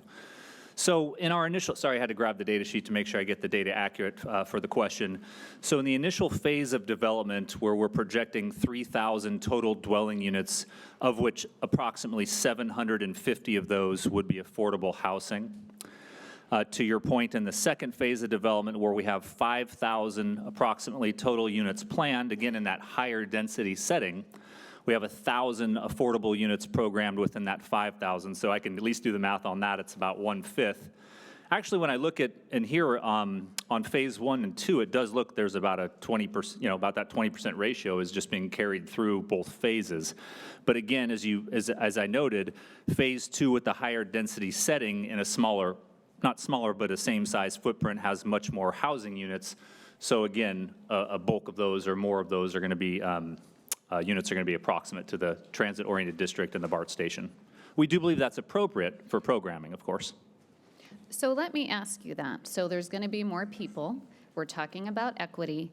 So when I was looking at the map, I did see that for the area that is going to have fewer affordable units and more higher income people, they get a greenway. They get the buffer. And I don't see that for North Concord. So we're going to have more people. So can you tell me what, is there a green space for those folks? Is there some kind of buffer just as being proposed for the other part of the project? So we attempted during this conceptual plan process to follow the directives to incorporate the green frame park, which is, of course, the buffer along the west side of the southern phases, and it extends down Willow Pass Road to the wetland preservation area. I think it's the type of programming where larger, vast amounts of green space located in less intense or more suburban, in this case, areas makes sense because it's just more expansive, more area. In these tight-fit spaces, you do see, and again, this is on a conceptual basis, and certainly a provision for the specific plan to consider, is programming very active green spaces and greenways throughout the project. We don't necessarily see a need, from our perspective, to add a buffer for the BART station. We see great connectivity there. The Coast Guard property that, while under proposal right now, we understand is for high-density development that should seamlessly integrate with our development at that location. But there are specific portions, as you've also pointed out in the past, neighborhoods where perhaps we could extend that buffer. So I'm sure that we could figure in additional buffering in the specific plan process with that direction. But that's correct. Today, we're not adequately representing it. But again, this is conceptual in nature.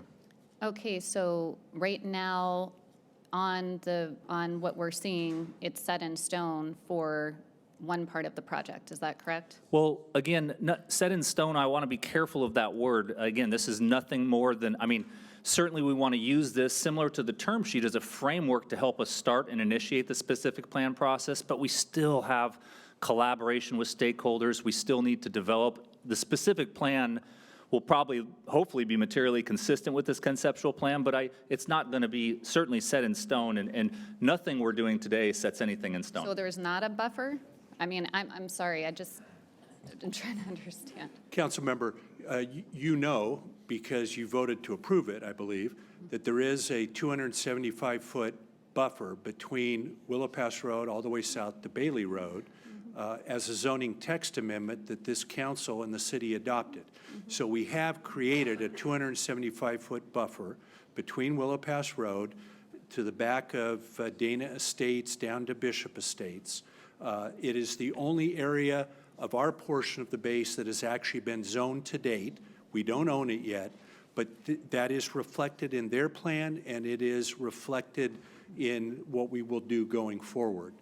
Okay. What Mr. Elmore is representing is that to the extent that we own property or that the project owns property north of Willow Pass that could represent a buffer, that could be represented and could be considered in the specific planning process yet to come.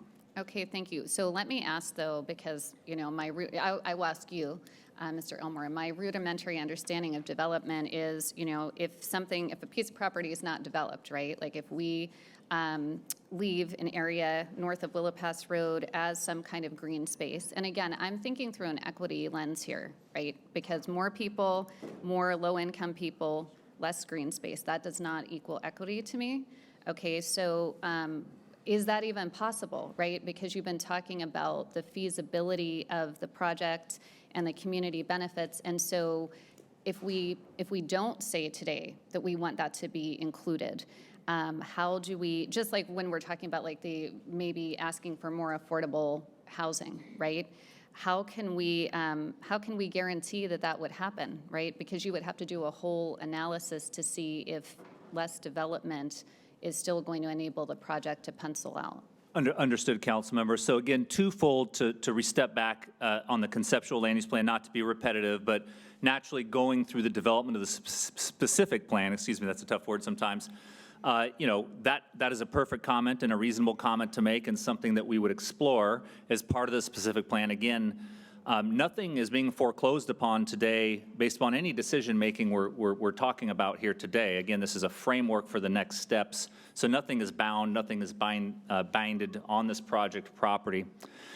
In addition, what we're looking at on a drawing of this scale and nature is it would be impossible for us to show all the internal green spaces as well. We certainly recognize throughout the area plan and previews to specific planning policy adoptions is that transit-oriented district needs to have more urban plaza settings, gathering spaces, not necessarily wide-spanning open space in this regard. So we're trying to follow policy and planning directives and right-size the types of open space or parks or recreation elements with the associated land uses around them. So we envision the transit-oriented district very much an urban city life, city center, and you just typically in those type of urban settings don't see that expansive green space where, again, you do in more suburban settings. But again, these are, you know, for instance, we will be incorporating plazas. There will be, you know, pocket parks, additional green spaces. Just at this scale and at this time, it's premature to start populating the exact programming for those in the planning area. But to your point, yes, we do believe the expansive open space areas are more rightfully put next to more less intense from a development perspective, just as a right size and right fit. But again, all this could be re-explored during the specific plan. Okay, thank you. I'm going to move to another topic, the campus, which is close to my heart. And I was thrilled to hear, that there's 6,338 jobs that are planned for this site. Mr. Del Beccaro did serve on the Blue Ribbon Committee, which I formed and chaired. So he was speaking to some of the opportunities that we explored. I'm a little, how are we going to envision that dream? Because whenever I look at the term sheet, I see funding for the other areas of interest that the community said they wanted, right? Like we're talking about funding for affordable housing, funding for the youth tournament sports complex. There's the library and community center, which is not necessarily a way to begin a campus, from my understanding. So there's a lot that's riding on this. All these jobs, establishing an academic anchor, I heard. So how does that happen without the developer putting any dollars into it like you're doing with the other community benefits that were asked for? Well, we're certainly hoping to create an environment that attracts a campus, an academic anchor into the campus district area. I think Brian, during his presentation, really put this into context where building that sense of place, building those adaptive uses, similar to Mr. Del Beccaro, that those will help encourage and catalyze uses in the campus district. It is in phase 2 of our development, so that would technically be 10-ish years, well, from today, probably more like 10 to 15 years down the line, which does give us a lot of time to explore opportunities within there. Right now, the best information that articulates what the campus district should be, as you obviously very well know, is the Blue Ribbon Committee report, which we, of course, studied, have collaborated with you on, at least as the document itself as it exists today. And when that was performed in 2017, 18, and exactly to what extent before, I'm not sure. Obviously, that predated the infamous COVID, right? So what has happened in the education environment? My goal is to have this, to really work with the city, and hopefully, again, even with your leadership perhaps, is to reinvestigate that Blue Ribbon Committee, to update that document, to understand what COVID has done to our academic sector. It's going to have effects across the board, as Mr. Del Beccaro also explained, but nonetheless, our envision is to collaborate to develop an updated Blue Ribbon Committee report, embed that in the specific plan as it is, and conduct a full marketing campaign across the nation, I'll even say across the globe, to recruit those academic anchors. We've got time to do it. As we encourage infrastructure and development, that's only going to increase interest. But to answer your very specific question, we are not specifically programming any community benefit contributions towards campus facilities.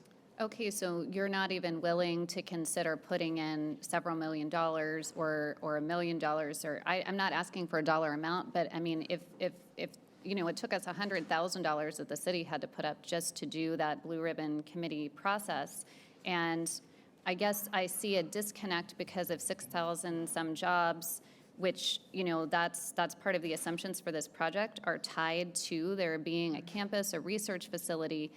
Isn't it incumbent upon the developer to help fund the process to attract the Catalyst campus or research facility? So why not put some dollars in? Well, certainly in any form of marketing necessary to understand and really deliver or assess the competition pool or interest, the level of interest, is going to require active marketing across our parts. As we alluded to in our presentation, most of the non-residential property is likely to be sold to third-party end users. We don't view the campus district as an area that we are giving away by any measure or means. We view that as a more employment space, more academic space, but this is not area that, from a feasibility perspective, we could also just give away. Now, our role, again, going back to my presentation, is to entitle and deliver the infrastructure for this area. And that's really what will drive, I think, an earlier activation of the site, as if we are marketing, which we'll certainly agree to conduct with the city in turn as well, fund that marketing effort, and in turn, in the event we grapple a user or a large enough user or multiple users, then that will facilitate our ability to extend infrastructure into that site. But at this point in time, while in development of Phase 2, we will be activating frontage streets and frontage improvements. You know, this is a conceptual plan, but the major street patterns are there. And so we're going to be extending infrastructure to the site and not just waiting to you know, just letting it sit on its own. So it's going to have opportunity in Phase 2, but in the event an interest comes about or earlier in the process, then certainly we would seek to activate that area. That goes really throughout the whole plan. In the event we get at big user, we're not going to give up that opportunity. We're going to find a way to make sure they can program them in today and work with the city accordingly. Thank you. And on the topic of schools, I was curious, can you share with us, because some folks had asked me during the break, they didn't see any sites for schools or churches mentioned, although we do see the 4 acres, for example, for the Veterans Center. So can you tell us what that looks like, where that is in this process, and if you've had conversations with the school district, you know, do we need a new school out there? Yes, council members. So we certainly have collaborated very early on and most recently with the Mount Diablo Unified School District. Our conceptual plan currently programs 3 school sites that are designated as the light blue areas, focusing attention on Phase 3, 4, and 5, where you see those light blue boxes. Some are squares, some are rectangulars. There's 3 of them. I think we have 45 acres total planned for school sites within the project. That being stated, you know, a lot of the derivation of the programming that we've embedded in this conceptual plan was really based upon a lot of the preliminary dialogue we held with Dr. Clark and the district that alluded to declining school enrollment, such that we felt that, you know, as long as we can bus kids appropriately to existing schools and facilities, that really there probably wasn't a need for an immediate school site. That was our conclusion about 9 months ago. In our most recent meeting with a more comprehensive body with the Mount Diablo Unified School District, they did express interest in activating an earlier school site. And our commitment to them, and we're certainly committing today to do this, if they deem and our facilities needs are to program a elementary school site in the initial phase, we absolutely will change our conceptual plan and incorporate that in the specific plan. So, you know, schools are assets to us. We want new schools. We want schools within this project. They encourage a lot of other growth opportunities across the board. And so, again, this is a depiction of feedback we've been getting along the way that's been slightly altered and modified. And the school district, of course, has expressed interest in an earlier activation of a school site in Phase 1 or 2 is what they've expressed to us, with nothing definitive. But if school sites are not needed, for example, I do know for a fact that Concord High School is under-enrolled. Mount Diablo High School is a unique situation. So what happens then? Is the partnership willing to contribute funds? Because again, we've got this one Concord concept that I know we've all talked about, right? And the concern about having brand new schools, and then our existing schools have, they're older, right? And there's a lot of infrastructure needs. So what does that look like? Well, again, we do need to spend more time with the school district to really core down on their immediate facility needs of how we can populate future students in their either existing or new schools. I think I would suggest right now, currently, we're programming to deliver these sites as it could be, again, changed in different phases, and then the payment of traditional school fees. Now, naturally, whether or not a school is on the site or not, those school fees would still be paid at building permit and, you know, aren't that low of a fee component for financing opportunities. Also, in the event the school district or the city wants to direct some dollars out of the project, that again, you know, certainly would be a fantastic consideration, in my opinion, for that part of that shared success prioritization program, that dollars could then also go potentially towards schools and the construction of schools. But currently, we've only programmed facilitating site delivery and the school fees themselves. Now, where those school fees are directed, of course, we'd love to see facilities constructed on site. As we, again, state, schools are definitely amenities to us, and we believe schools will be very important for the marketing overall of this specific plan and community. But naturally, we envision if there's opportunities to bus and have kids go to existing schools, that some of those funds would be directed to improve existing facilities. Okay, thank you. So in other words, if there is any profit that comes back to the city from the development of this project, you're suggesting that that would be a way to put funding into existing schools? Very much so. Again, when we talk about the shared success or the profit sharing, we view the city or at city-designated third-party advisory committees that it's the city's election. We are not seeking to have a role of where to prioritize those dollars. We, of course, are here to advise, we're here to help, we're here to assist, offer recommendations, but ultimately, we want the community's input to where those dollars should be directed. And if it's schools or affordable housing or additional recreation, we would support just about any of those. Thank you. I have two more topics. The next one is jobs, and we know that the mechanism by which we're going to receive this property is an economic development conveyance. And I very much appreciate that everyone who applied to be a master developer, including Concord First Partners, honored that #1 criteria in the RFQ to have a wall-to-wall PLA so that we have jobs that are created while the project is being built. So my question is more about what happens after the project is built. I did hear, and I saw for the Innovation District, the pink area, that there's a certain number of jobs. We've already talked about the campus, and I'm not sure, how those jobs are going to come to fruition. So are there efforts? I guess my question is this: when I look at the Concord First Partnership, I see home builders, and I see one partner that has experience beyond that. And so what I'm trying to understand is you have these assumptions that you've shared with us. So how can we, based on past performance, understand what you're able to do?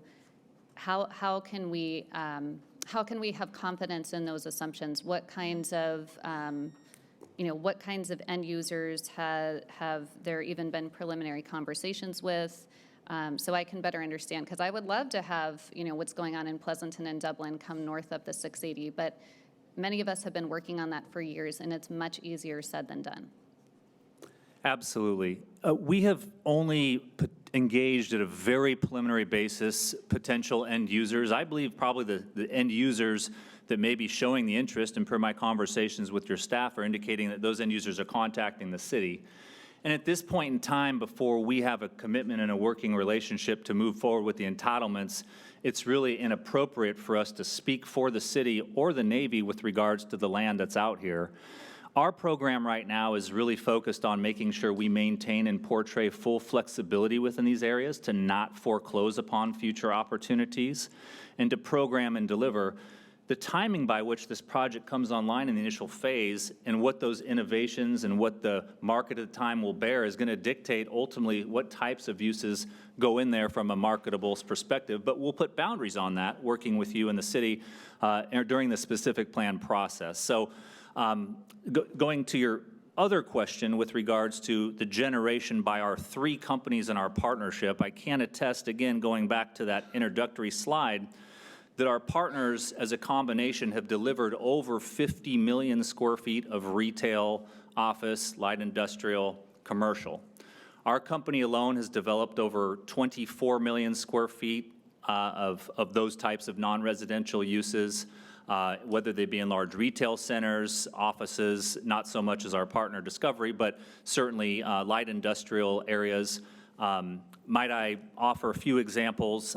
Victoria Gardens, one of my favorite projects that our company was involved with in a joint venture with Forest City, that constructed 1.3 million square feet of non-residential space and created about 12,000 jobs, permanent jobs. In addition, we have another project in Rialto, this is also in Southern California, Renaissance, that had some industrial and retail, also coincidentally about 12,000 jobs. Certainly the Oakland Army base that our partner, California Capital Investment Group, had substantial employment associated as well.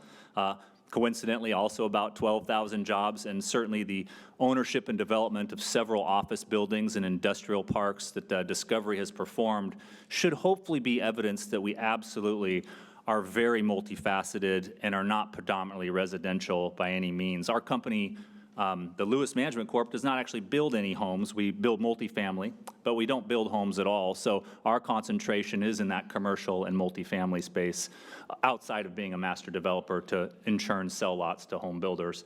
So I believe that I would represent the dynamic of our partnership, and what did bring us together is because we have such strong multifaceted experience in all sectors of development. And of those 12,000 jobs, what percentage would you say are living wage jobs versus, because when you say retail, I'm thinking that's a minimum wage type of job? I mean, various forms and fashions.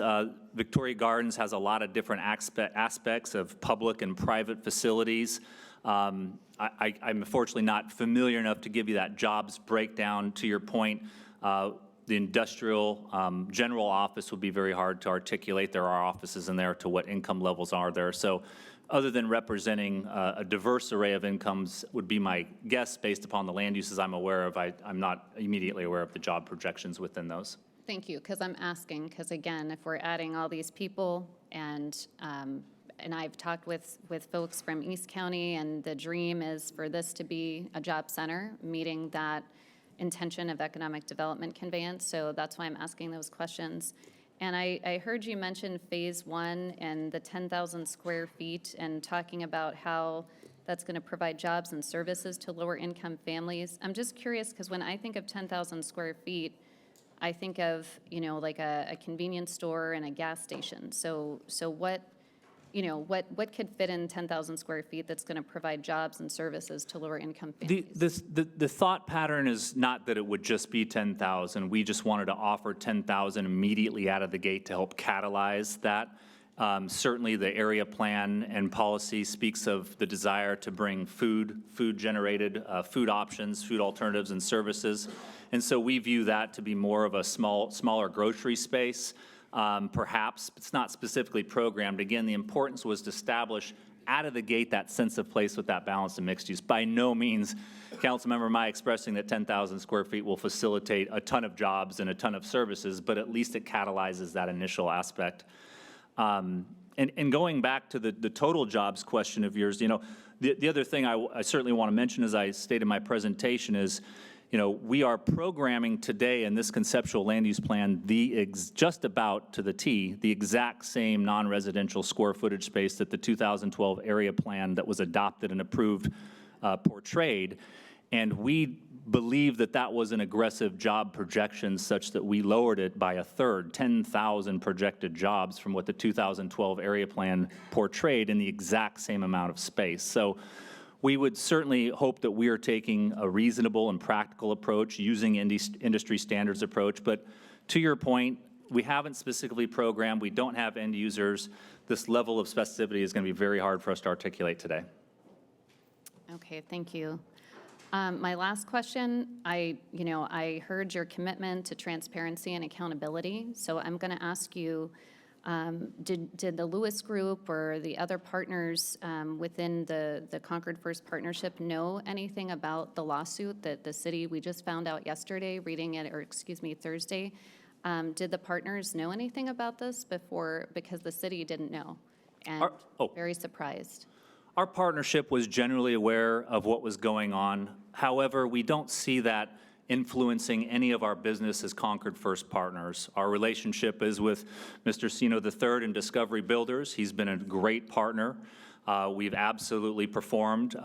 He's made all capital calls that we certainly have put out as a member in good standing with our LLC, and certainly we don't view or see any of the issues associated with that article portrayed or represented to have any impact on our partnership or our ability to move forward.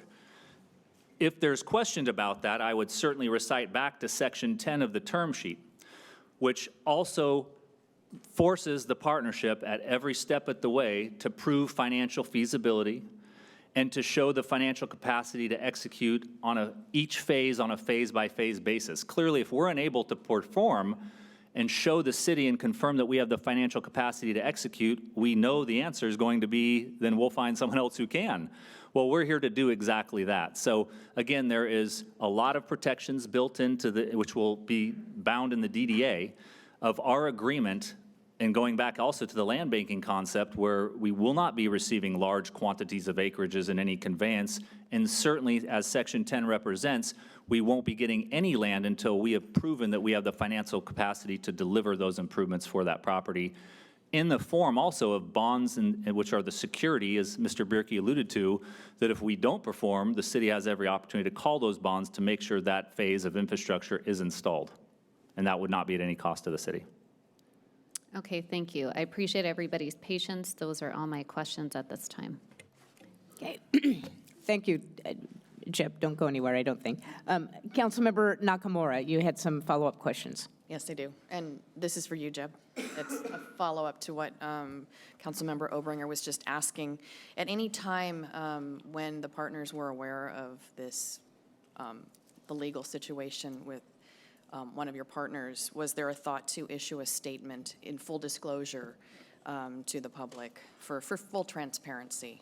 Again, at the time, we did not see that having any impact on our ability to proceed with the next steps in our partnership.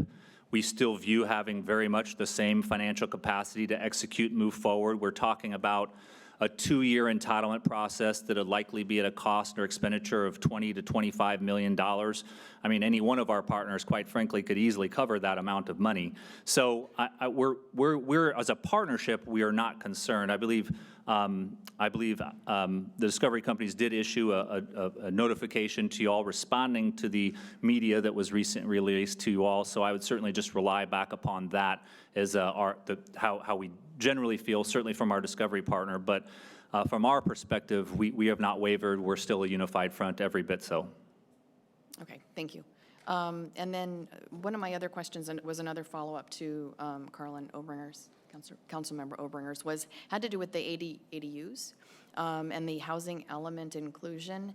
And it was said that we are, in our housing element, only 300, we're only approximately using 300 of the close to 900 to count for our housing element for the RENA goals. So I just wanted, is that correct? I see you looking at the right person. I'm going to ask Doug to come up and help me Okay. with that, if he can. Doug, are you able to answer this question? Oh, never mind. Okay. So the answer to your question is, we're only taking 300 of the base units in the next RENA round, I believe. So it's not about affordable housing, it's not about JADUs. It's the expectation that over the next 8 years, we only expect to develop so many housing units within the base, and that's what we're putting into this housing element. The next housing element, the next 8 years, will have more of the base in it, right? We're talking apples and oranges here. The housing element. You're right. Okay, all right. I'm sorry. I was reading from a note that I had about JADUs and the RENA goals, and, okay, I misunderstood that. I apologize. I just wanted to clarify. So 300 units from the base are being used. In the next housing element. In the housing element, we are offering up to the state. We don't expect much of the base to be developed over the next 8 years because it's going to take us several years of entitlement, several years of infrastructure, maybe a year or two of litigation. And then we get to, so we were conservative in how many housing units we expected the base to produce in the next 8 years of the housing element. That's what that refers to. Can I ask what your reference to the litigation, a couple years of litigation was about just Well, now? because we never know once we go through 2 years of all of this process and we do an EIR. We were very fortunate in 2010 and 2012 that we did an area plan and we did an EIR and we didn't get challenged by anybody, right? It went through. It was bulletproofed, right? It wasn't challenged. A The city simpler manager wants answer to- is that large development projects often end up with lawsuits. It's just a part of a process when you do very large developments. When, hopefully it won't happen, but you never know. So it's something we're aware of. Okay. Right. I just thought that there was something about you knocking on the, Well, I'm knocking on wood to prevent it from occurring. Okay. Isn't that knock on wood? You don't, Yeah. you want to avoid the lawsuits, right? So, right, okay, sorry. One quick one. okay. Oh, sorry. You want to go ahead? No, were Jump you in? going? I've got a couple more. Okay. Okay, so I want to jump back into what I was talking about earlier about the pro forma and the amounts that are accruing.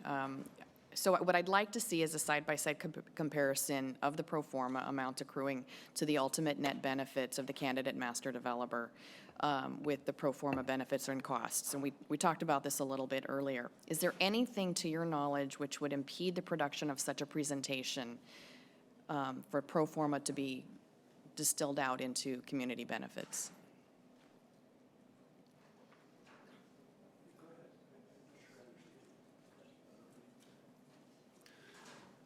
I do want to make sure I understand the nature of your question, Councilmember Nakamura. Are you suggesting that you were looking for more clarity as to what the initial and conceptual financial model in detail looks like? Yes. So in public-private partnerships, of which certainly I've been involved with at least a half dozen company, much more than that, it's always been a scenario by which it's a confidential matter and confidential dealings. So I understand that there's a lot of potential questions about that modeling. It's very detailed. It's 50 pages of a pro forma, we call it. And in this case, we would hope that the city, in relying upon the city staff to hire city consultants with which we had no interaction with and any consultation with in the hiring or them, we simply produced a model. And as really, we view them as the city's representatives or the citizens' representatives. However, there's too many aspects of where sharing a pro forma on this preliminary basis this time does neither of us any good. We need to make sure that we have a program that makes sense to start, but it's too early to reveal financial projections to outside parties, especially until we have a little more definition of what the ultimate project is going to look like. Mr. Birkey, I don't know if you have anything to add on that point. He does not. Okay. He probably does. Yeah, there have been Maybe not. repeated mentions today about the draft term sheet and the conceptual financial feasibility, and just trying to get a better idea of that feasibility model as it pertains to the community benefits and all the stakeholders that I mentioned earlier. Of course. If it is a simple measure of outlining community benefits to portray the cost elements and where they've been programmed in the pro forma, that's pretty easy to summarize because we very clearly depicted it in the term sheet. I just don't know how much farther you would be seeking to go with that program. But, you know, I'm not sure what the city's plans to communicate the level of detail with the pro forma with this council is, but that's why this gentleman standing next to me is going to answer that question.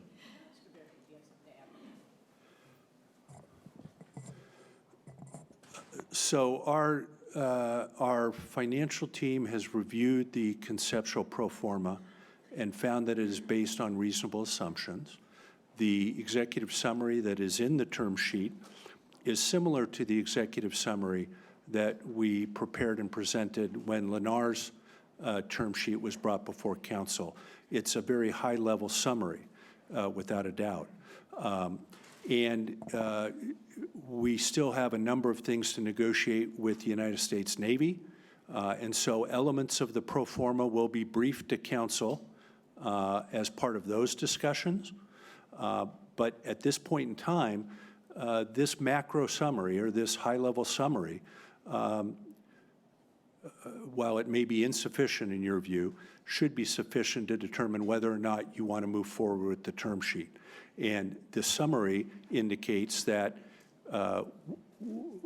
absent knowing the unknowns, and I don't want to quote Secretary Rumsfeld, but the fact of the matter is, the project can perform well, and if it does perform well, the city succeeds. And that's the issue at this term sheet level. Okay. In the interest of transparency and thorough fairness analysis, is Concord First Partners willing to waive their confidentiality? Well, that's not that's a question for them. Yeah. So.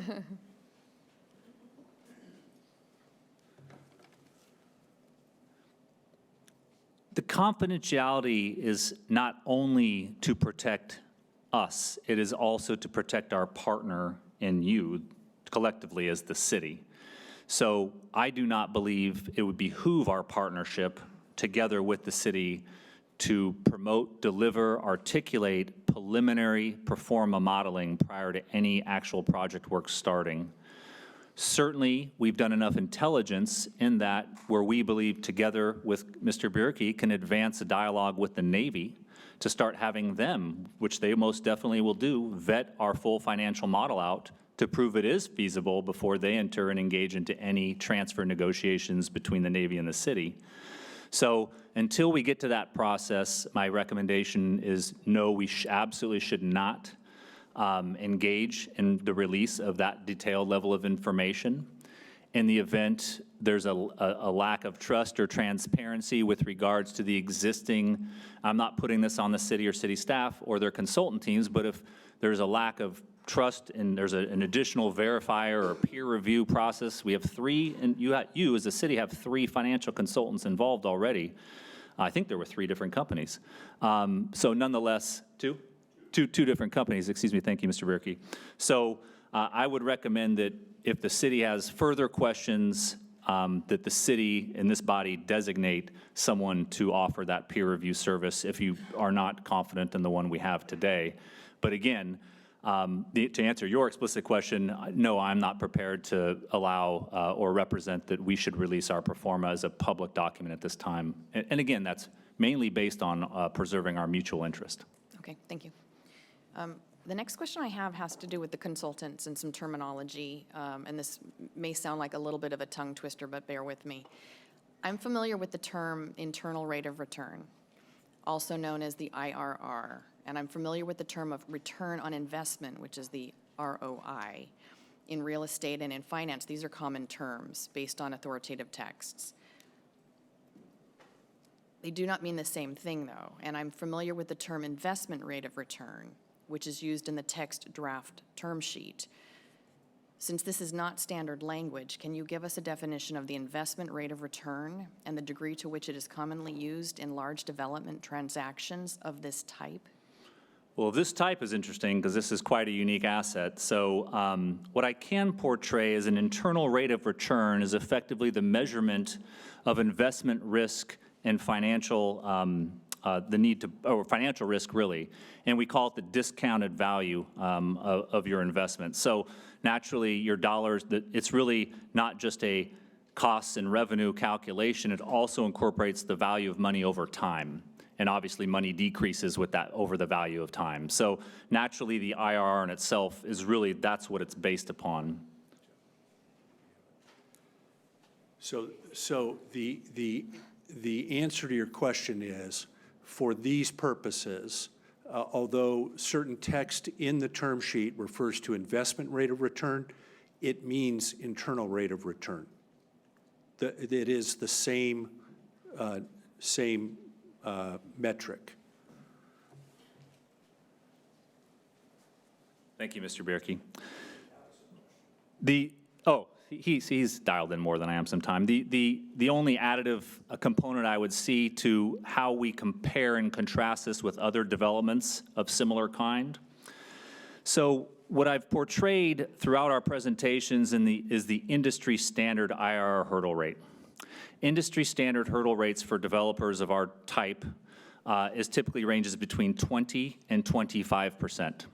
As I mentioned, or as someone mentioned, the predecessor was at 20%, that what we would consider the minimum value of that IRR range.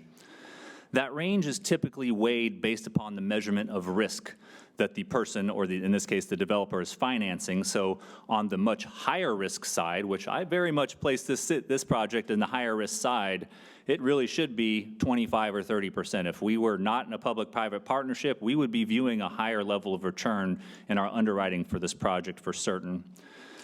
If there's less risk, meaning general plans in place, in this case we have that good head start, zoning, some assurances of entitlements, that's when that 20% number can kind of be viewed as a more acceptable return based upon a lower level of risk.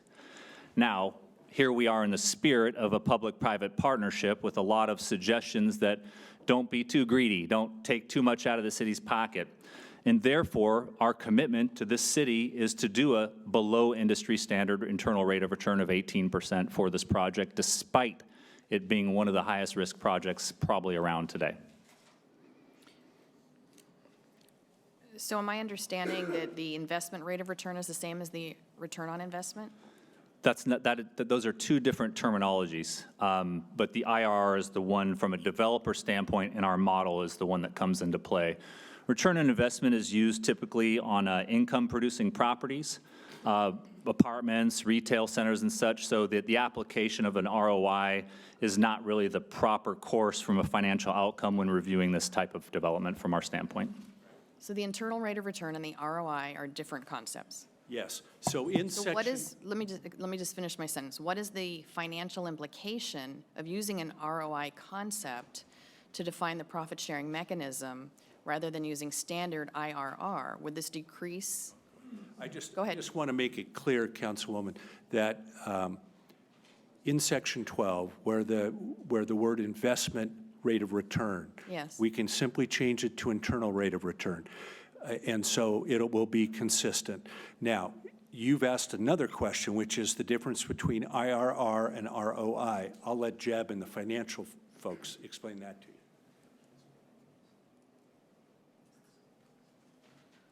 Again, the return of investment calculation, I'm not trying to act the role of the financial specialist. I'm a developer, so I deal in the world of IRR, although our company does build other assets. So unfortunately, if I try to explain ROI, I'll probably get it wrong to some degree. But again, I want to make it very clear that the typical application to measure a rate of return on development opportunities is absolutely, in this case, is definitely the IRR, and it's what our company bases our investment risk as well as our partners. The ROI, there's a little bit of different calculation, but it is effectively the same. Both of them are a measurement of your investment risk, and the value of that investment over time. So they are very similar in nature. But again, if the distinguishing factor is, should we be assessing this development based upon an IRR or ROI basis? If that's potentially your question, my answer is an IRR basis is absolutely the most practical and appropriate use of a return measurement. So, Councilwoman, we can come back to this question when we can, our financial team is on. We just got to find them on Zoom and get them in and Zoom them in. Okay. And we'll have them deal with it. Thank you. Okay, so I'm going to move down to a little bit more integrity and accountability. In Section 11, Section 11 is titled Conditions Precedent to Transfer to a Vertical Developer, and Section 11C is titled No Debarment or Suspension. And I will note that debarment is defined as to exclude or prohibit someone officially from doing something. The text is brief, and it reads, the vertical developer has not been suspended, debarred, or prohibited from contracting with the city. Mr. Bierke, do we have any vertical developers who have been suspended, debarred, or prohibited from contracting with the city?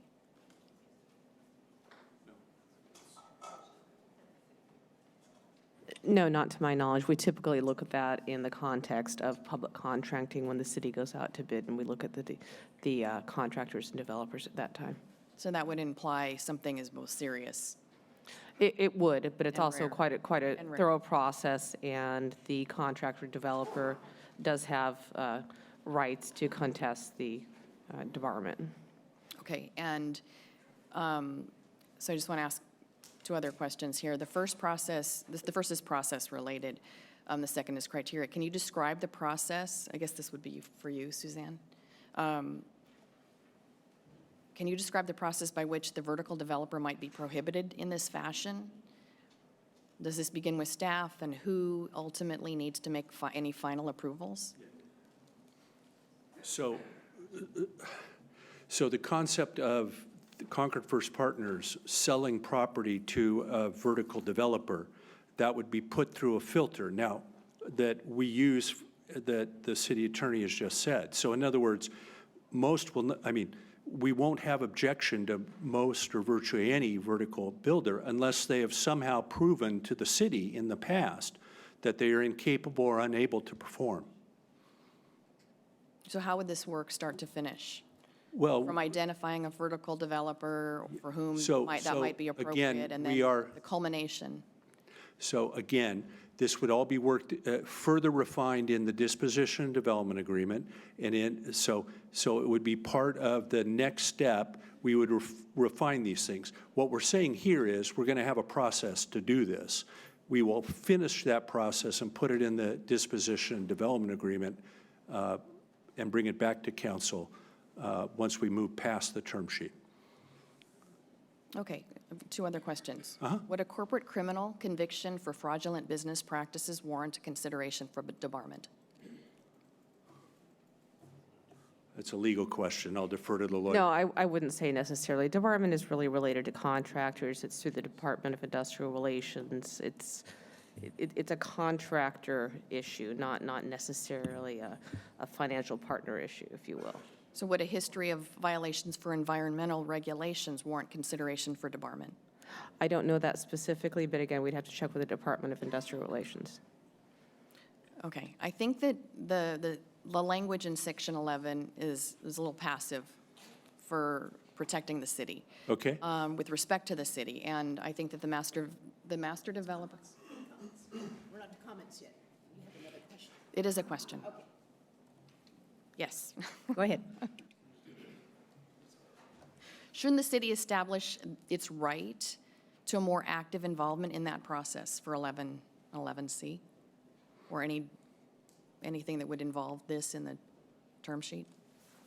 I don't think so. Our attorneys didn't recommend so, but we can look at that as we move forward. Okay, I'm going to move on to public process and changes. You can stay there. Oh, actually, sorry. I'm sorry, I think I'm going deaf. Could you speak up just a little bit? That'd be great. Sure. Thank you. The area plan adopted in 2012 was the culmination of a long public process for consultation with stakeholders. That process was important, and I know this is kind of a statement first. I'm getting to my question. One trend of the process was a reduction in the total number of units which were ultimately approved in the area plan that was adopted in 2012.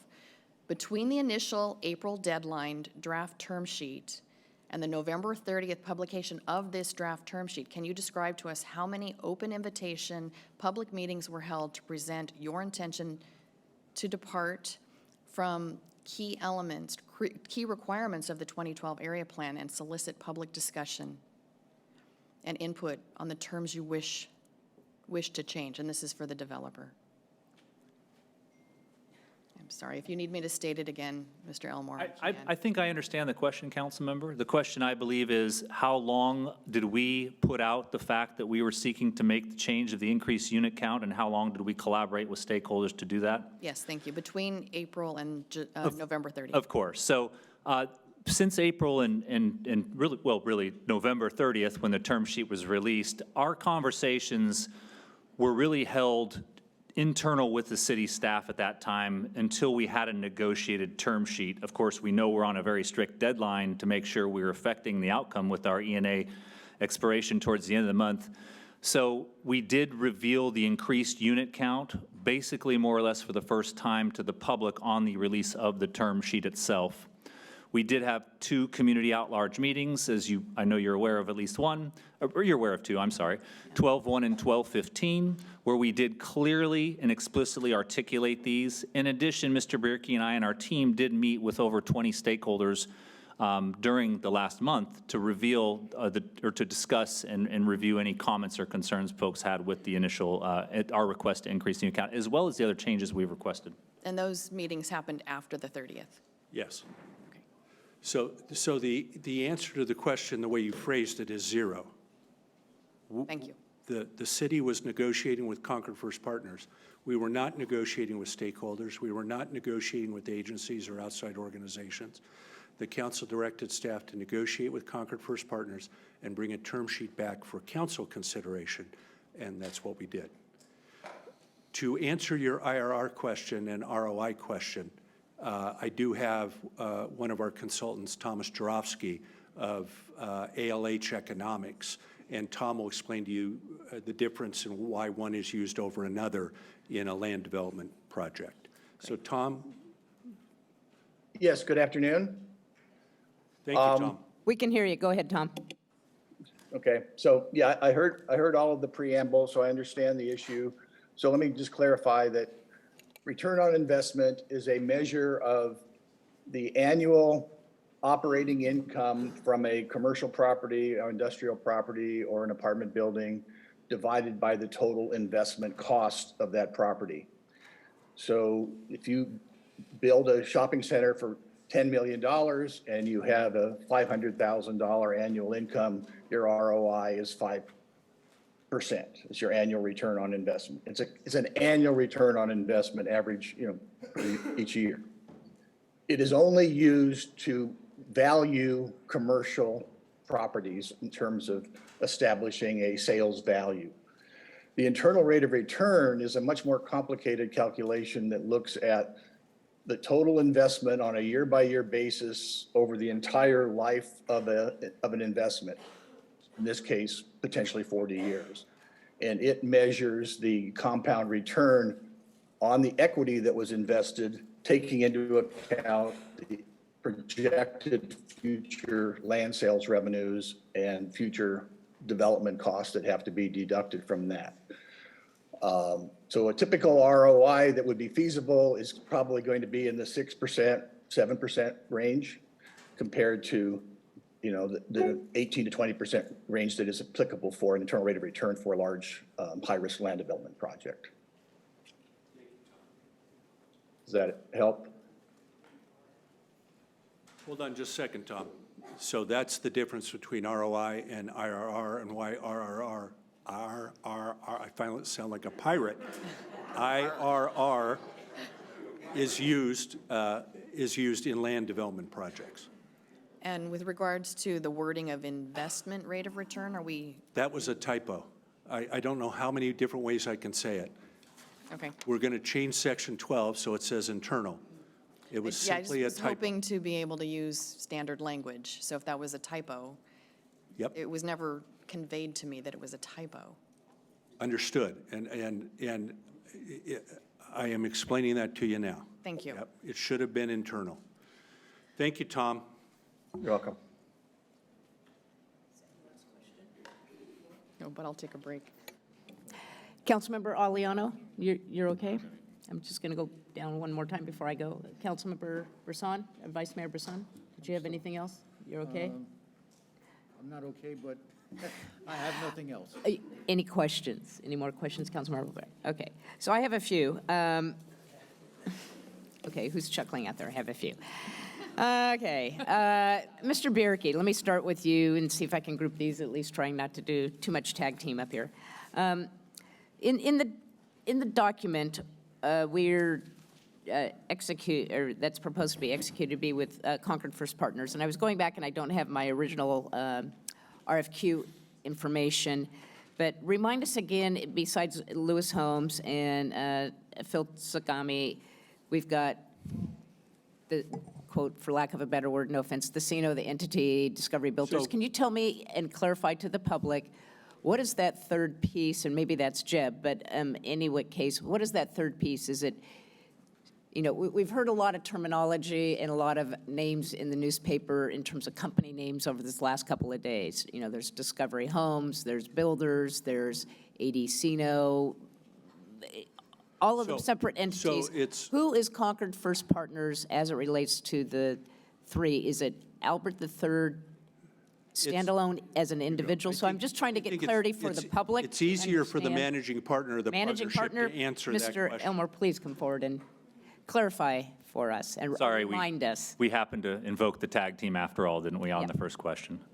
So the partnership of the three partners is, I'll just cut to the chase, Discovery Builders, Inc., CEO, owner Albert Sino III, sitting in the audience today with us.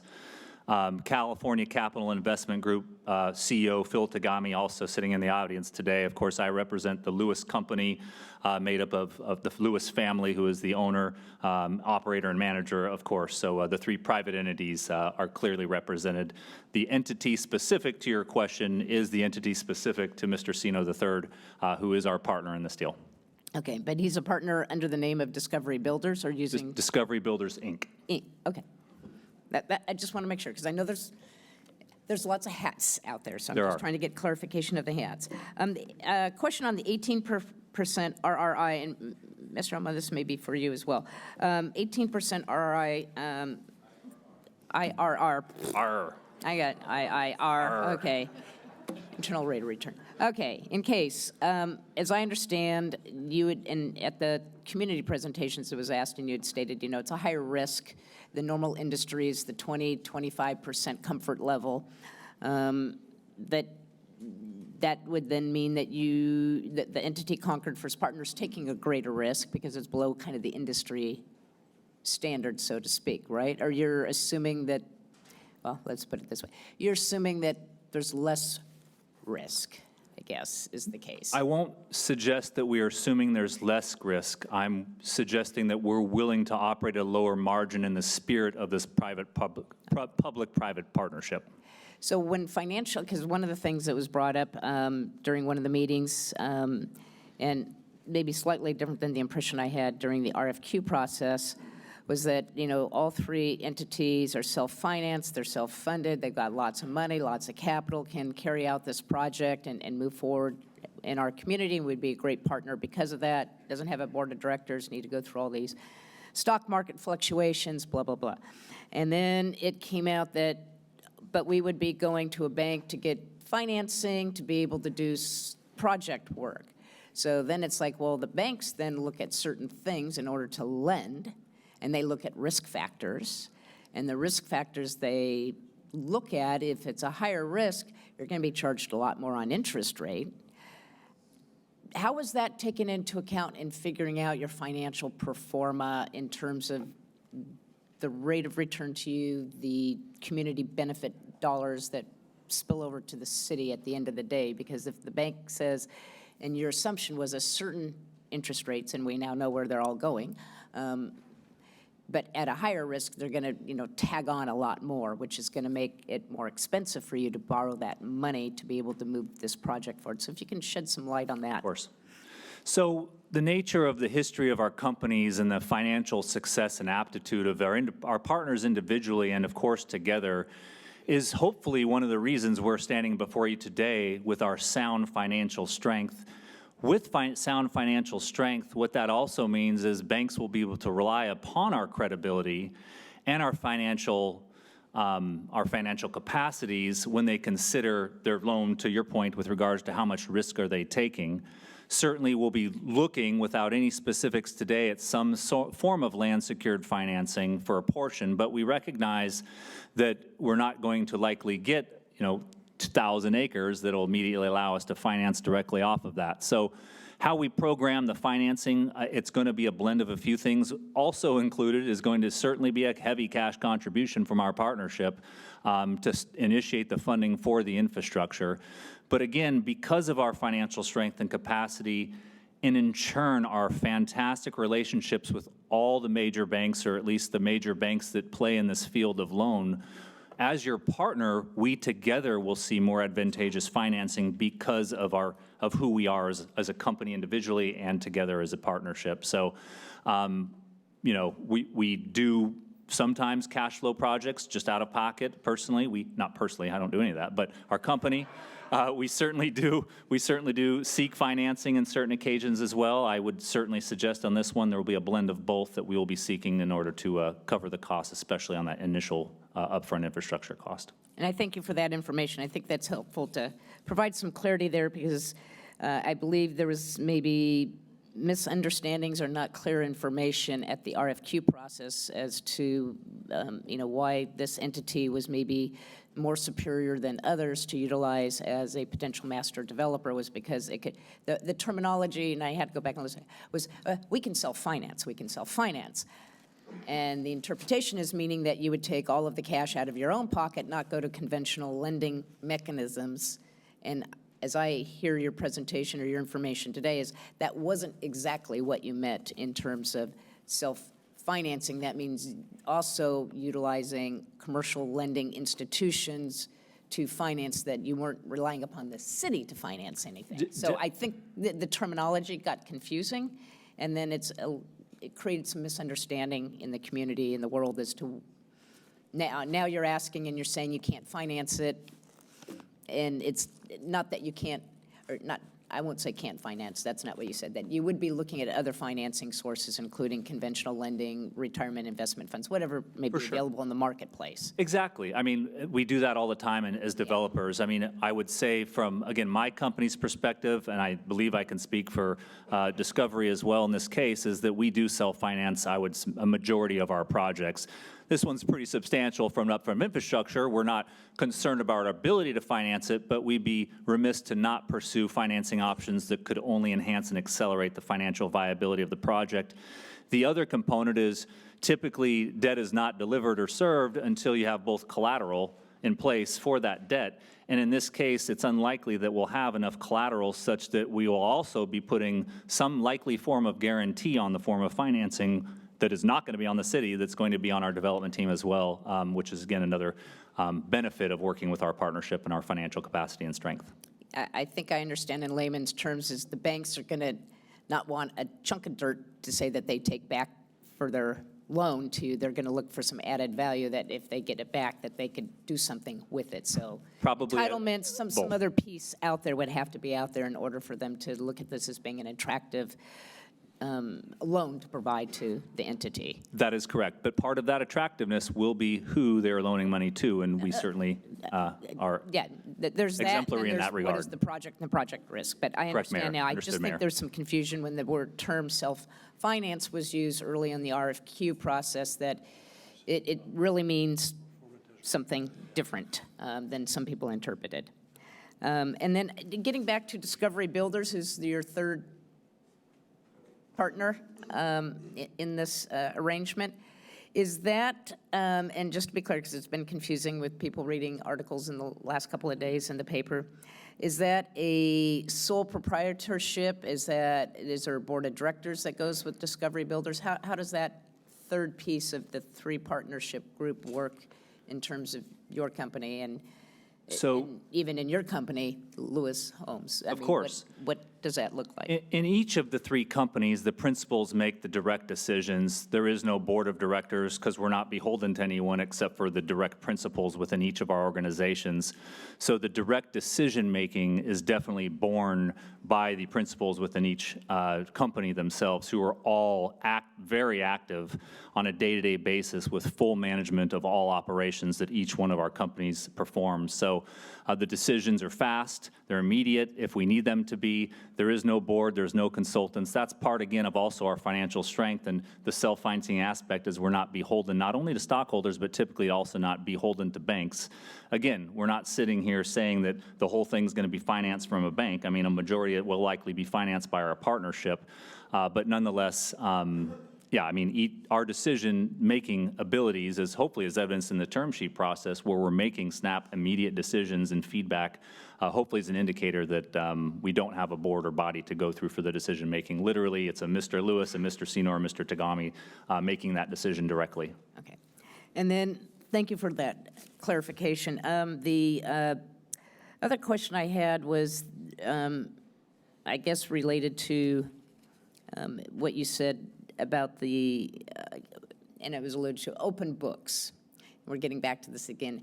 And I think there's been a misunderstanding. When you've said open books, you're meaning that you present your books because you've talked about the confidentiality of some of this. It's private companies, that they're being presented to our third-party financial folks. And in your mind, that is being open because they're being given to them, and then they're distilling some of that information down to a manner that can then be presented to the public without tripping up into confidentiality issues and other issues that the city and master developer would have in terms of the timing of that, in terms of where we are in this process now as it relates to going forward with the Navy discussions. So in your mind, that is achieving open book because you're providing the needed information to a third party that the city's hired and controlled that has financial expertise to take a look and ask any questions, get more information. You characterize it very, very well. So it's completely at the city's selection, who that city peer reviewer would be of our books. Of course, we'd have to preserve confidentiality and non-disclosure agreements accordingly. But again, those folks that are those designated officers of the city, not anything to do with us, we'll have open access to our books. It does, again, just like the performa questions answered earlier, it does not behoove any of us to reveal all of our financial information on a project of this size, especially to the open world, but we're absolutely welcoming in the city to perform full audits at their discretion as necessary throughout the entire life of the project. And I bring that up because I think, again, there's some misunderstanding as to the interpretation of when somebody says, yes, we'll be open book and we'll provide the information to the city, and we're going to be transparent as it relates to that information. The public's interpretation is they're going to be able to see that information. You're going to provide it and be public record. And that wasn't the intent back when those questions were asked at the RFQ process either, as I understand. No, that is correct. Mayor, if I may clarify one point also, in our financial modeling, because our companies together have the ability to self-finance the project all the way through at our election, financing would only be used if we saw it as advantageous. So our performa and modeling do not identify any financing at this stage because we program today to model it such that we are self-financing everything going forward. That's not a commitment per se, although we have the capacity. I just wanted to clarify that we may view other forms of financing for the project in our creative function, but aren't reliant upon that to make the project move ahead. Understood. So does that mean that the performance numbers that you provided to the city was based upon putting up, not using conventional lending or other financing? Today, yes, that is correct. Okay. Outside of special financing districts. For infrastructure Project construction, specifics, you got it, exactly. as well as potential O&M at the back end? Also correct. Okay. Because I would be surprised if you didn't. I mean, that would be... You are exactly correct.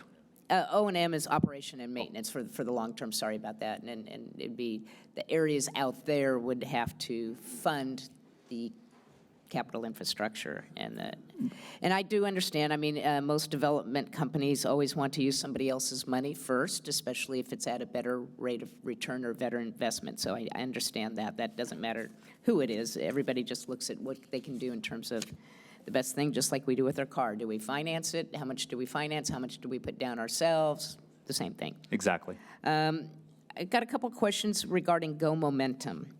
And looking at phase 1, phase 2, and then the later phases where some of the test bed is, but they are using some of the other areas of the property. How does Go Momentum get integrated into your plan and the phase plan that you have? And, you know, one of the objectives through the Transportation Authority, and certainly the City of Concord support there, is expanding and enhancing the Go Momentum opportunities.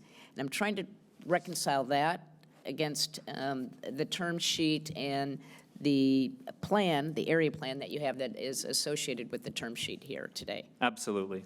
So the current location of the Go Momentum facilities exist in what we would clarify in our conceptual plan as phases 4 and 5. And based upon our current projected timeline, we don't envision developing or seeking development or any sort of conveyance into phases 4 and 5. My guess here today, 25 years out from, and that's when we start on the actual project elements of this. So there's a tremendous runway for Go Momentum facilities in that, again, the racetrack format, I call it, where they conduct most of their testing facilities. Naturally, when it comes time that we're ready to execute in the distant future, in this case, on those additional phases, we will need them to relocate out of their area. Relocate, I don't know exactly where.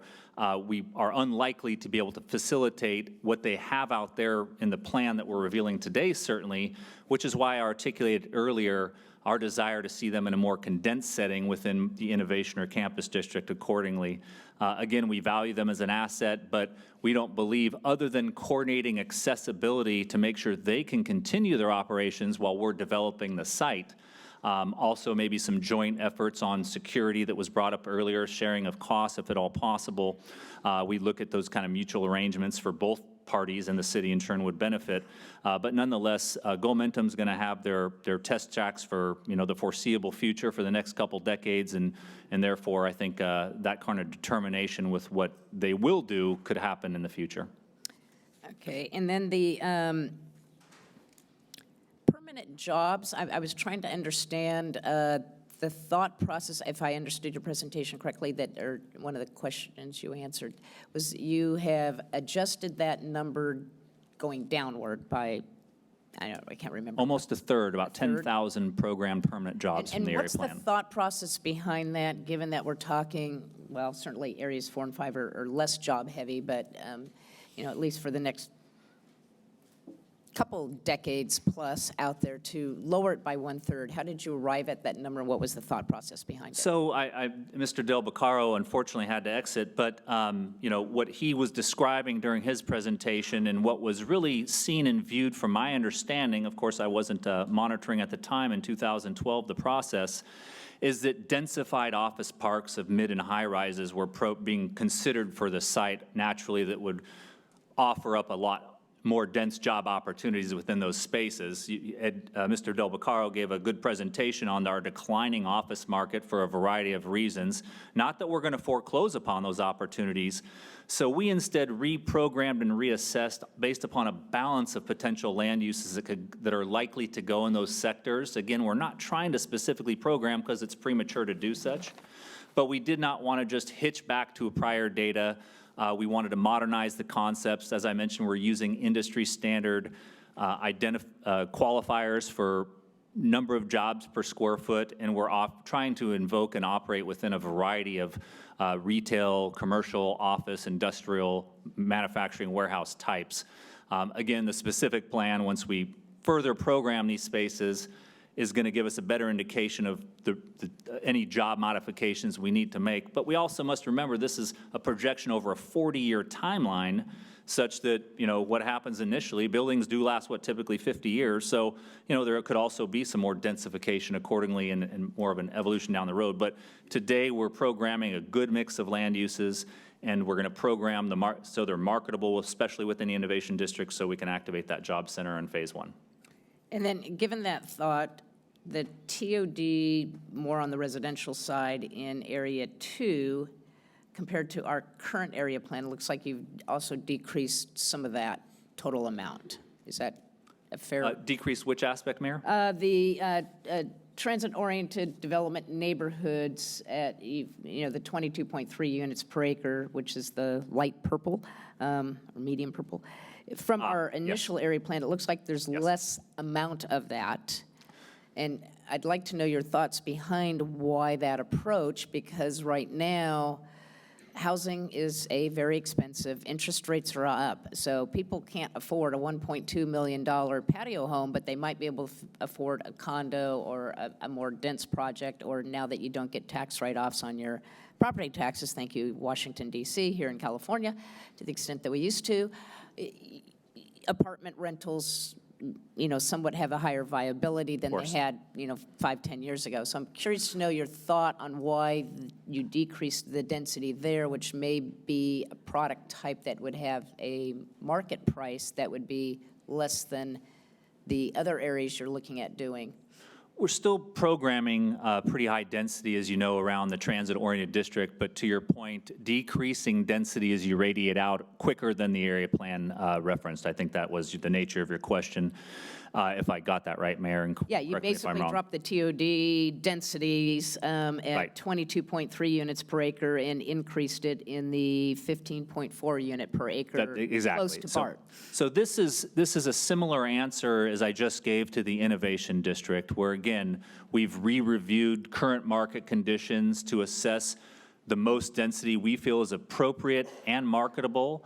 Obviously, there's a misnomer that density equates to value. The opposite can't be true, because the cost to create high-density mid-rise housing is so expensive that you'll actually get a better performance and outcome based upon providing a little less density. So it's part of that, also that financial feasibility component that I know I've said 100 times, but nonetheless, it also is a more modern approach. But look, we don't want to necessarily foreclose upon expanding higher density products, but today in the current market, based upon costs and revenues that we've portrayed to the city, we believe it'll be a better outcome to deliver in that lower density range. Okay. I wanted to know what your thought was behind it. I mean, I see the change, but there's not a lot of explanation, I think, and that's, and this will be an editorial comment. I think that's part of the confusion, the frustration, probably both from some of my colleagues up here as well as the public. We had an area plan, and now we have a revised proposed area plan that goes with this term sheet, and we're trying to figure out, well, what's changed, what's different, why did we get to here, why do we need to go to here? And there hasn't been a lot of time and conversations with our community, with us as elected officials to understand that, whether you're the master developer or somebody else, if there's a change in marketplace dynamics and other things that have happened since our 2012, plus modifications thereof, kind of the train went out 100 miles down the track, and we're all trying to figure out what happened, and I think there's been a disconnect of communication as to needing to make adjustments, and that's been adding to, I think, a lot of the confusion and angst out there and what's been going on. So, May I offer 2 responses to that, Mayor? sure.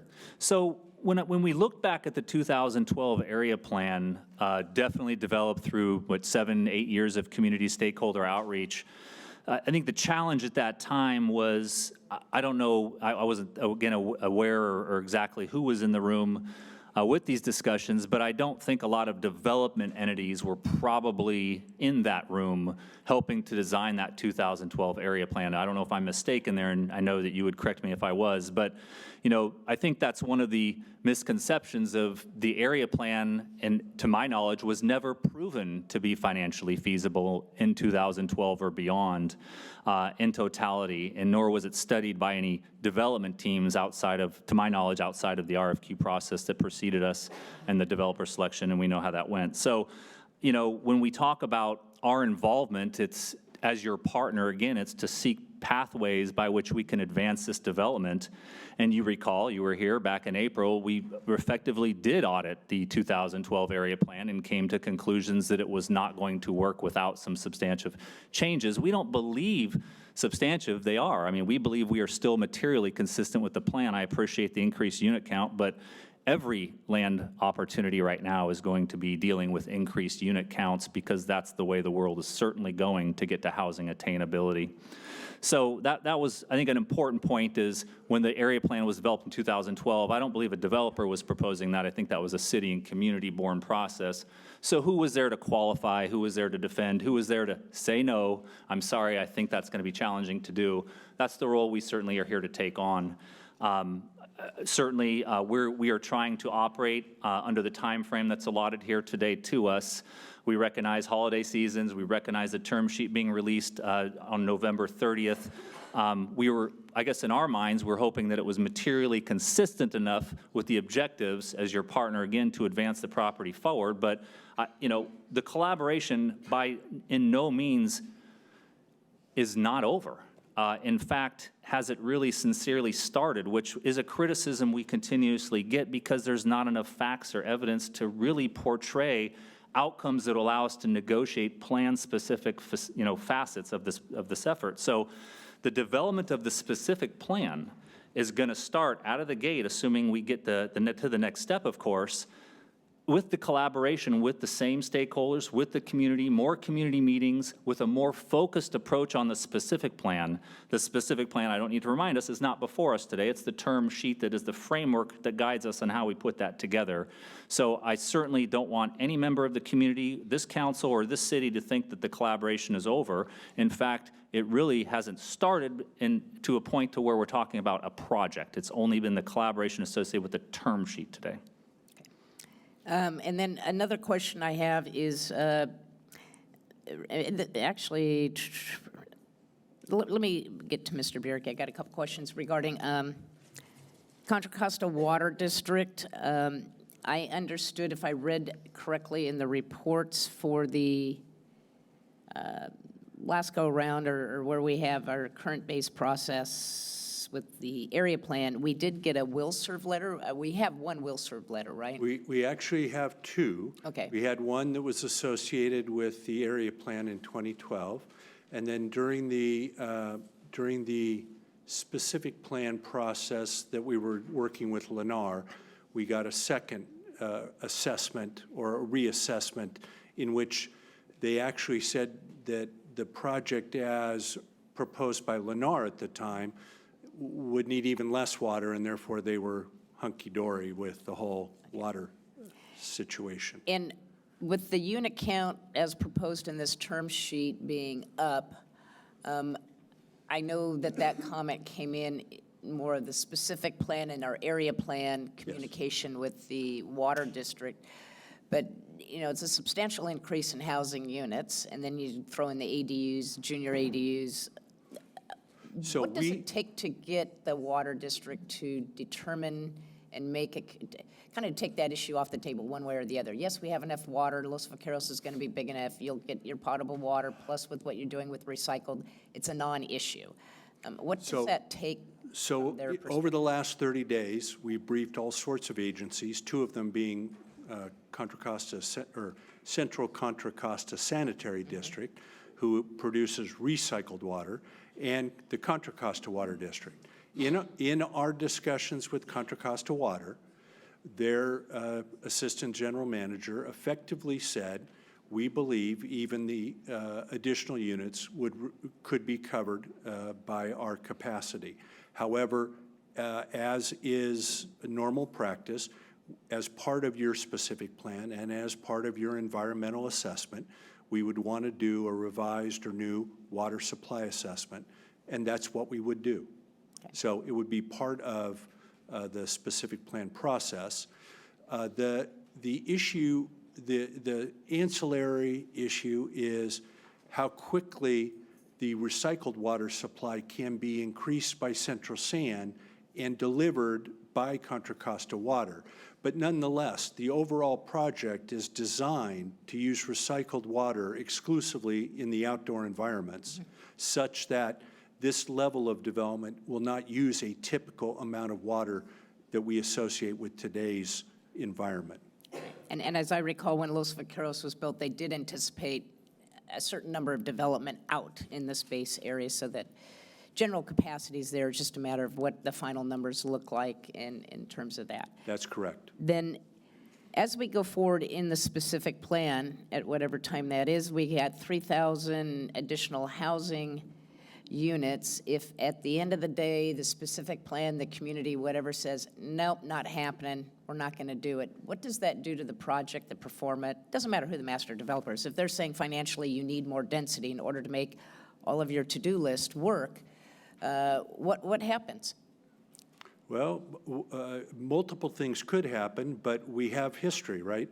We were about halfway to three-quarters of a way through a specific plan with Lennar when in their financial assessment and in their negotiations with labor, they determined that they couldn't make the project pencil any longer. They asked the council to make certain determinations. The council refused, and they left the project. Something similar could happen here if we're in the middle of a specific plan, if the environmental analysis or various things, or this council in some sort of community direction changes direction and says, no, we only want 12,272 units, then clearly Concord First Partners will have to determine whether the project makes sense, or they will ask this council to reduce the amount of community benefits, reduce the amount of infrastructure, perhaps reconfigure the project so that they can make the 12,272 pencil. And then getting to the comment that Lewis Holmes brought up, or Concord First Partners brought up just a moment ago about the process when we put together the area plan, and alluding to, did we have that vetted by the development community to see if it would pencil out, given it was some time back. But do you recall what that community plan, was it ever vetted? Were we, at that time and place, did it seem like a viable plan that could be executed? Concord First Partners is correct that the area plan was not necessarily vetted by the development community, but we did have some of the team, you saw Tom, ALH Economics, previously, Tom and Mary Smitheram Sheldon worked for CBRE, Coldwell Banker Richard Ellis. They did an assessment of the area plan so that we could begin discussions with the Navy. That assessment was the project probably worked, right, as designed. But again, it wasn't a development perspective assessment. It was more of a financing perspective. And when we had an initial discussion with that extensive CBRE analysis with the Navy suggested to us, and we quickly agreed, that we needed a master developer to look at this and to bring forward their ideas and their expertise. And so that's why we went after a master developer in the first round, and why we continue to seek a master developer to help us in that process. And I assume that's because we have an economic development conveyance process. This is not land that we get for free. Correct. Unlike the East Bay Parks District process. I mean, I think a lot of the public still thinks that, well, the Park District got theirs, how come you didn't get yours? But it's a completely different federal process we have to go through for this. It is a different process. In defense of the Navy, they have been very generous to us in the sense that they understand full well that significant portions, even of our 2,300 acres, are not market rate. They will be used for affordable housing, they'll be used for public facilities, they'll be used for parks. And so they know at the end of the day, these 2,300 acres may only represent 900 market rate acres that are being asked to carry the entire project, including the conservation area of the 2,600 acres now controlled by the East Bay Regional Park. So the Navy has been a good and solid partner to this city, and I think they understand and we understand that we need to get the numbers close to being right, and that's why in my diagram, which I showed you about 5 hours ago, the concept that we would go through this specific plan, EIR, DDA, get everything finalized and finalize a pro forma and go back to see them with finalized numbers. We'll go talk to them before then, but we'll go back with the finalized numbers so that we can come to an agreement. Okay. And then part of that is, it appears since 2012, since I guess one thing is we didn't have the development community kind of fact check and see where we were with it. I think from that perspective. We did economic Our viability. financing and economic people looked at it, but I think it is a true statement that we didn't have a lot of input from the development community. And at that time, the development construction industry was very different than where we are today, to some extent. Materials cost and labor and PLA issues are very different today than they are when we were doing it in. And it will be different 12 10 years years from ago. now. So yes, Right. it's always changing. So I'm just making sure that we have 10, 12 years of new information Yes. here. So, in looking at it today, is it fair to say, no matter who a master developer is with our area plan that we have, that some sort of term sheet would come forward that would say that it's not really doable with everything you want on your wish list, city? You want the 4 acres here, you want this, you want that, and the affordable housing, the homeless, and the food bank, with the density that you have. So we have had 2 development entities review the area plan, right? The Lennar 5-point team, who are specialists as master planners, doing the Great City Park, doing Irvine, doing Treasure Island, and they looked at this and walked away because they couldn't make it pencil. It did not work the way we wanted it to work, with the PLA and all of the community expectations. So we took that to mean initially that the whole project needed to be in the mix in order to be financially feasible. Mm-hmm. But in fact, if you think about it hard enough, it was also a recognition, that we probably didn't have the right numbers in terms of units. Concord First Partners looked at it the first half of last year and came to the very same conclusion. They won the selection, they entered the ENA, and they spent 6 months looking at the area plan, looking at how they might go about it, and they couldn't make it pencil. And they wrote us a letter telling us they couldn't make it pencil. So the city staff, after council directed us to negotiate again through January of 2023, city staff asked Concord First Partners, okay, what will it take to make this project work and meet community expectations, PLA, community benefits, all of these things? That's what we have put before you today.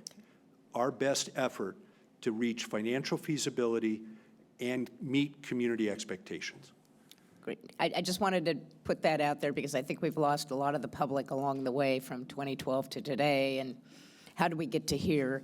The 3,000 additional housing units, if I recall correctly, the original area plan when we had it before the council for discussion had a range of housing units.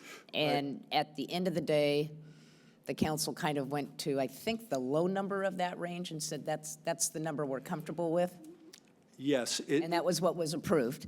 Right, and the plan itself showed density ranges in each of the residential areas that were significantly wide, 25 to 100 units per acre, or 50 to, and so if you looked at the tables, you could look at that acreage and go, the area plan shows 18,000 housing units. What's up, right? And the answer was, in order to establish détente, political peace, right? The council at the time chose that number, and we put it into the plan because it's what all the stakeholders and the community could buy off on.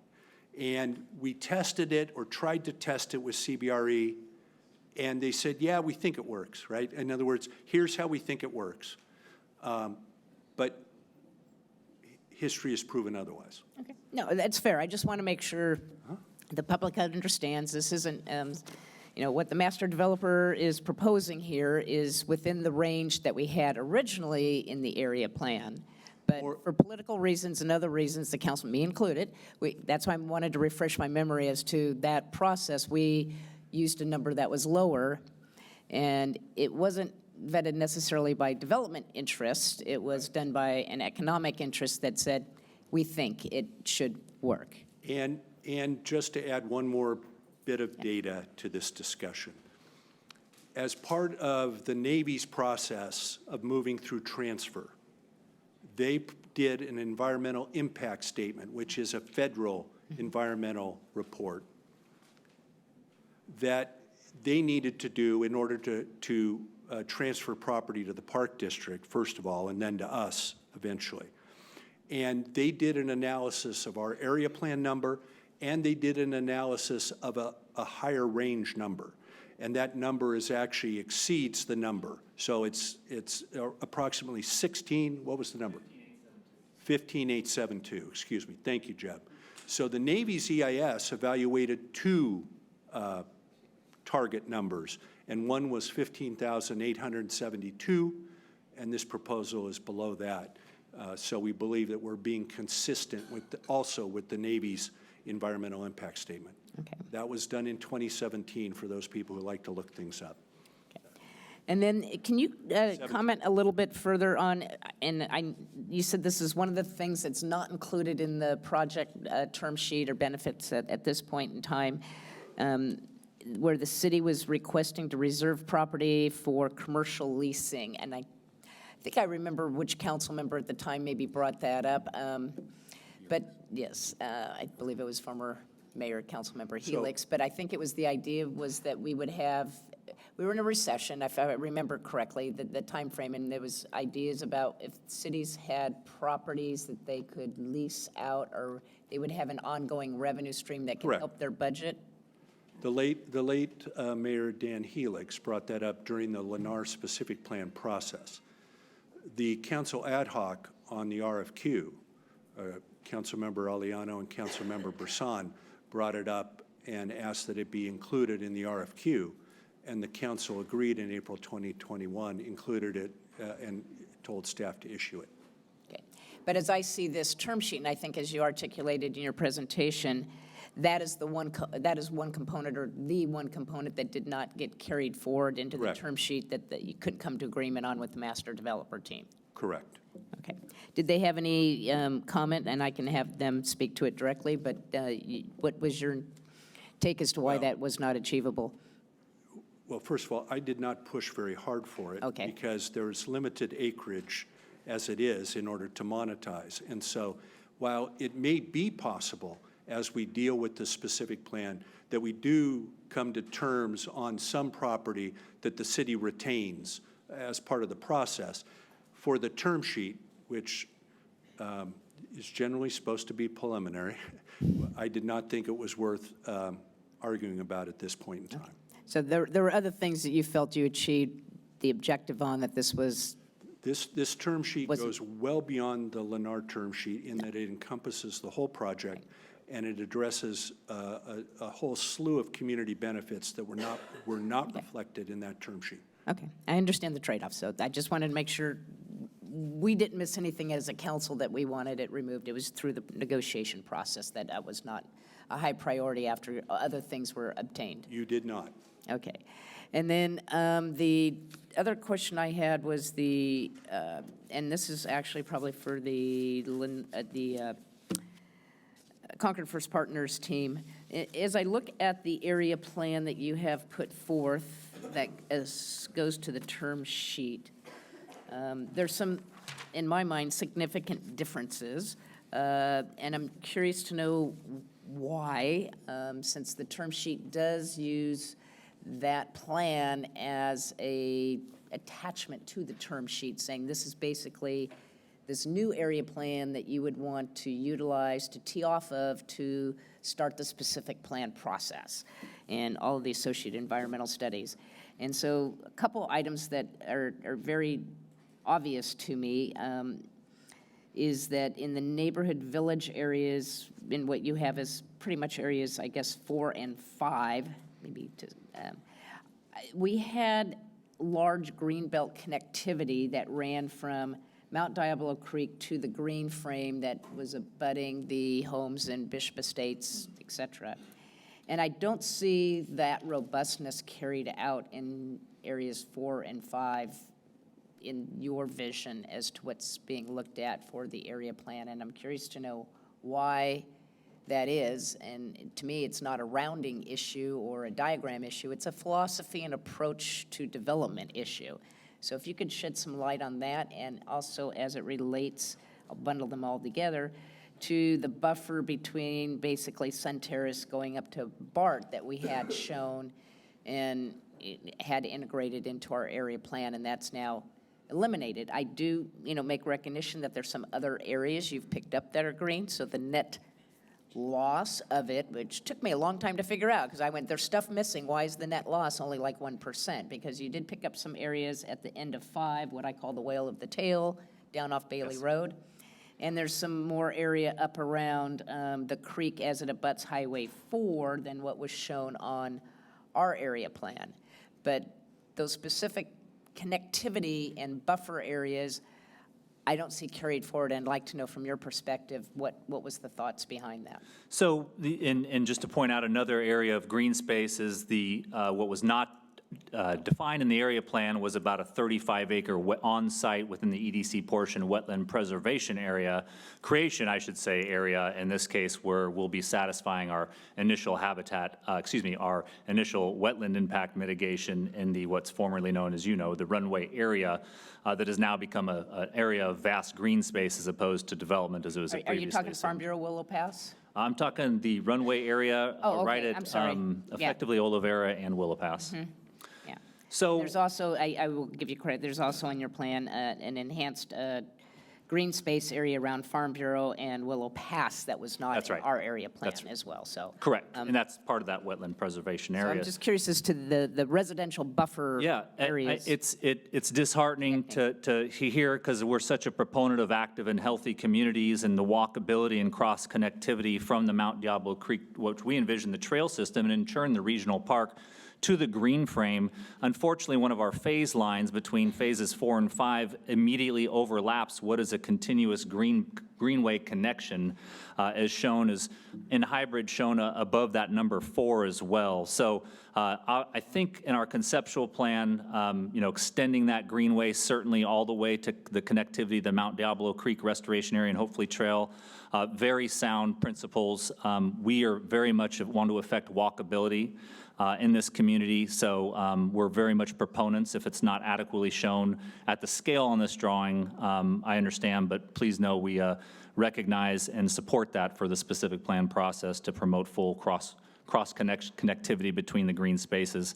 I could have Brian, of course, he's still here, our project planner, come up and talk a little more, if you'd like, about how, through the planning process, our goals would be to satisfy that pedestrian connectivity, if you would like, Mayor. Well, I guess I was just concerned that the amount of area set aside for it reduced as, well, not only did, and I understand if there's under that black line boundary between 4 and 5, there's supposed to be green there, it's missing. But we had, the 1, 2, 3 very broad connectivity pieces to really pull those open space buffers, green frames together. And I feel like I'm getting, you two can have a nice little pathway along the sidewalk with a little green belt strip, and that's not what that was intended for. So I'm trying to understand, because basically to enhance that would be you either increase density or you lose units. And so there was an approach there that stuff was removed, and I assumed it was done with an intent, purposefully, in terms of how to try to get everything to fit in, and those were things that got squeezed out. It was not an intended sacrifice to accommodate the planning area. Those cross connections will absolutely exist in our specific plan. It is important to recognize what we're looking at is effectively a 2,000-acre area as well. So when we're looking at what looks like very small and narrow east-west connectors, I don't know if Brian, if you're aware of the width of those in the program that we've provided. I'm not going to put them necessarily on the spot, but the scale of this drawing, the pinpoint is a few acres in itself. Well, I actually happened to take your scale and match it up to our original Excellent. area plan scale, and you're off by about probably a good 60%. Oh, interesting. Less. Of the cross connectivities themselves. Yes, Okay, so that's why it wasn't just a small amount. I went, there's a substantial difference. This is a little pencil line, and this is, I Of can course. put 2 lines of a You did- sharper on. You did the work which I should have suspected. So, you any would've. case, I was just curious to know how that had come about, other than it was to accommodate the unit count, and that had to, and you used the other acreage in the set aside so Right. that your total net was still similar, but some key principles we have in the area plan seem to have then, in my mind, gotten kind of short shift. So I'm trying to understand from your perspective what was the thoughts behind. Again, that certainly is a good comment for, again, the specific plan. I just don't want to indicate to you that we were seeking to shortchange to affect some sort of outcome by not showing a more robust cross-connectivity. Other things that are not shown on this plan is also, that came up earlier, are like internal subdivision parks, green spaces, pocket parks, plazas. So the type of green space applications and additions that you're referring to with enhanced trail systems, I don't view as any way, shape, or form impacting the feasibility of the plan, and I do certainly could commit today that And we I'm not, embrace I'm those. not, and I agree. I understand why think you're asking the That is question. consistent with our area plan, did not show that level of detail. I'm still looking at the big picture, and there's things missing between your big picture and our big picture that I'm trying to understand how you got to your big picture so different than ours. I would say while it may not be adequately represented on this plan, we are in lockstep with regards to our goals to provide full green space, east-west connectivity throughout the plan to connect all the green space corridors. And again, would seek to support that during the specific plan effort. Okay. And then if I look back to Area 2, one of the things that was very important and included in our area plan was the buffer to the Sun Terrace and the community there. And that is lost into your Area 2 section of your plan that you would like, that is referenced as related to the term sheet. We're certainly not objecting to extending that green space to provide that buffer. Again, we view that as a specific plan. Mr. Bierke identified, I think appropriately, that the zoning and whatnot really dictated what was reflected on this plan. But Again, if there is a desire to see more neighborhood buffering extending in Phase 2 north to existing neighborhoods, we certainly would support that as well. And then let me talk about or ask you some questions a little bit further from what Councilmember Albringer brought up about the neighborhood serving commercial area. In Phase 1, we've got 3,000 housing units approximately. And in the term sheet, it says a minimum of 10,000 square feet, and then you articulated a bit in response to her questions about, how you would see that. And I've also heard your response at the community meeting, which was asked about that. And I've gone around and looked at plans. 10,000 square foot is basically the AM/PM mini market that has the fast food service inside.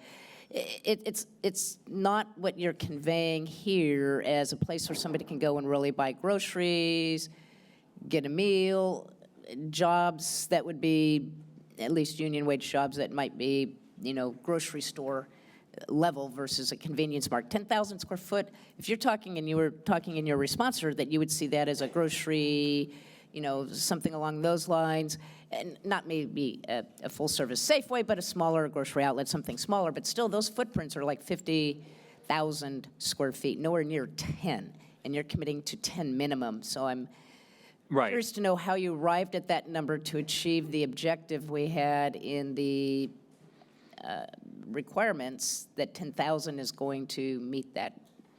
Well, again, in negotiating with city staff, we did not specifically identify what that use would be. I know that food service-oriented retail is a predominant priority throughout the planning area, and I do apologize if I mischaracterized. I was more referencing what it could be, but I agree with you. It's not a mid-size or mid-box grocer by any means, probably more of a convenience type or easily accessible goods as you've articulated. So I do not want to overrepresent what that is, but I do want to represent that that's not the totality of what we're talking about. The concern, and this is really a city-born concept that we agreed to, was we were showing exorbitant job centers and a lot of housing. Mm-hmm. And the question came up, we need a balance, a mix of uses out of the gate. Typically in developments, we would need, and retailers especially need, a significant radius of residential rooftops in order to support a condition by which a new store, a retail center, whatnot, would occur in that location. And because we know that we're not going to have the radius of rooftops out of the gate prepared, we recognize that together with your staff such that we did agree to at least a minimum catalyst opportunity to get some form of retail going. Maybe it's not food service. Maybe it's more like a coffee shop and a restaurant, as you somewhat articulated to. We don't view it as necessarily a gas station. That's not the purview of what we're thinking at all. We're thinking of an actual 10,000-foot building is what we're committing to, not anything less. So again, we're not talking about that being the only retail. We're just talking about our commitment to put that out in front, out of the gate, to establish that sense of place. And I realize it's a small form, but again, we're advancing that well ahead of when the market would bear it. And that's really, I think, the critical purpose of trying to establish some form of retail environment early on. And if I understood, that would be as part of Phase 1, is that correct? That is correct. Okay. So In Phase 1 of Phase 1, we have to remember these are 500-acre areas, in some cases larger, some cases slightly smaller. So, this bulk transfer idea, we're not getting Phase 1 in a bulk transfer. It's going to be sub-phased, as Mr. Bierke articulated as well. So I just want to make that clear. Understood. I just am trying to identify in the land use plan that you have where that 10,000 square foot, given where you have residential, where you're looking at open space, park, and then you've got the innovation district. You also have areas that are not in Phase 1 or 2. They're in 3, 4, and 5, where you talk about the village center. Like if you were to jumpstart and do a 10,000 or 20,000 square foot section of what would become the future village center, it's not in any of the aspects that's outlined in the attachment. I'm just trying to figure out what was the thought about where you might be looking at doing that. Would that be up in the innovation district? What was the concept to carry out that term? So we certainly envision allowing, or at least proposing to allow retail services in the innovation district. Of course, we still see that as a robust job center, but there's going to be supportive services in the retail environment to support that business park. We did not specifically program immediate retail center as reflected on this map, but certainly, again, I hate to keep saying defer to the specific plan, but yeah, certainly we're going to have a brand-new Willow Pass Road of 4 lanes, so the opportunities to place retail commercial along Willow Pass Road will pretty much be the extent of the areas within Phase 1, as you see on this map before you, and really could occur in any location, whether that be packaged in close proximity with the residential. At this point in time, most likely to be in the Innovation District where we have our non-residential land uses programmed. Okay. At this point, I think that's pretty much all of my major questions, and I'm ready to move forward to public comment at this point in time. I know. Okay, guys. So, as I had previously stated, for those of us who've joined after the beginning of this morning start of the meeting, the city clerk has speakers cards. We're going for those that are here in person first. If you want to fill, are the speakers cards still in the back? Joelle? Okay, so we have other blue cards on the back on the table there. We will provide those to the city clerk. She's going to call, 6, 7 names at a time? How many do you have? I know. But those people that their names are called, just go ahead, line up and go one. It doesn't matter to be in the order your name is called. Just say your name and you can go ahead with your 2 minutes of comment. So I'll have the city clerk please move forward with the public comment, and you get a 2-minute time period. The yellow light will blink when you have 30 seconds left, and the red light will blink when you're done. And if you want to support the other speakers and you really think that they're saying the right thing, you can just wave your hand, do a little applause wave. But please, no cheering, no jeering. We want to hear the comments of the speakers themselves. And with that, I'll ask, and just to remind, we're going in-person comments first, Zoom will follow. City Clerk, Ms. Faulkner. Okay, the first speaker is Juan Pablo Galvan. Tom Hansen. Greg Fear. Tim Frank. Eric Haynes, Corey Warner.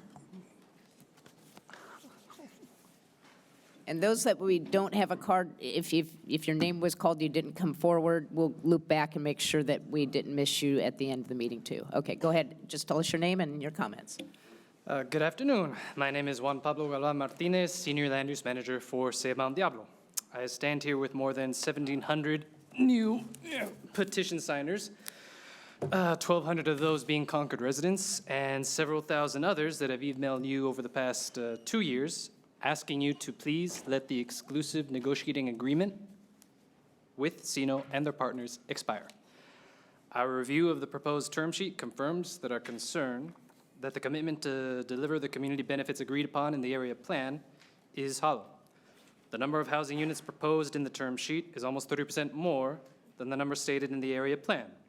This makes an already huge project even more enormous without due process or recognition that it is a large deviation from what the community and council approved in the area plan.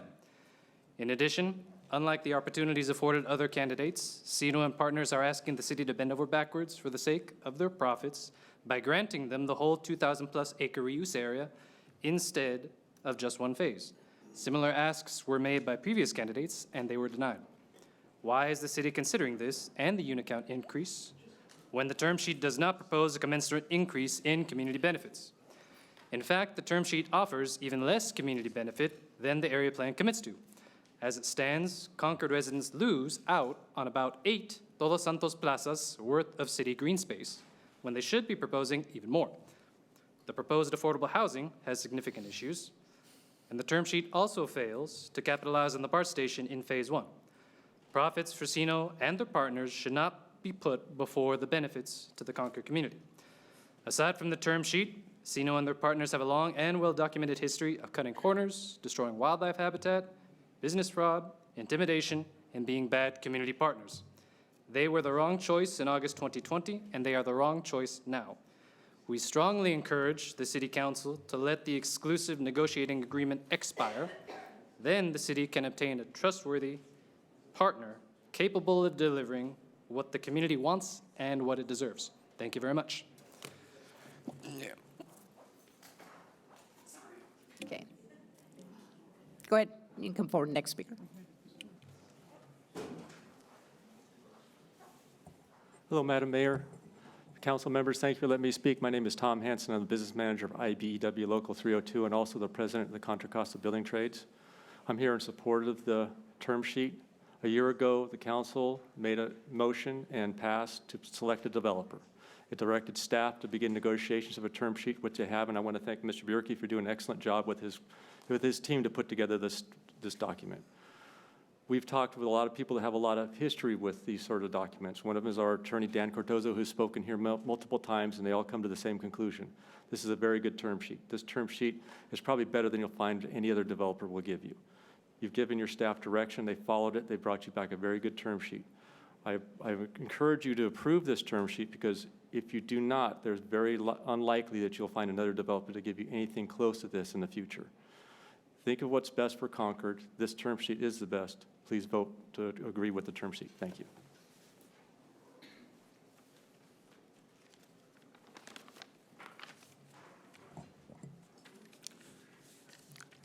Hi, Council. Good afternoon now. My name's Corey Warner, and I'm a local resident in Concord, and in my 5th year now with the Apprenticeship of Sheet Metal Workers Local 104. I just wanted to take your time today and say I'm in support of the term sheet and urge you guys to vote yes for it. But beyond that, the housing components can provide many middle-class families here in Concord the opportunity of home ownership and the ability to stay here locally. Specifically regarding the term sheet, I appreciate how it clearly spells out pathway to different phases and how much upfront community benefits we're achieving in these first few phases, especially with the 0.25% of affordable housing thrown in. We haven't seen this with previous developers as stated before me, and the chances of seeing it again are low. As a Concord resident, I'm asking you to keep the process moving forward, to continue negotiations and talks in support with this term sheet, hopefully to help get folks like me and others at work. Thank you for your time. I appreciate it.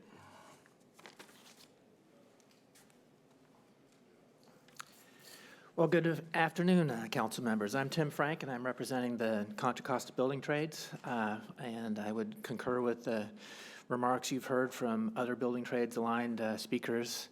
This is actually quite a remarkable term sheet. It is a step forward from what you've seen before with Lennar.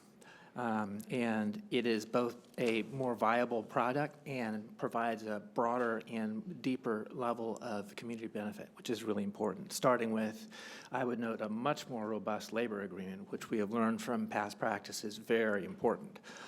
But it also actually has more affordable housing in it, and it has more revenue sharing for the city, so it is a more generous offer for you, and more money for parks. And, you know, the irony is the controversy often is focused on what about the additional 3,000 units. And the irony there is that the 3,000 units are in themselves are in many ways a community benefit. They actually provide a more robust use of this land as a priority development area, which we know from the EIR on the Plan Area 2050 is actually one of the principal strategies for reducing greenhouse emissions at the regional level. And it also provides a stronger tax base here and the rooftops necessary to support a more robust local retail component, which we think is essential to the proper functioning of a good walkable neighborhood. And at the end of the day, it means that there's more affordable housing. And the affordable housing comes in a more interesting package because you continue to get the 3,020 units that would be provided in the form of developable pads that tax credit developers can use to develop traditional large projects. And additionally, you have a second strategy that the market rate developers will use to provide, concurrent with their development of the market rate units, the junior ADUs, which actually are themselves kind of a best practice because they allow for the spread of affordable housing in areas that Your time's up. mostly a single family. So this is a benefit, and we'd encourage you to support the term sheet. Thank you. Thank you. Next speaker. Good evening, Mayor Hoffmeister, council members. My name is Eric Haynes, resident of Concord since 1987. My family has been here since the 50s. I'm speaking on behalf of myself and as a member of Sheet Metal Workers Local 104 and its thousands of members in Contra Costa County, and as a delegate to the Contra Costa Building and Construction Trades Council. A substantial profit sharing, well, these are the fabulous parts of the term sheet. Substantial profit sharing provision for the city, project-wide project labor agreement that will ensure the hiring of local workers, prioritize recruitment and employment of military veterans, will maintain area wage standards, and will provide apprenticeship training for local residents. An accelerated debt reimbursement plan for the city from the developer, way faster than anything that was proposed before. Housing for the homeless, and land for future food bank expansion. $50 million towards affordable housing on top of the developed pads that will be alone worth hundreds of millions of dollars. Contribution of lands for a future Veterans Hall. $100 million for the Tournament Sports Park. $65 million for the Campus District Community Center / library. And I would like to ask that the council vote in favor of staff's recommendation to move forward with the term sheet. And I would also like to clarify, disbarment is a CSLB-related issue for clarification for anybody that is interested. Thank you. CSLB is Contractor State Licensing Board. Steve Burnett, Jason Washington, Rick Drury, Dan Torres, Nick Goodwin, and Ryan Lange. Good afternoon. My name is Stephen Burnett, and I'm a journeyman with Sheet Metal Workers Local 104. And I live in the city of Concord with my family because I love so many aspects of the city. A challenge of any construction worker in this area is the uncertainty of where your next job will be. And the majority of the time, we have to travel a long way if we want sustainable work. What's before you today is a well-thought-out term sheet that is important to both the sustainability and the growth of our community. I mentioned the first piece about my background as a union construction worker because an important part of the term sheet to me is the project labor agreement component. But there's so much more to this term sheet that's valuable to our community, from the amount of affordable housing to the open space and the trails. This is the best possible project we're going to see at this site from a community benefits aspect. For that reason, I'm asking you to proactively support this term sheet that's in front of you and get it signed. Thank you for your time and support.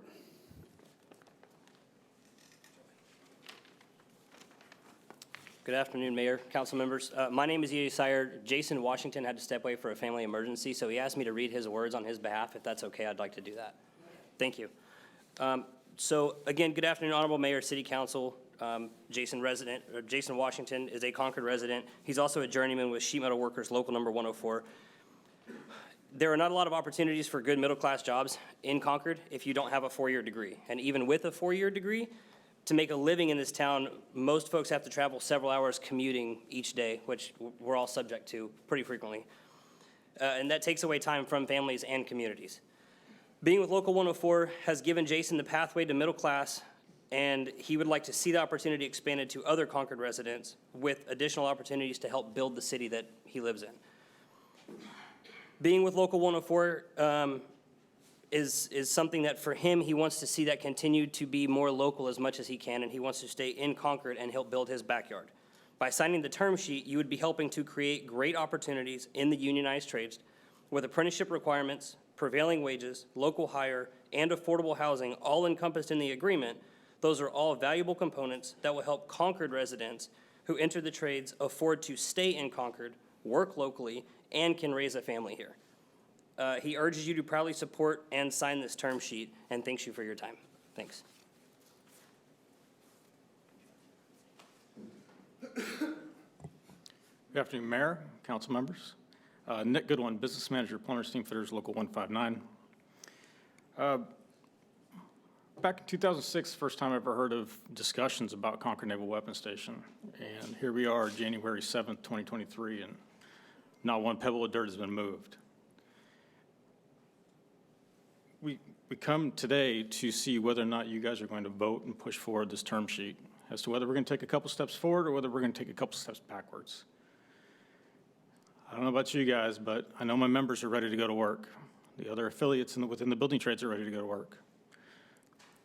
I urge you today to consider this term sheet and please push it forward. Thank you for allowing me to speak today.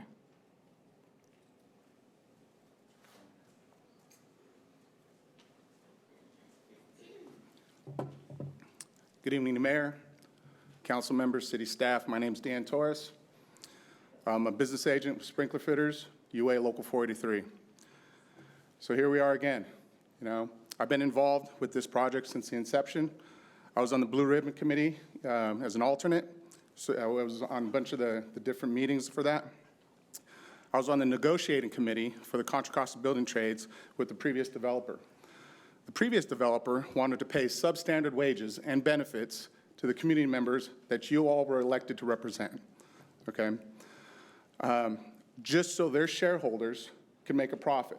You know, the shareholders that I represent tuck their kids in every single night. Approval of the term sheet will move one step forward to what will be a regional project, an economic engine, not just for Concord, but for the whole region. Concord's model is Concord, where families come first. Many of those families were here in favor of you accepting this term sheet. 40% local hire provision that will provide opportunities for the members of this community. Guy Bjerke with the Local Reuse Authority suggested approval of the term sheet. This will be a 40-year build-out. Members of this community could have their whole careers building this project. Members that you represent that live here today. Mayor Hoffmeister, Councilmember Aliano, Brisson, Obringer, Nakamura. If previous council members had taken the position not to do any development, we wouldn't have a Concord that we have here today. There's only one decision to make before today. That is approval of the term sheet. I urge you to move forward and approve the term sheet. Thank you for your time.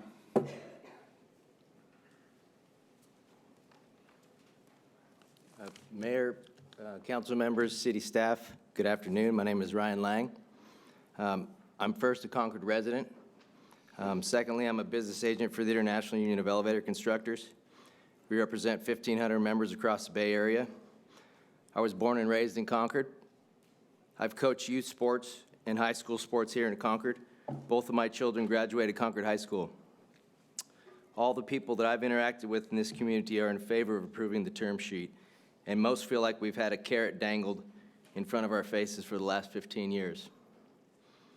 It's time to get this done. Please approve the term sheet. This term sheet is much more favorable to the city and the community than the term sheet that Lennar had. Thank you. Good evening. My name's Rick Drury. I'm a business representative for Sprinkler Fitters, Local 483, and I represent the Sprinkler Fitters in Concord. After 15 years or more, we finally came to a path forward to develop Concord and bring much-needed housing to the area with a local developer. Please approve the term sheet so we can move forward with this process. Thanks.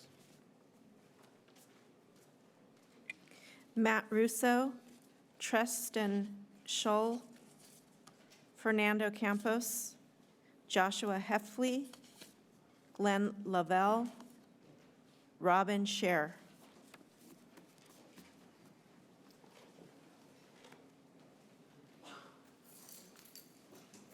Council, thank you. I'll make it short and sweet. There's several things that bring most forward, the most important things to a community, and that is excellent paying jobs. Those are union jobs. As you can see, the majority of the people who have spoken thus far come from that background. I can say honestly, the path to prosperity is good jobs. It's the bottom line. So if you want affordable housing, you want people to prosper and to grow your community, this is the way to do it. Please vote yes. Good afternoon, council members. Mayor Hoffmeister. Thank you for giving us the chance to speak here with you today. My name is Tristan Shaw. I'm a business rep for Labor's Local 324 and also the Vice President of the Contra Costa Building Trades Council. I'm here today to ask you to please move forward and vote in favor of this term sheet. We've all spent many, many years waiting for this project to move forward, and we finally have a partner who came to Labor and asked us, hey, we want to partner with you. They came to the city. They're willing to share the profits and be a complete partner with the city. This term sheet has considerable economic gains for the city and for the residents of Concord, for the members of the building trades. And we've gotten so far now for the staff to actually recommend that you approve this term sheet. That's a fantastic choice by the staff, and we suggest that you guys listen to the staff, listen to the residents of Concord, listen to the building trades councils, and move forward with Concord First Partners in this term sheet. Thank you very much.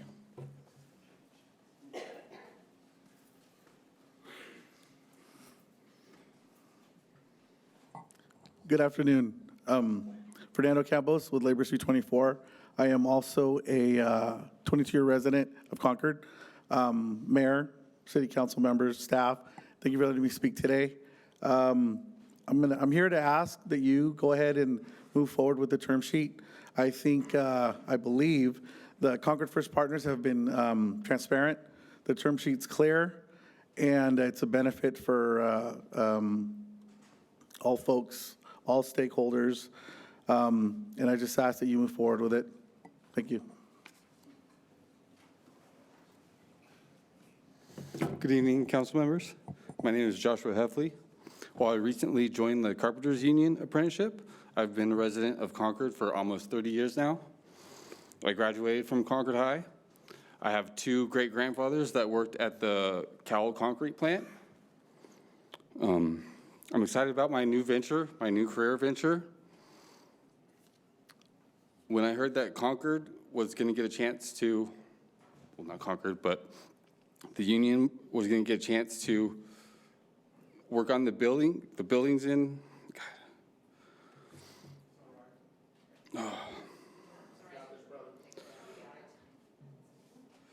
As a Concord resident, I was pleased to hear the commitment that has been made on this development with Labor.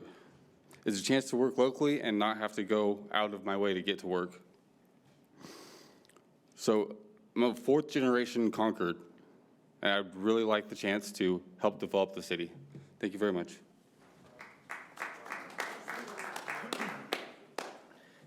Good afternoon, Council. My name is Glenn Lovell, Special Projects Coordinator of Plumbers and Steam Fitters Local 342. Here in solidarity with the building trades, the broader labor movement, and community allies, speaking in favor of this council proceeding and supporting this term sheet and moving forward in the process. Taking it from the top, of course, we know categorically that these terms, these policies would allow this project to support middle-class careers, not just the jobs, but careers across the board, utilizing the world-class debt-free apprenticeship programs throughout the 30 years of construction that we are facing here. Incredible opportunity for workers throughout the construction and beyond. We know, of course, the massive environmental benefits and the thousands of acres of land rightfully preserved. And in terms of the investment in transit-oriented development and public transit that is key to combating climate change and reducing greenhouse gas emissions while reconciling that with the needs of community and economic growth. We see, of course, the historic opportunity there with 25% affordable housing, an increase of 30% over the last offers in terms of housing. To put it pretty simply, we know that this is an historic opportunity. We know about the need, of course, for planning for the future that reconciles the needs of workers, the environment, and housing. We've seen it in our national discourse. We've seen it statewide. The quality of development that we're looking at here is cutting edge by Bay Area standards. For that future, for workers, the environment, and housing, let's make a little history and let's move forward and improve the timesheet. Thank you.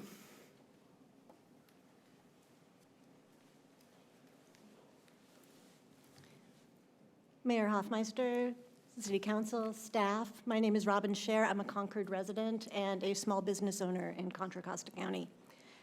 You know, an unfortunately timed article and very glossy, full-color, 4-page brochure arrived and stirred up a lot of emotions and rumors.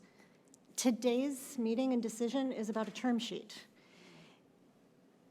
So this meeting and the decision should be based on the content of that term sheet and the competence of the city staff who negotiated it.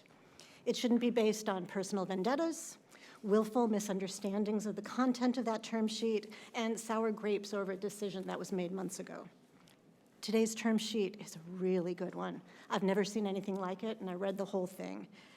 It has incredible community benefits, desperately needed housing. We need more housing than was proposed in 2012. We need it.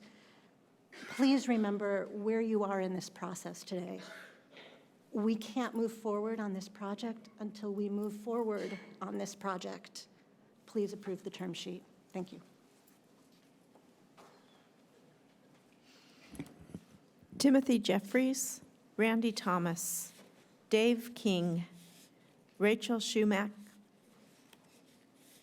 Cesar Vasquez, and Caleb Matheny.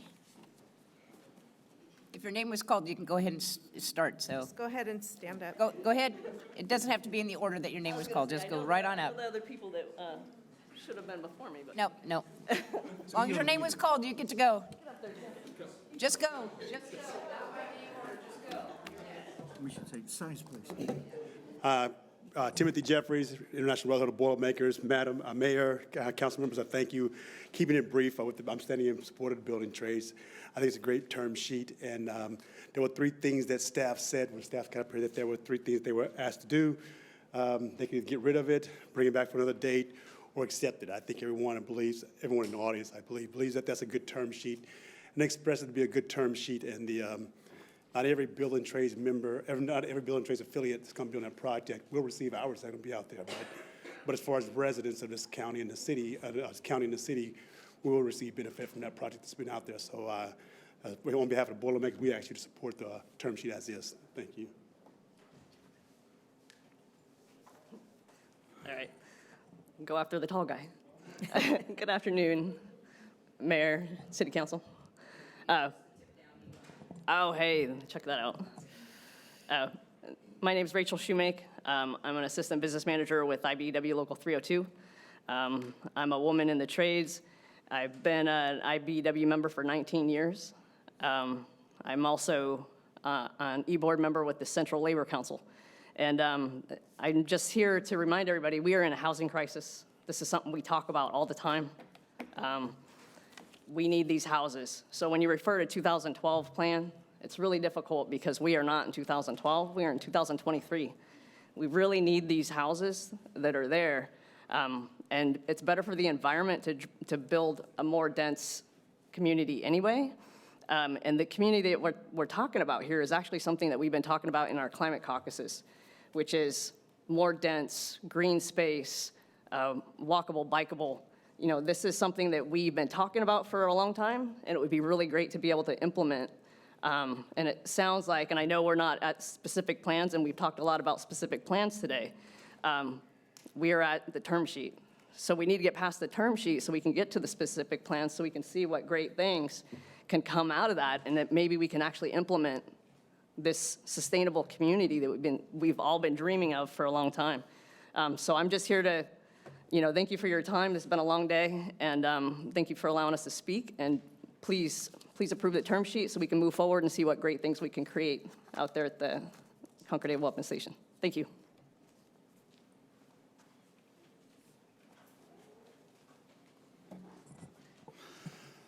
Good afternoon, Council. My name is Randy Thomas. I'm the business manager of Boilermakers Local 549, located in Pittsburgh, California.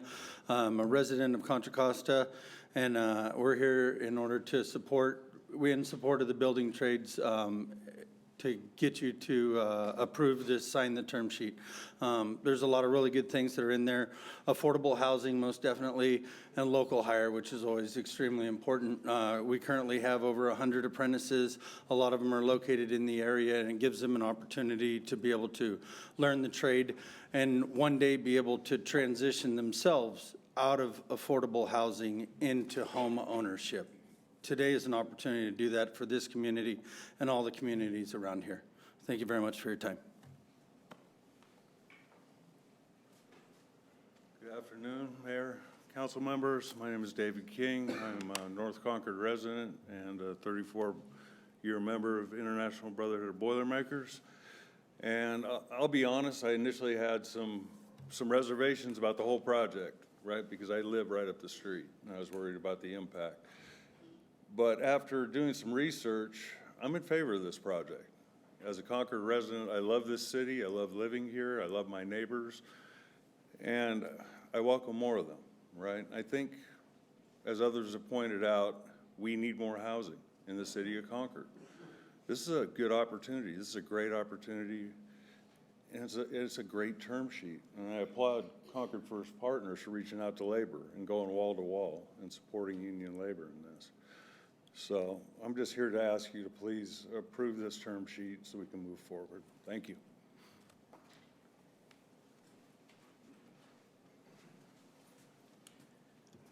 Hello, everybody. Mayor, Vice Mayor, council members, staff. Thank you for being here today and fulfilling your obligation to public service. My name is Caleb Matheny. I'm the business agent for Plasters and Shop Hands Local 66.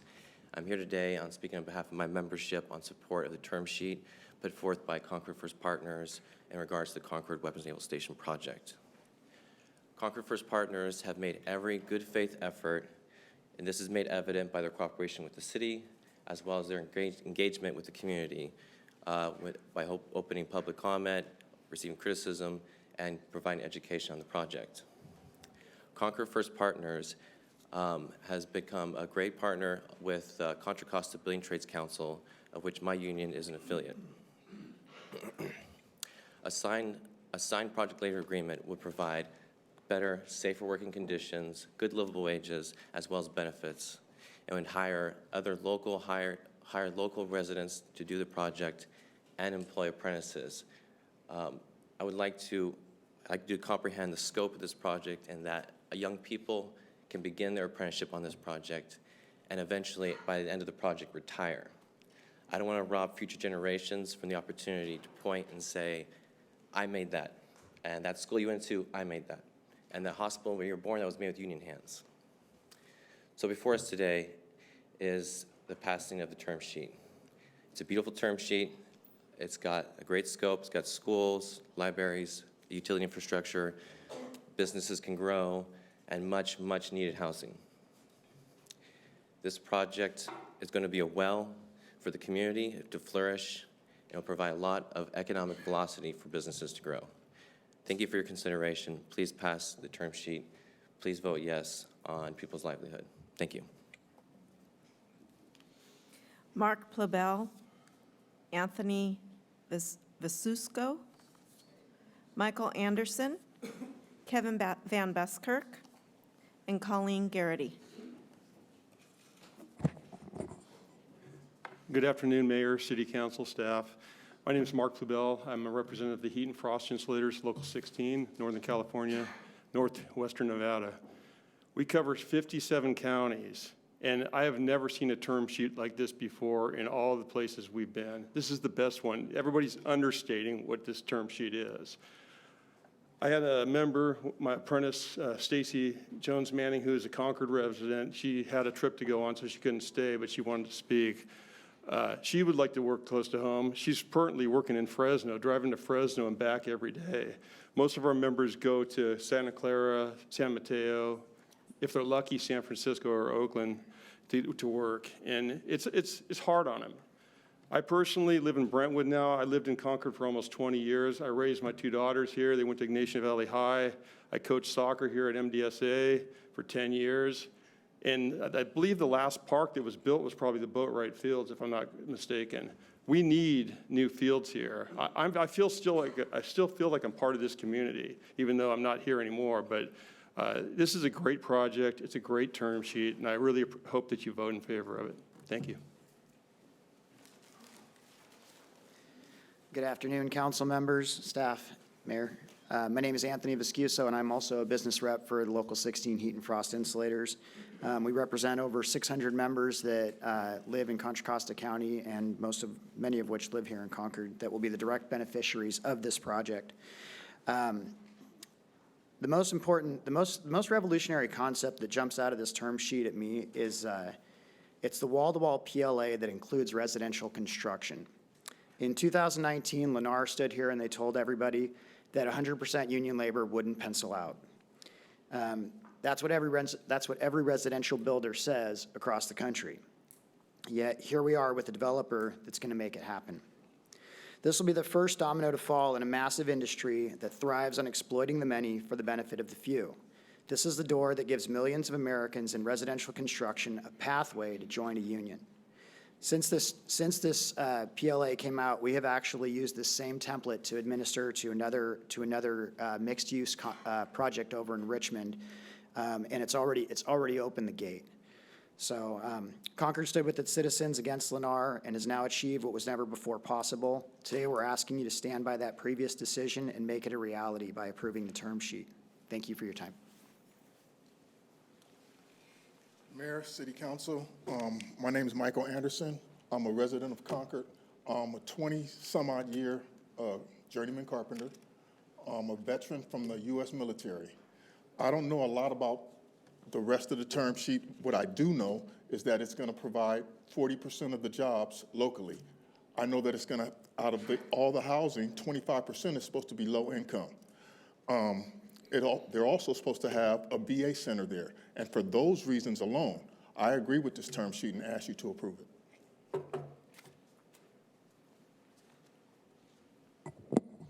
Good evening, Mayor, members of the council, staff. You all know me. Maybe Council Member Nakamura does not, but I've been here since 2006 through this whole thing, and a lot of you have seen me here with this. And a few years ago, we said bye-bye, or you said bye-bye to Lennar, and we know why, and you heard why here today. I gotta say one thing is bravo to staff for what you've done here with this term sheet and what you've brought forward to the City Council. And bravo to this development team, the best in the area. This term sheet and what they've committed to, you have fine developers here. This partnership of Concord First Partners is the best I've seen in 38 years in the construction industry, 28 years representing my members of Local 104. I'm retired now. It's great. I highly recommend it. But you will not find another development team like this one here. I've personally worked with all of them here. And get off the shenanigans of the vendettas and things of this nature. This is the best term sheet I've ever seen. And I think it would be foolish to not move forward with this. It's given every craft a seat at the table. It's giving you folks the ability to drive what happens out there. Them come back to you. You have to come back now and get to the next step. I'm drawing a blank on that, the specific plan. So you're going to be able to answer a lot of these questions there. Hopefully, you'll be able to go back to some of your constituents and let them know that by passing this term sheet, you're doing the right thing for all of Concord. And they will have to see the proof in the pudding. But you got a great job by staff, a great job by the term, and you heard what everybody else said about putting people to work. Thank you for your time. And you want to say Happy New Year to all of you. Who are you again? Oh, I'm sorry, Kevin Van Buskirk. Thank you, Kevin. Thank you.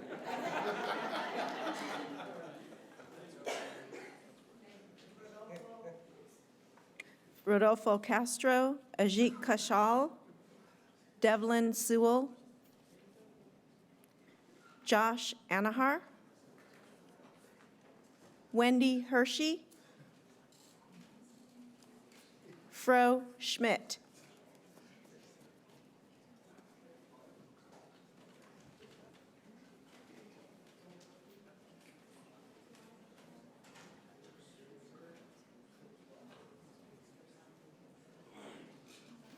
Just come up and get in line. You don't have to be in the order your name was called. If your name was called, just come up, say who you are, and you can go ahead and give your comments. There you go. Just twist it down and it'll Do this. My name is Wendy Hershey. I am very pro-labor and want some good jobs in our area. That's incredibly important to me. Counting the JADUs as affordable housing troubles me, but not nearly as much as the rhinoceros in the room. Discovery Builders, with Albert Sino III at its helm, makes up 45% of Concord First partners. Many folks around here don't trust Discovery Builders because of Mr. Sino III's past actions, which have been well documented. I know you received a number of petitions about this. Miraculously, fresh new information about Sino family infighting and lawsuits has come in the nick of time. Mr. Sino III is embroiled in big lawsuits, and this could raise questions about his integrity, more questions. By the way, I imagine this must be very painful for the family, and I offer my condolences. Dan Borenstein, in his article, Sino versus Sino, Building Empire's War of the Roses, informs us that there is currently a lawsuit within the Sino family that will have major consequences for Albert Sino III and can affect the job you are considering giving him. Borenstein concludes his article with these words: case management conferences are scheduled for March in the litigation over control of Sino Jr.'s companies and for January the 12th in Sino III's lawsuit accusing his father of trying to disrupt the operations of Discovery Builders. With the cases unresolved and without an independent investigation. Your time is up. If you have something in writing, you can leave it with the city clerk. All right, we need time to investigate. I Thank you. recommend postponing approving this. Thank you. Our next speaker. Thank you all for having me again. Hello, Devlin.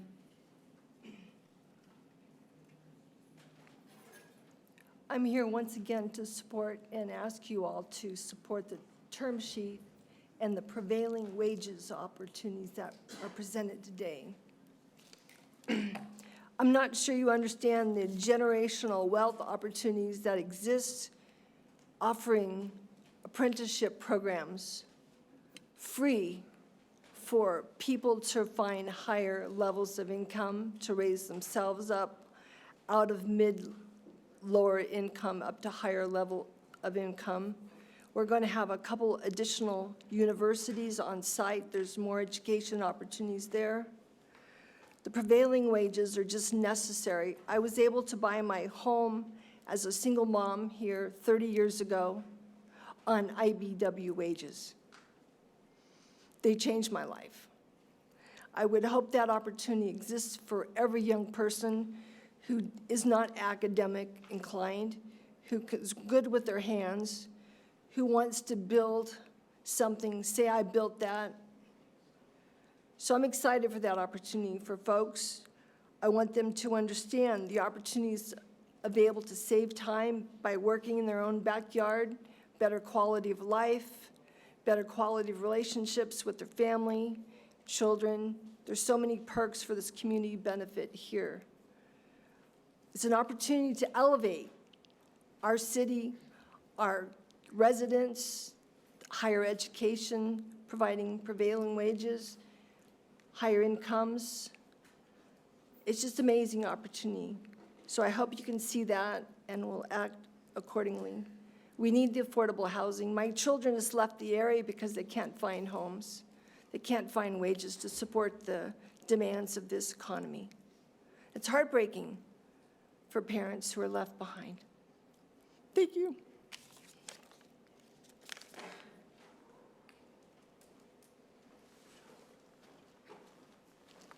Mayor Hoffmeister, City Council, hello. Josh Anajar, Contra Costa Central Labor Council. We're a federated body of 85 unions representing over 85,000 workers here in Contra Costa County. I'd be remiss if I didn't say last time I was here was before vaccines, before any of this, right before the whole world shut down. And in that moment, you showed leadership. You rejected a developer that was going to go towards exploitative models of work. And I'm not here to condemn or to praise developers. I will praise the term sheet, and that term sheet is amazing and should be accepted. One of my previous jobs when I first started in the labor movement was with the building trades in Arizona, and it was organizing home construction. The amount of exploitation in the underground economy that goes without having a voice at work or having contractual labor when you're building is astounding. It's astounding. In Arizona, I saw people putting tar on roof without any water breaks or any sort of voice at work.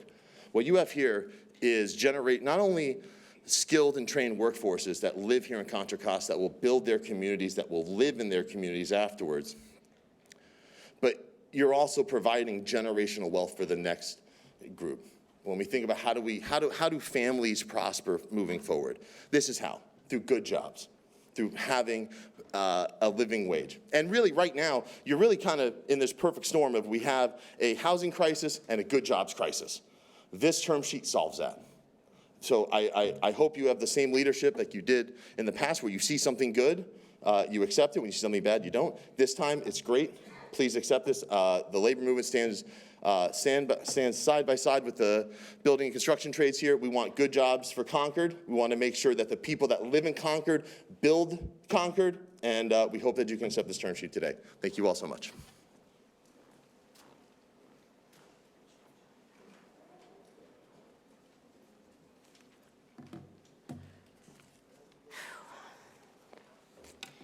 My name is Fro Schmidt. I live in Concord on Ahmed Avenue. I have a business on Mount Diablo Street. I own the Art Cottage, which is a little gallery, and I try to promote local artists, and I teach after-school classes. My students range in age from 4 to 77, and I charge minimal, and my supplies are usually donated and left on the front porch, and we use what I get. So I feel that I'm giving back a little bit to the community of what I love to do.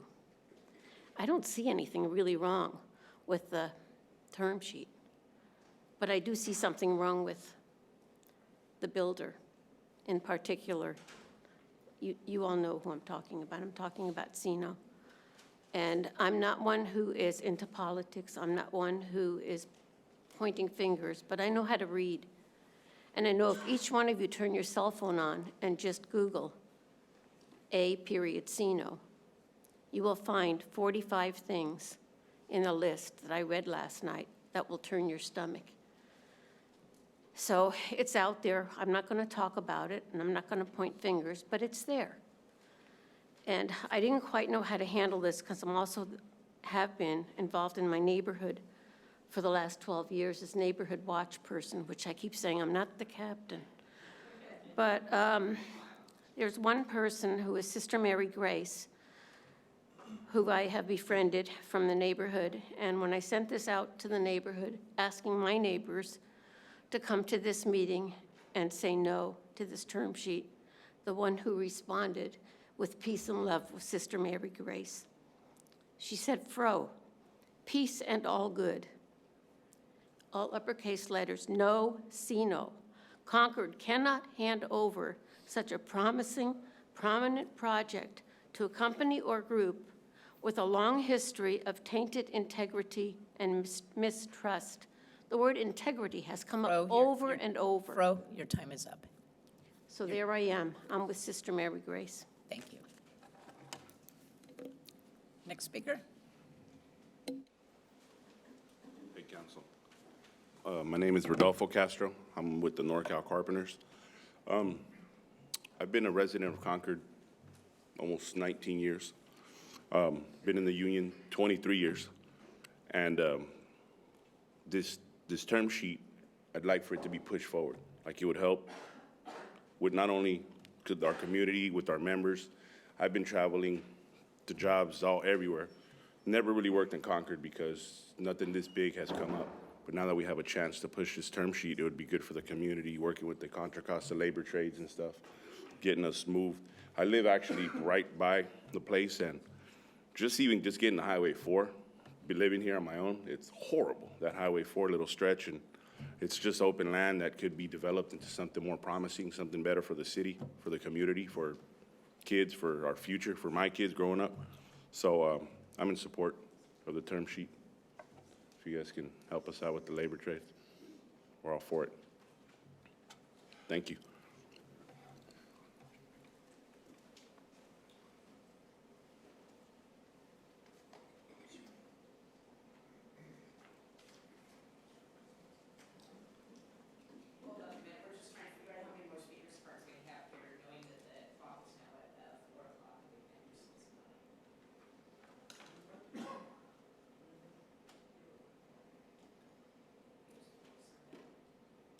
I have 53 speakers left.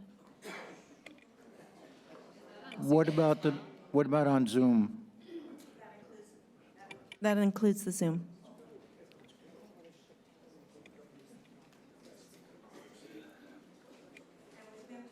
We've been through 37, so it's going quick. Sorry, I just want to check in with my colleagues so they know where we're at. So we're going to go ahead and go forward. Do we need a break? 4:30. Okay. We're going to try to call you up still in batches so it's more efficient for us to not wait for any one person to keep coming up and down and up and down. So we'll go ahead and do that. We'll take a break at 4:30. We'll get through all of these. We're going to try to go through all of the public comment before we adjourn this evening. So we may not get to our deliberations tonight, but at least we'll get through all of the public comment is our goal. So Ms. City Clerk, if you can call the next group of speakers. Sharon Golden, Patrick Bolio, Chris Snyder, Dan Patterson, Woody Karp.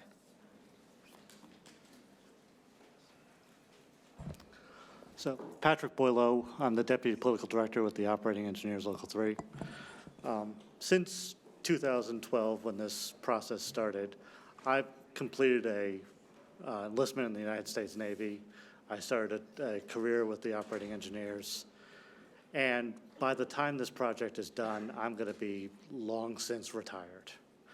But I do want to urge you on behalf of our members, on behalf of the members who haven't even joined our union yet, to accept this term sheet. This is a generational opportunity to bring jobs to the building trades, to bring local jobs here to Concord, and to give opportunities to veterans like me in the building trades to build our communities right here in Concord. So please accept the term sheet. Thank you very much. Good evening, members. My name is Chris Snyder. I'm with the Operating Engineers Local 3. I'm the Political Director. Appreciate the time, the opportunity to speak. The Operating Engineers has over 40,000 members that we represent, and we represent folks in 4 states. Most of our folks are right here in Northern California. And as of January 4th, my office, we just moved our entire union headquarters that covers the entire western region and the Pacific Islands right down the street here in Concord. So we're community members. We have over 1,200 apprentices in Northern California now. We're spending over $30 million a year, bringing in men and women out of high school, out of prisons, from helmets to hard hats, and we're putting them to work, and we're giving them careers where they have, the union changed my life. I came from a very, poor background, but you have a pension, you have retiree medical, you have the ability to continue and upgrade your skills through the collective bargaining agreements, and this is such an opportunity, this term sheet, because it's just going to keep that whole thing going. Like Patrick said, long after I'm retired, but far into the future. And we're a part of this community, and we live in your neighborhoods. I eat here in Concord and work out of Concord, and I've been coming here too since 2005 and 6, and it's just it takes a lot to keep this ball rolling up the hill, and this is a huge moment tonight that you guys.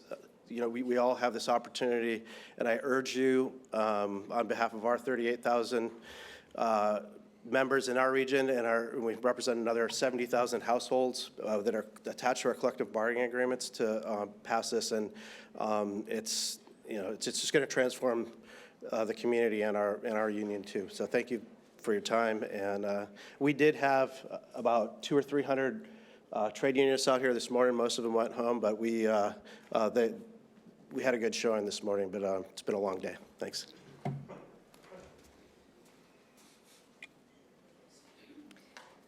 Tyler Morici, Nancy Arroyo Avila, Greg Brumley, Allison Seavey, Randall Taylor,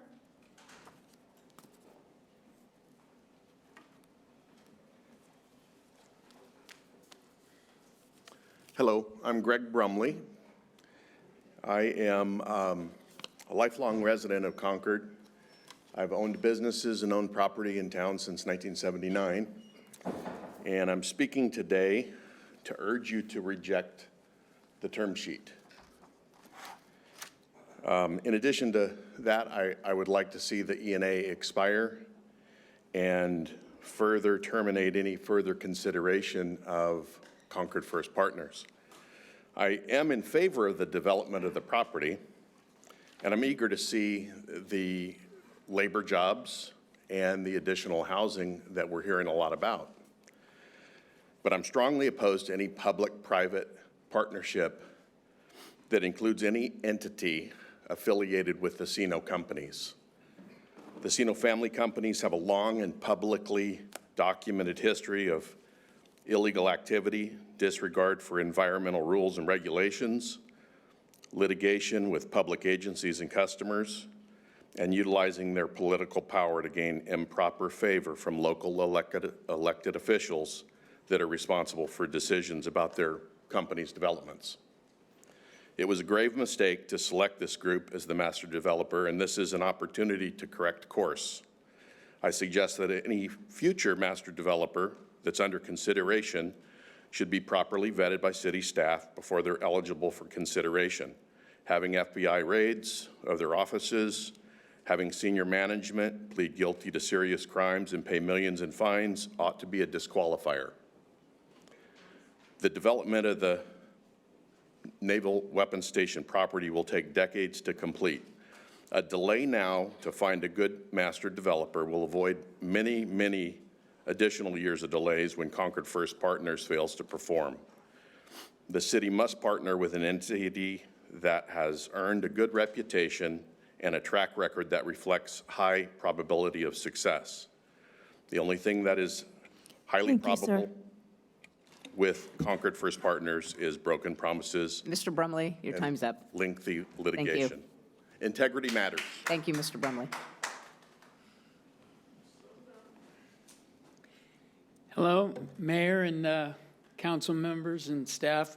I'm Pastor Randall Taylor, Praise Chapel Christian Fellowship, and I'm here because I've been a little concerned about the history. I think it's a great plan, first of all. If you can work out all the negatives we're hearing about certain people, I think it's a great plan. I think we'd have like almost a utopia on our hands if that's built as stated.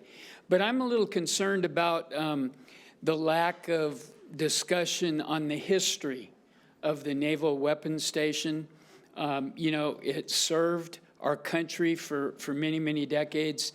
A lot of our veterans that are even alive today that worked there, you know, and protected our country.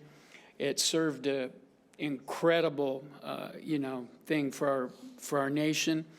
And so there's a chapel there on the grounds. And I've heard that, you know, they're planning, they don't know really know what to do with it. They're talking about maybe tearing it down. They say it's beyond repair, but I think anything can be repaired. It's not on the property area. Oh, it's not? Okay. The Navy still owns that. Oh, good. Okay, so it's going to stay. It's up to the Hopefully. Navy. I'm going to talk to the Navy about that. I think it needs to be restored. Yeah. I think it needs to be restored, you know, and I'm glad that they're putting a brand-new veteran center there. That's really great for them, and thank you very much. Thank you. To go to a higher authority.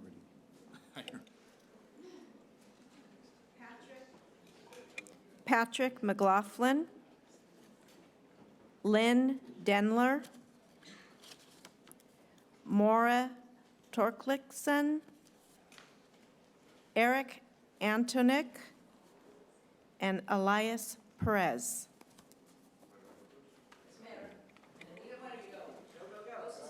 Yes, hello, Council. Thank you for hearing us. I just want to say that this, the agreement that they worked out is really unprecedented. The group that is, giving us the contract is, agreed to go all union, which, excuse me. We've tried this with other developers, and none of them were able to meet our wants and needs, and this guy's actually done it. And I know he's got a sketchy history, and I actually worked for CNO a million years ago, non-union, and I understand people's concerns, but when you hire union, you're not only, we have a standard that we live up to. When you hire union, there's a standard that we live up to. We're highly trained. We go through 5 years of training, and those are concerns. Or those complaints with CNO is for non-union. He's not a union guy.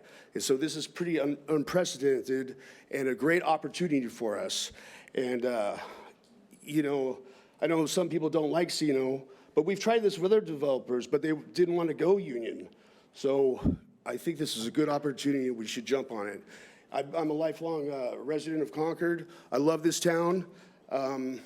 It's not only good for union carpenters and all these other trades, but it's also, it's going to be a huge influx, to our city.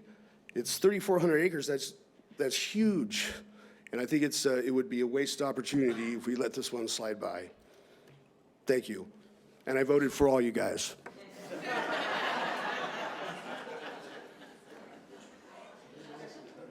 Good afternoon. My name's Maura Torkildson. I've been a resident of Concord since 1986. Thank you for holding this and allowing us to speak. So I'm not opposed to the term sheet per se. I see the need for housing. We have a housing crisis in this country, and I work with the population, part of which are homeless, and I see the impact of that daily. I also work with the population that I help get jobs in the union, so I fully support the union as well. And I'm an environmentalist, so that also matters to me a lot. So there's a lot of conflicting, pulling things going on there. But the thing that really bothers me is the lack of integrity of this organization. And the corruption is tearing this country apart. And the only way that we're going to stop that is if we stop it at a local level. It has to start here. So I'm asking you, do not approve this term sheet. Do not approve this organization. They have shown themselves, as other people have said, they've had problems in Pittsburgh. They've had problems in Antioch. They've had problems draining ponds, killing frogs. Those animals are part of our environment as well. So it's very important that we do this right. I want all that housing. This is going to have huge impact on me because I live right there on Sun Terrace, and it's going to change my life. But I'm open to the housing and all of that because I know it's such a need. I don't want to do the NIMBY thing, but I don't want a corrupt organization. So please do not approve it.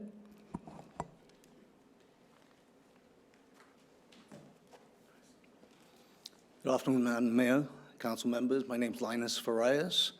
I have and continue to be a resident of Concord for 32 years, and I've chosen this city to raise my family here. Phase 1 of this reuse project will impact me directly.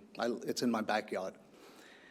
Development of the area, however, is a smart use of land that will support the local economy, advance intelligent suburban development in central Contra Costa County, and demonstrate the benefits of this well-thought-out plan with adequate controls. I encourage the City Council to approve the recommendation to proceed to the DDA stage of the negotiation period after appropriately addressing concerns I've highlighted in an email to the Council provided to the City Clerk.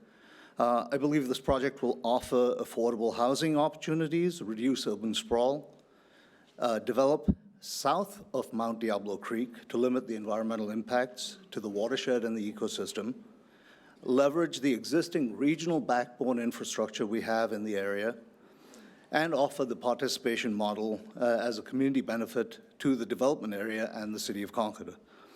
I acknowledge some of the concerns that Save Mount Diablo, the environmental interest group, has raised, particularly those about the compliance record of the CNO companies, a member of the partners, the CFP. These concerns should be addressed as part of the process to assure the city that this project will be implemented in a legal and transparent manner. This multi-billion-dollar project will increase the number of residential housing units in the city by nearly 25% and significantly impact the population of the city. The term sheet does need to specify the traffic impacts and mitigations to the city and my neighborhood. Particularly, I think that the widening of Willow Pass is inadequate. It needs to be wider. Additionally, police services Linus, your time's up. Okay. Thank you very much. Bye-bye. We got the gist. If you have something in writing you want to leave with the city clerk on the rest of your comment, you did that? Okay. And if I could, We got one your thing email. separate from here, the pastor's suggestion, maybe the term sheet can consider moving the chapel over. Okay, thank you. Next speaker, thank you. Hi, everybody. My key takeaways are that we're intent on making a small number of already wealthy people yet wealthier. That's one of the takeaways. Another is that the unions, and more power to them for advocating for themselves, but they represent a minority. Another takeaway is that the city coffers might be filled by some sort of profit-sharing surplus. The scraps are going to be given to us residents of Concord. We can do so much better. Yes, we have an opportunity. We have a gold mine that fell into our laps. We have an opportunity to do something revolutionary that would gain worldwide acclaim if we democratize capital. Instead of giving ownership to a small group of people here, why not disseminate that? Give us all stocks give all of us stocks in this entity. Form a nonprofit, put the stocks into trust as the retained earnings of the profits of this enterprise over the course of 7 or 8 years pay off the loans. We would become more and more vested. We would become owners of this development instead of 3 entities being the owners. All of us Concord residents should have a legacy by owning a stake in this entire enterprise, not just, again, dealing with scraps, trickle-down scraps. And for some reason, year after year, the city council seems intent on whether it's Lennar or the other entities, Catellus, Brookstone, CFP, they want to give ownership to a very small group. And Mr. Bursan, you've dismissed this casually as not feasible. No, it's eminently feasible. It takes some imagination, it takes some guts, but we can do something where we, the residents of Concord, will own this enterprise and benefit for generations. It's very simple to do. And I don't know why there hasn't been any due diligence on your part to represent your Concord residents by pursuing this in a transparent and thorough fashion. Thank you. Thank you. Mario Santoyo, Jason Lindsay, Alan Kober, Alexander De La Campa, and Andrea Morgan. This originally said good morning, but good evening, council members and staff. My name is Jason Lindsay. I'm President Business Agent of Iron Workers Local 378. I represent 2,600 of the most productive and safest iron workers that exist, half of which live in Concord and the surrounding cities of Contra Costa County. Every stakeholder in this group is getting something from this project: affordable housing, veterans land, transit-oriented development, transitional housing, Habitat for Humanity, creek restoration, wetland preservation, food banks, library, community center, small business, schools, over 3,000 acres of green open space, and high road labor standards. I don't know what's not to like about this project. This term sheet promotes developer accountability through city oversight and labor oversight through the PLA, and includes additional community benefits above and beyond any other project I've ever heard of, and I've been in this industry for nigh on 30 years. The root word of progressive is progress. The fact is, people will continue to flock toward the Bay Area for the same reason why we all love it here. We have an opportunity to help meet the housing goals of this state and do it in a responsible way that addresses the needs of all. Please vote to accept the term sheet and put this plan into action. Thank you.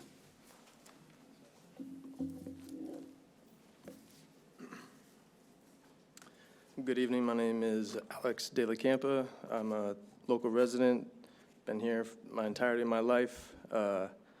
I was in the Navy when all this started popping off in 2010, 2012, and I didn't get out until 2015. So when I started hearing about all this, it was relatively new to me. I'm here today, and I heard the presentation. I heard a lot about financial feasibility, the word of the day. I feel like what we're really talking about is what the word is going to be for the next half century or so, and I feel like that's financial responsibility. I heard about being a good neighbor. I heard about protecting horizons for citizens of residence. I heard about equitable and inclusion. I didn't hear about diversity. However, I know on paper that may be true. In reality, there's some current construction going on that seems to be in stark contrast in all of that's on paper. There's nothing about horizons for residents. There's nothing about being a good neighbor. There's nothing about being equitable, inclusive, and having a private building that's being built along Highway 4. The issue about being financially feasible before you continue on with any work doesn't mean anything if private actors are willing to sell out their companies so that they can profit from the profit that they're already trying to make off of the individuals who are going to be putting in the time, energy, and effort to build these homes for people. Yes, we are in a housing crisis. We may be entering a really bad recession, and I question how much housing is going to be built during that time. I 100% believe that these individuals in this room, the laborers, the unions, they need to stand for their constituents, and people need jobs. I 100% believe that, and we need to figure out a way to do that. I do stand for integrity. I do stand for finding a different way than selling out. And as a veteran myself, the Veterans Hall that's going to be built, 4 acres is a pittance. We don't use the Veterans Halls that we have now. Your time's and I'd up. rather Thank you very stand much. for veterans Thank you. and the integrity that we stand for. Thank you. Thank you very much. Next speaker. Hi, Honorable Mayor, City Council, staff. Thanks for the opportunity to speak. My name's Andrea Morgan. I'm coming to you today as a resident of Concord, but also as a person with specific expertise in the affordable and supportive housing industry. Currently, I underwrite loans, acquisition and pre-development loans for supportive housing, and especially the pre-development loans are the most difficult capital for developers to source. I'm also speaking on behalf of Corporation for Supportive Housing, my employer, which is a national nonprofit whose mission is to support the creation of supportive housing, which research shows is the most effective solution to chronic homelessness. And I am also speaking as a member of the East Bay Housing Organizations. And I would like to say that the letter that you've received from them, CSH and I also support. This is an incredible opportunity. Concord is so lucky to have this opportunity in our city, and a lot of the term sheet is great. And I'm personally very happy to see such a terrific partnership with labor. But I'm asking you today to pause and take just a few more weeks. The E&A has until the end of January, and you also have the power to extend it just a little bit longer if you need to. I'm not asking you to vote it down. Just take a little time to address real concerns that have been expressed here today and in correspondence you've received. The time would be to engage stakeholders in a meaningful way in the negotiation process, not just have the opportunity to comment. We believe there's room to improve this already very good term sheet, and we think it doesn't have to take very long to address outstanding concerns. Specifically, I want to say that supportive housing is important. I think it was mislabeled as transitional, but I'd like to offer expertise for free if you need any help thinking about quality. And finally, the $50 million affordable housing investment is woefully low compared to sports or whatever. I'm sorry, my time is up, but thank you for the opportunity. Thank you very much. Is that the end of the speakers that we had that you just called? Okay, we're going to take a 10-minute break here, and then we'll regroup in another 10 minutes and continue forward for a bit. If you haven't turned in the speaker's card, now.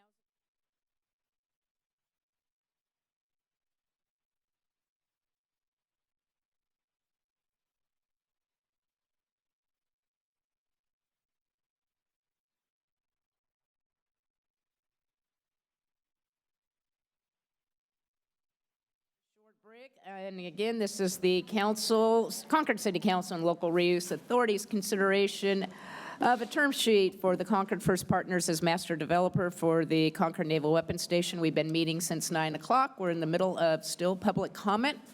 As I mentioned, we had probably about 60 or so speakers cards left in the stack, plus some on Zoom, and the city clerk will call the next batch of public speakers. You have 2 minutes. The yellow light will turn on when you have 30 seconds left. Again, when your name is called, you don't have to stand in the name order that she called your card in. So just come up and make your comments to us. And Joelle, I will turn it over to the city clerk there. Thank you.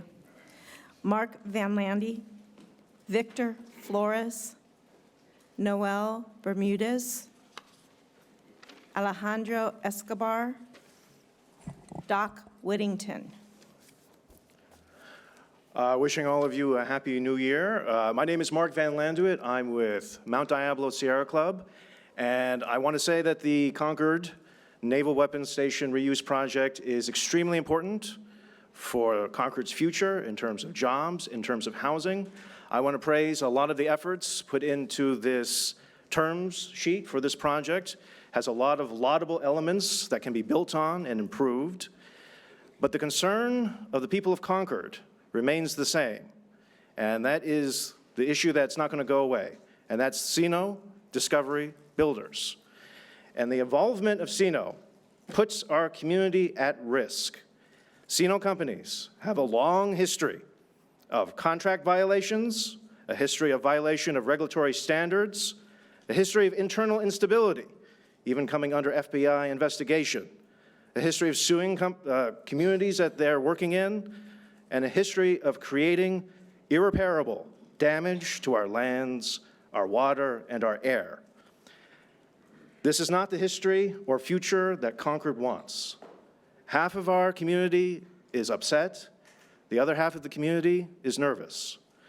With great respect to the council, in any way that you can, in whatever way it can happen, do not let this dangerous and irresponsible company be part of this reuse project. The project should go forward, but it needs to go forward without CINO Discovery Builders. Thank you all so much.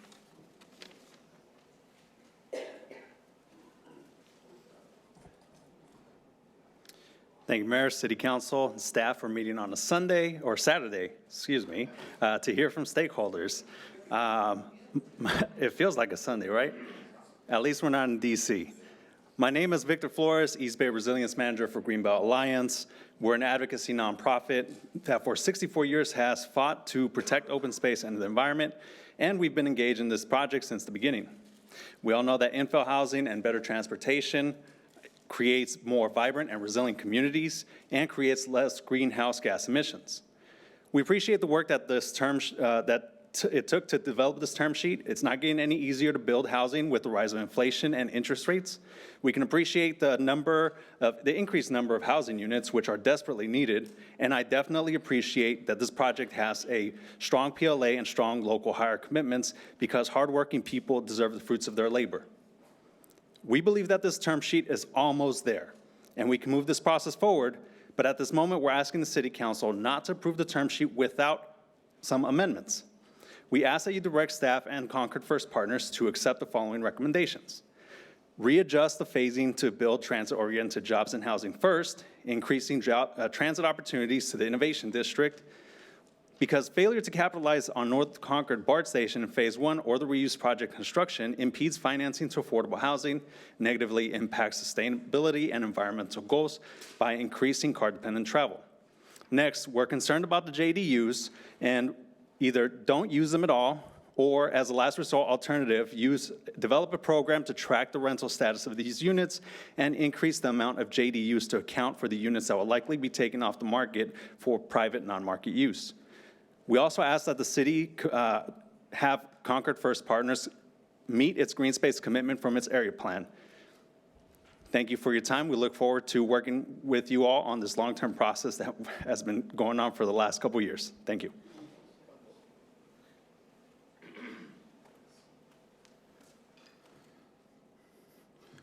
Good evening, Mayor, City Council. My name is Sadaka Whittington. I am a member of UA Local 483 Sprinkler Fitters. I'd like to thank you for the opportunity to express my support on the items within the term sheet. I emphasize opportunity, for ability without opportunity is nothing. All of the organized tradesmen and tradeswomen within this building, as well as outside, represent the pinnacle for which we secure our living. Nothing we do within the scope of our labor goes according to plan. However, we are trained not in focusing on problems in front of us, but in finding solutions that allow us to surpass those obstacles.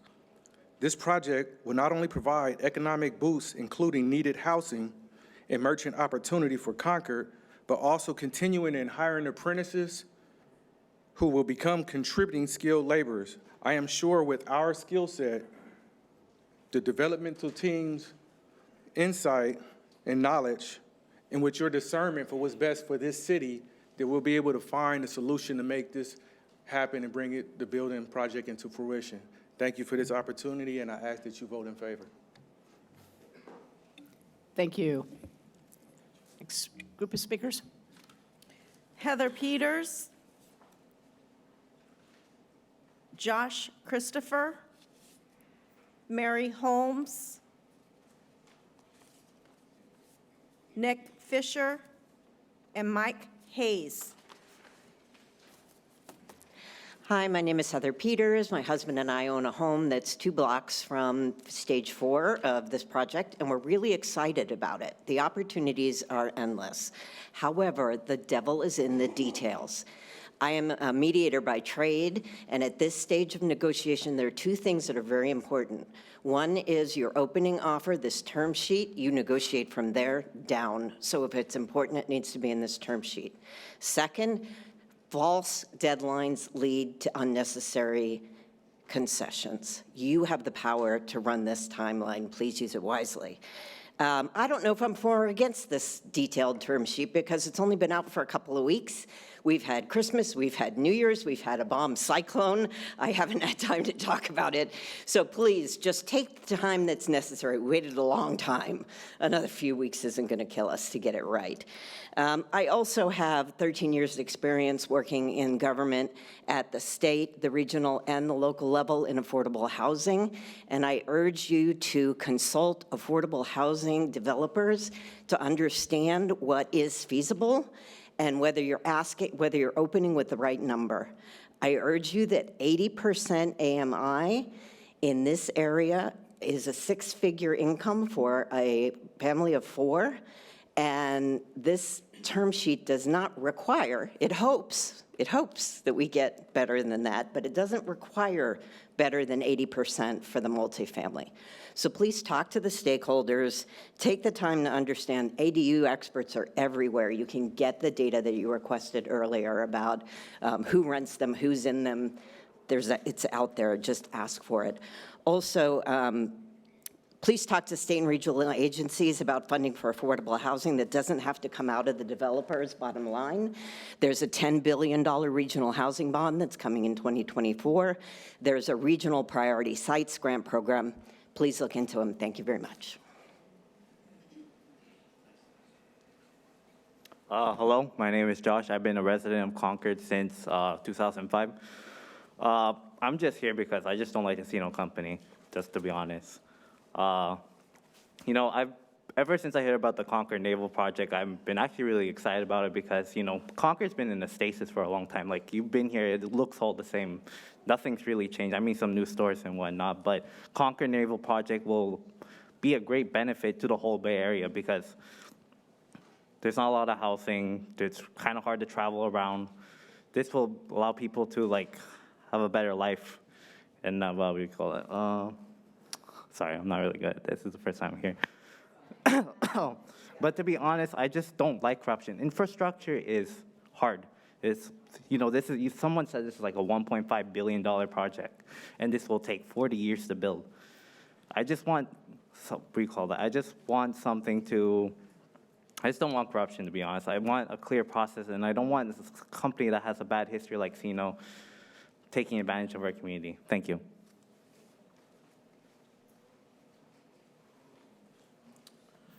Council, Michael Hayes. I'm not a Concord resident. I'm actually a resident of Benicia, a long-term Bay Area resident, Bay Area native. Grew up in Vallejo. I've seen what's gone on in the Bay Area and in California in my life, and there's three things I've recognized as essentially being to the detriment of this state, and that is population growth, urban sprawl development, and narcotics are the three things that are killing this state.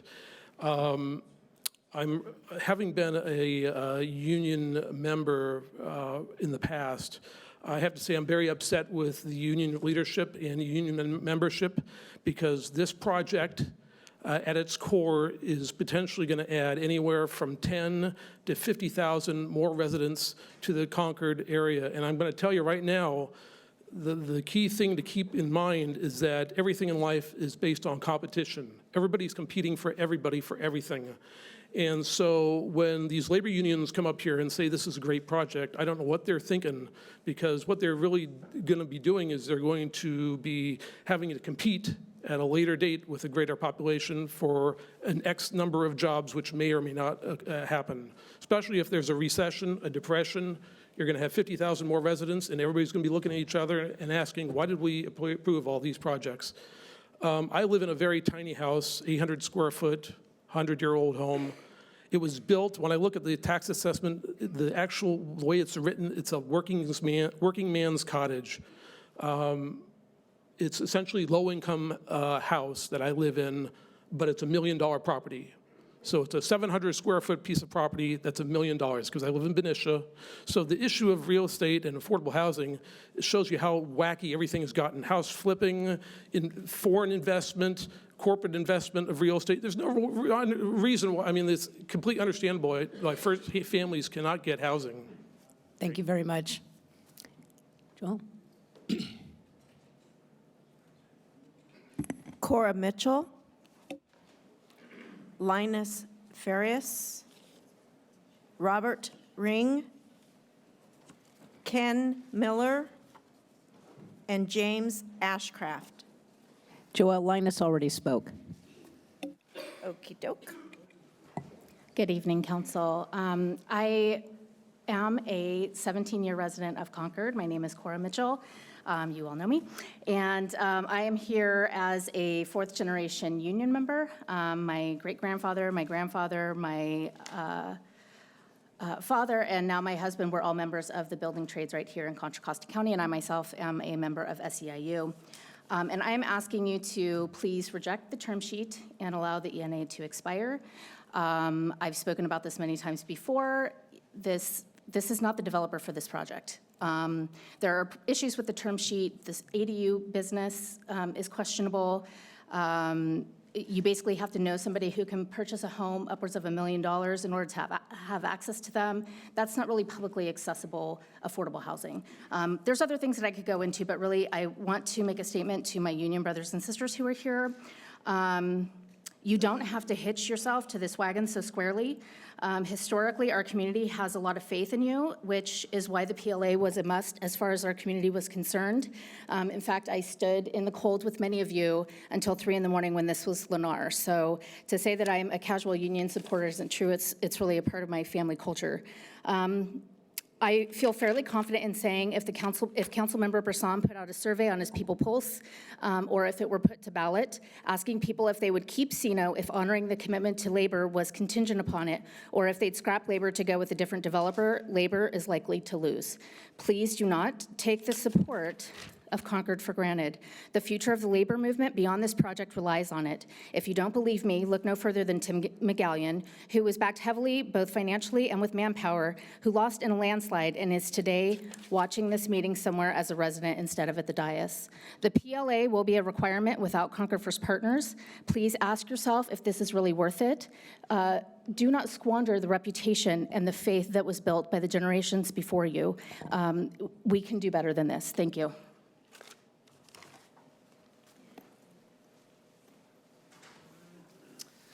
Hello, Madam Mayor and council members and staff. Thank you for being here today. I have a few comments I want to make on this, and I'm going to start with the Never CINO crowd. I just want to address that real quick. My name is Robert Ring. I'm sorry. I'm a mortgage banker and a one-time failed city council candidate. All right. Now on to the important stuff. To the Never CINO crowd, you know, if you look at the most recent term sheet, it says that 50% of this development will be contracted out to unaffiliated third-party developers. Now imagine we let the term sheet expire and lapse, and we go back out through another RFP. In the middle of a recession, we find another developer that's willing to generously concede to an 18% investor hurdle rate, which is incredible in this market. You would likely have a similar term in the next one, and guess who at that point would be an unaffiliated third-party developer? The CINOs. So I think any way you cut this pie, the CINOs are going to be building houses on this. Now, I want to get to the merits of this term sheet because I am a pragmatist and I really objectively looked at the term sheet when it came out and reviewed it thoroughly. And there's two things that I was delighted to see on it. Number one was the diversity of affordable housing with the inclusion of ADU and JADU construction. Now, to Carlin Obringer's earlier questions, a typical size for an ADU and a JADU, I'm an expert in this field. I run a community Facebook page on ADUs. I've built several of them, and I've done a lot of small-scale developments in relation to ADUs. They're 1- and 2-bedroom homes, and so when you look at who those rent to based on average rents, it is people that are below 80 and 60% even of the local area household median income. The second thing is Fannie Mae allows you to qualify for more of a home loan. I'm a mortgage banker, so I know this. If you make less than 80% of the area median income and you're buying a single-family home with an ADU, that's exclusive to people that make less than 80% of the area median income. So you have two aspects of building homes with ADUs that help people that are below that 80% line. So it's really great for affordable housing. The other thing I was really happy to see was that they agreed to the 18%, and now my time is up, so please support the term sheet.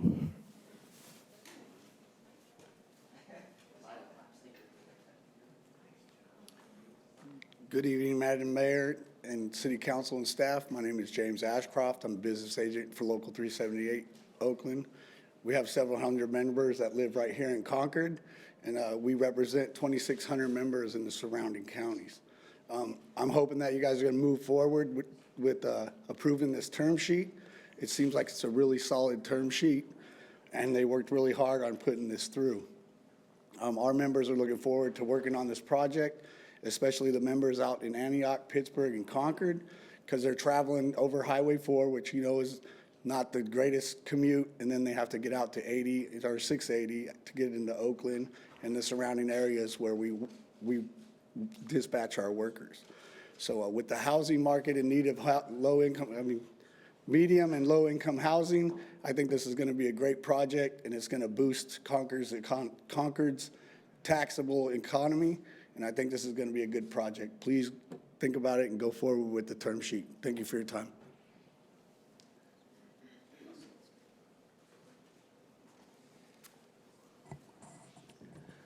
Good morning, good evening, Mrs. Mayor, council members. Thank you for this opportunity to address you.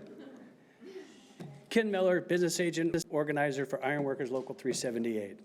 We have 1,300 active members that live in Contra Costa County that would love an opportunity to work in Contra Costa County instead of driving to San Jose. I'm going to keep it short because we've been here a long time, so please support the term sheet. Thank you.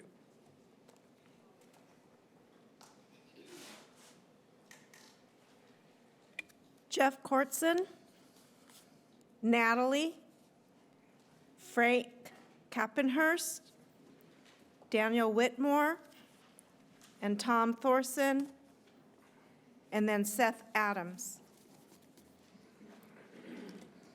All right, I'll get started. Hello, Council, Mayor Hoffmeister, staff. My name is Jeff Kurtzen. I'm a 14-year resident of Concord. My home backs right up to Port Chicago Highway. First, I want to thank my council member from District 2, Carlin Obringer, for her thoughtful questions that very much reflect the questions and concerns that I have expressed. Carlin and I have also had very impassioned discussions around my belief about what I believe, and what I believe is her support for the idea that Concord needs more housing that provides an opportunity to home ownership and out of poverty for many in our community. While I have concerns around the environment as well as the issues the Borenstein article brought up, I believe it is also incumbent on the director of the Base Use Project, Guy Bierke, the city attorney, Suzanne Brown, and her staff, as well as the city manager, Valerie Barone, and assistant city manager, Justin Azell, to keep the city's assets safe from any additional risks that might have been identified. Concord has been talking about the Naval Weapons Station since before I moved here. It seems the project has attracted drama throughout its life. The current drama is just the latest chapter. Like others have mentioned, I am also concerned that rejecting this deal could make it even more difficult to attract a master developer that will meet the terms of the current sheet as well as the concerns of various factions within our community. I am not a member of a union, but I have many members in the community, many friends in the community who are. Personally, I will support the decision of this council as long as it maintains a commitment to affordable housing, as well as the PLA and meaningful jobs for skilled workers in Contra Costa County. But whatever you do, let's get started and let's build something. Thank you.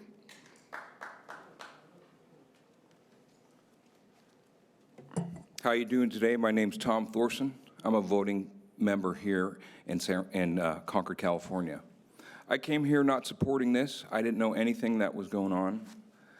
Through the day, I've completely changed my mind. This sounds like a win for everybody, right?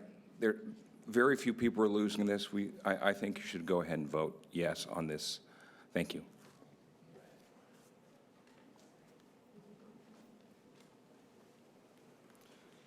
Good afternoon, ladies and gentlemen. My name is Frank Capenhurst. I'm an iron worker at Local 378. Not a Concord resident, but definitely a Bay Area resident. And as I can testify to what I've seen and experienced on several jobs with other trades, there's a lot of us that are from the surrounding area, if not from Concord, who are working across way far from home. Can't tell you enough that you guys already know a local project like this is good for the local economy, for starts. But if you guys know anything about PLAs and working union, I can personally testify that there's associated organizations that can ensure that there's nothing foul going to happen to the environment and things of that nature. Along with, you guys are also going to be overseeing that. So I'm voting for the term sheets of the project. I encourage you to do the same.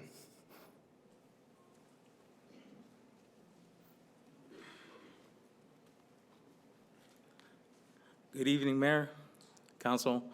I'm here today in support. My name is Daniel Whittemore. I'm supporting at Local 378. I actually support this bill. It will give a lot of people jobs, help family. As you guys see, the cost of living. I'm here today to support. And I ask you guys to support this bill. Thank you very much. Bye. Council members, my name is Seth Adams. I'm the Conservation Director for Save Mount Diablo. Thank you for all your work on this, your attention, staff's incredible work on this, and for such a long day. Save Mount Diablo has been working in this area for 50 years. I've been working here for 36 years. My first project was Crystal Ranch in 1989, a Sino, Braddock, and Logan project. And we have 11,000 supporters in the area. I helped start the Enviro Labor Coalition in 1992 of Contra Costa County. I helped create the Coalition for a Community Coalition for Concord's Future 16 years ago to work on this project. And there are a lot of big benefits associated with this term sheet. They reflect over a decade's work by stakeholders before a master developer started getting involved with the process. So all of the open space and those things reflect your work, our work, and a lot of them are just simply being adopted into the term sheet by the developer. No one's arguing about labor standards or that this should be a wall-to-wall PLA. We're fully in support of that.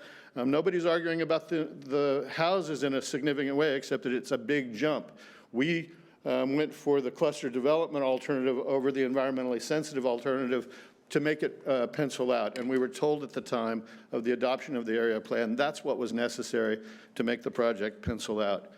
A year and a half ago, CINO told us we can make this area plan work at these numbers. And 6 months later, they were saying it wasn't economically feasible. So the trust, integrity really are what's important in this case. We don't trust that they'll do what they say. Our petition got a little glossed over there, but we've been walking for a year and a half. That petition is 1,700 signatures, 70% of 1,200 from Concord in the last 3 weeks. In our walking, 90% of the people we speak to, we like the project, but we don't like CINO. And that's unfortunate to say that, but integrity and track record really do matter. Thank you.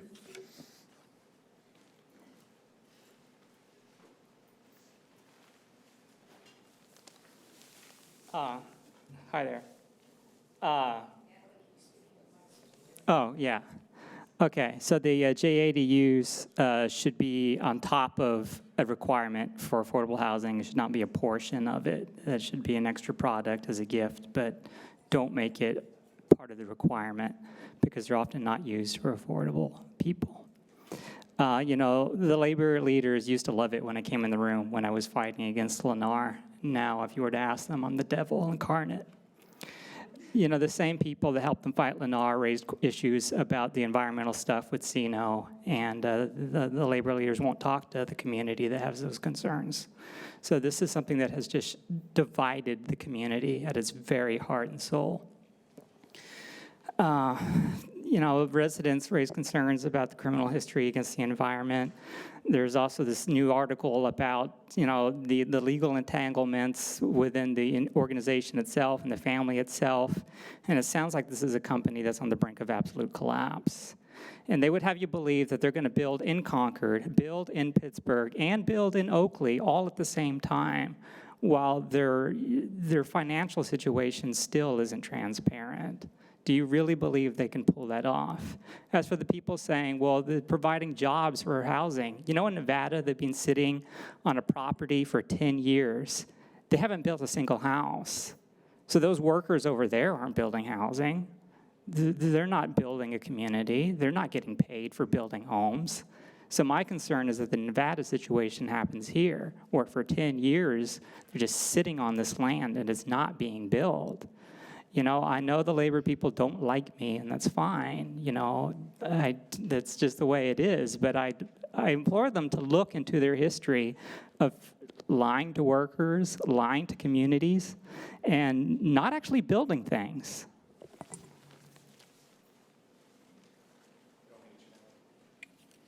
Addie Olvera and Hope Johnson.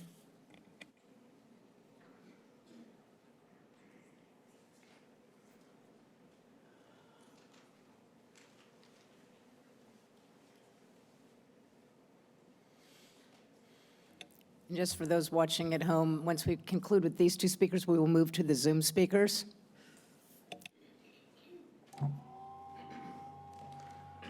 Guy, you didn't fix it for me.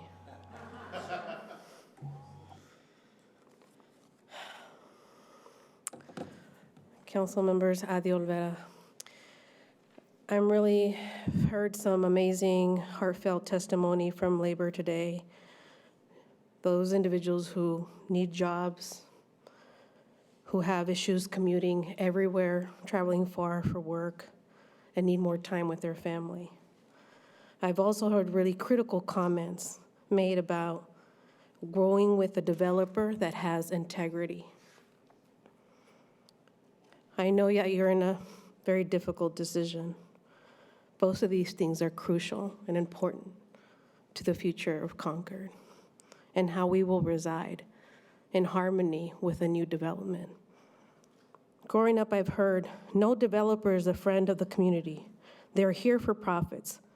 But not all developers are as horrible like the CINOs and Lennar. You've been dealt a bad hand twice. Well, maybe the third time is a charm. I believe Concord residents and labor families whose children will be able to own a home on these lands deserve better. Let this term sheet lapse or put it on pause and look closer into setting up policy. It'll only take you about 6 months to disbar or ban unethical contractors who have a history of unethical environmental violations like they have done to the Miwok in Nevada, and violations of fraud, litigation, constant litigation. The irony that they've had violations to the Miwok in Nevada, and you would hand over this Miwok land over to them. That is horrible, horrible irony. Doesn't Concord do we deserve this? Does our indigenous people who once had this land deserve this? Thank you, Addie. Your time I is still up. have 7 seconds on my timer. Oh, thank you. Sorry. Gotcha. I should ask more questions, huh? I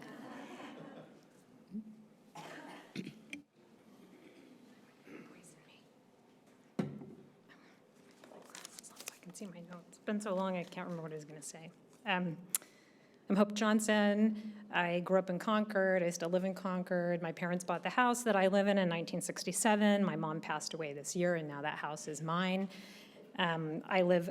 The Concord Naval Weapons Station has always been part of my life. I live right near it, and I still jog around it. I frequently am the only one who sees things happening on it, and luckily Guy Bjorky is very kindly answering the questions, and he's pretty honest about it. I appreciate that.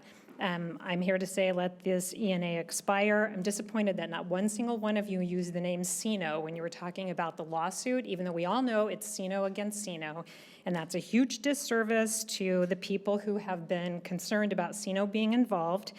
And this is not just about the term sheet. We still have to finish the cleanup, which is going to come near my house and some of the people down in Dana Estates. And Sino has a history of some environmental infractions that are not something that we want to deal with, but that comes way before anything on this term sheet. It's a Superfund site. We're not messing around. Their poor environmental record is a big deal, and you guys did a huge disservice to the people who care about that today. Everything discussed in the term sheet depends on them being trustworthy, because every single thing you're talking about can be changed, including the same thing as adding, changing the amount of affordable housing or the style of affordable housing. All of that can be changed. Going forward with this is not a step forward. It's just you're waiting until Sino betrays you, just like they have in the past. And also, I do not appreciate Mr. Elmore's disdain for people not showing up or showing up sparsely to meetings that were in the middle of a holiday. The term sheet came out on the 30th. There was a meeting, a community meeting the very next day. It's a long process to go through it. And I went through Lennar's and I went through theirs. And people needed time. It was during the holiday. So it was not appreciated for you to have such disdain for the people who showed up or the people who couldn't be there because it was a holiday. Thank you, Hope.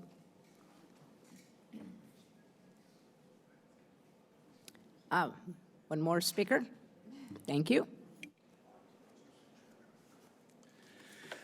First, it was 3 years ago this month that the council decided to protect Dana Estates and Bishop Estates with 275 feet of green space. And at the meeting, Holbrook Heights, East Sun Terrace were told to trust you. It's been 3 years and we've gotten nothing.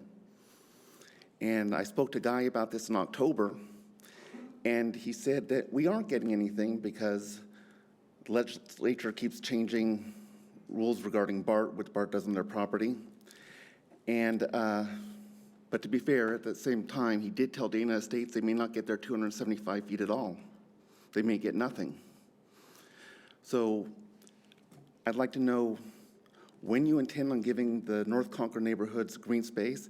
They want to increase the amount of homes by 3,300, which will be more density in North Concord, again, so we need to know, are we getting green space or not? You've had 3 years and you've done nothing. Question, if you want to do business with these people. One of the things that was said during the presentation, they want to build something that looks like Concord, and they showed us rendering after rendering of contemporary and modern architecture, which basically is not Concord, and especially when it borders ranch-style homes. They also sold us as basically a carless society. There were very few renderings that had cars in them. So that brings the question, since Concord gets most of its sales tax dollars from the sale of cars, are you going to be able to provide services for all these people that won't be buying cars based on what they tried to sell us today? I urge you to vote no. Thank you. Thank you. Okay, I think we are now moving to the Zoom public comment speakers. Yes, Mayor. The first speaker is Judith Herman.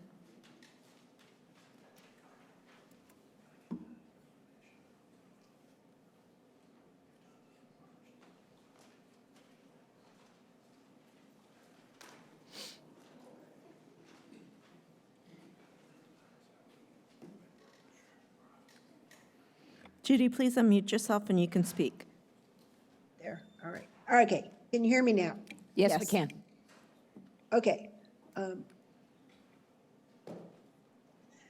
right. In the midst of the COVID crisis, Concord residents sat at home and listened to proposals by developers anxious to develop the Concord Naval Weapons Station property.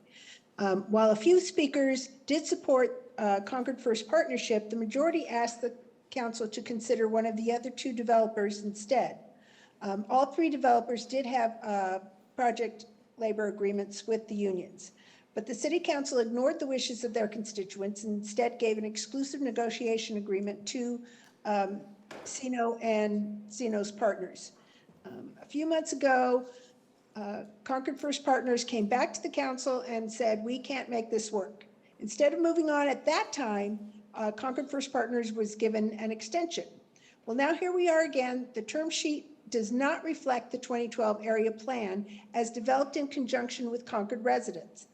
If Concord First Partnership could not establish a profitable development within restrictions of the 2012 area plan, they should have come back sooner to allow more public engagement. And maybe they should have done their homework in the first place to see if they were going to be, if it was going to be viable for them to be submitting the original proposal. The area plan was developed over the course of several years, multiple public meetings with many compromises on both sides. If Concord accepts the term sheet, they are essentially, if the council accepts the term sheet, they're essentially changing the area plan unilaterally without the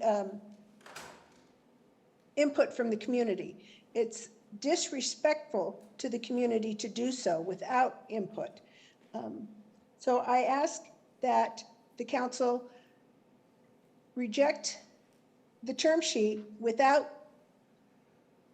making the changes to the area plan without input from the community. Thank you, Judy.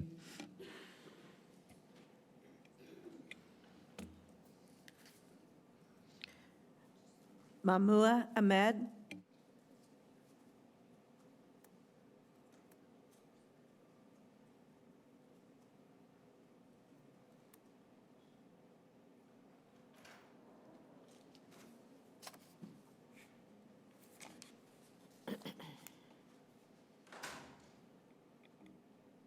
Okay. Can you hear me now? Yes. Okay. Okay.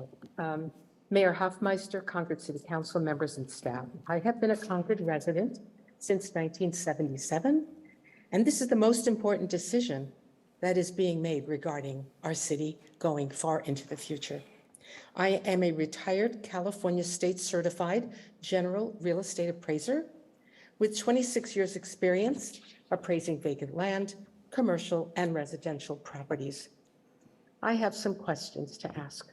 Will Concord be a leader in California or its laughingstock? It pivots around the issue of this project.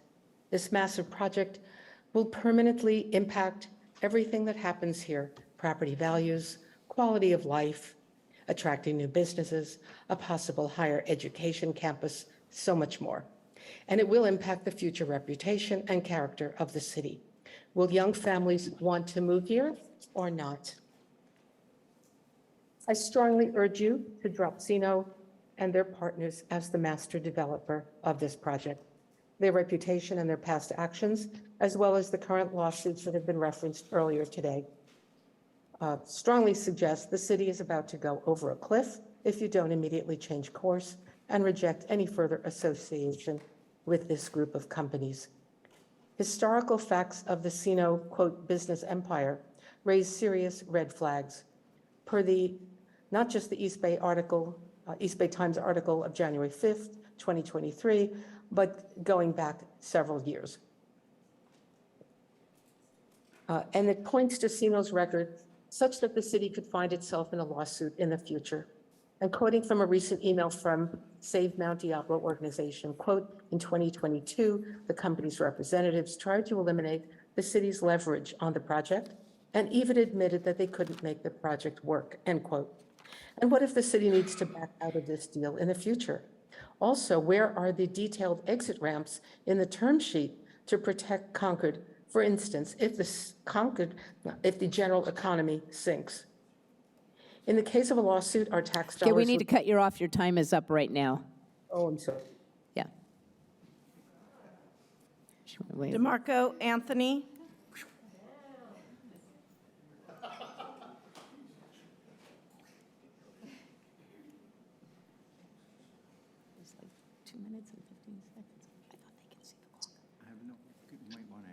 Hello, Happy New Year, everyone.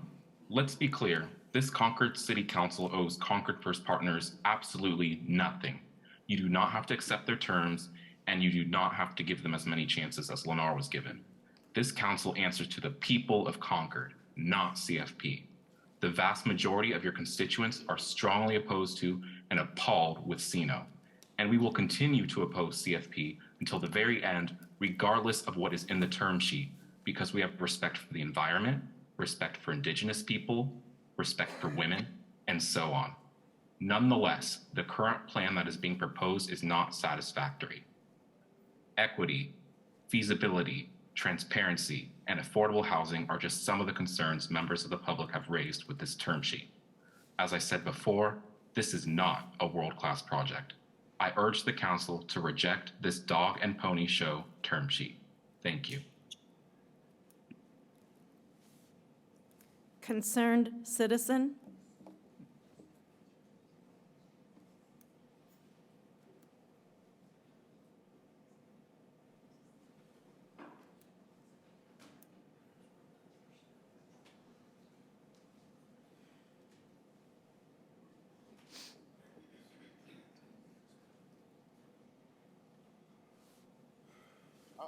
I'm unmute. Can you hear me?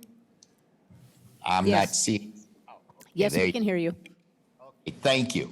My name's Danny Dorman, and if you don't have a Sino story, or you haven't heard a Sino story, you literally just moved here at the first of the year. There have been issues with Sino in the courts since the late 70s. So we're talking about almost 50 years, and now you guys are discussing another 40. More than likely, everyone in this room right now will be on the other side of heaven, on the other side of St. Peter's gates, except for the Sino family. They've been around, they will always be around, and they will always participate in shenanigans. I went and Googled, you just put Google and Sino in court, boom, you see all kinds of things. This should not be news to anyone within the sound of my voice. So the question now remains, some of you have already made up your mind, if not most of you, one way or the other. I humbly ask, when it comes time for you guys to discuss, explain why, despite everything you've heard, that you think you should go forward with this plan. And lastly, a sheet, this sheet is non-binding. So it doesn't matter. He could put there and say, we're going to give the whole thing away. because it's a term sheet. There's nothing binding about it, unless, of course, you guys agree to it. Then you are bound. And if you want any further proof about Sino, Bridlegate, that started in 2004. We're talking about Brentwood. That started in 2004. They didn't even try to start working on it until 2018. They put a measure that failed. They tried to get it. They didn't. They're suing. They're losing. Thank you. Natalie Bonawit.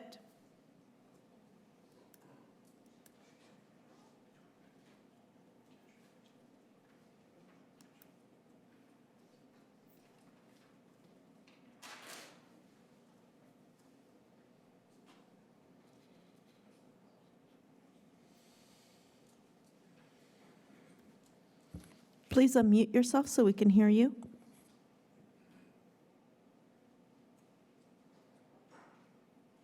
Hi. Can you hear me now? Yes. Great.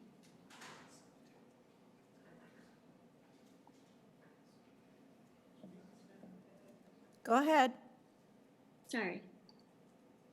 My name is Natalie Bonawit, and I'm here on behalf of Mercy Housing California.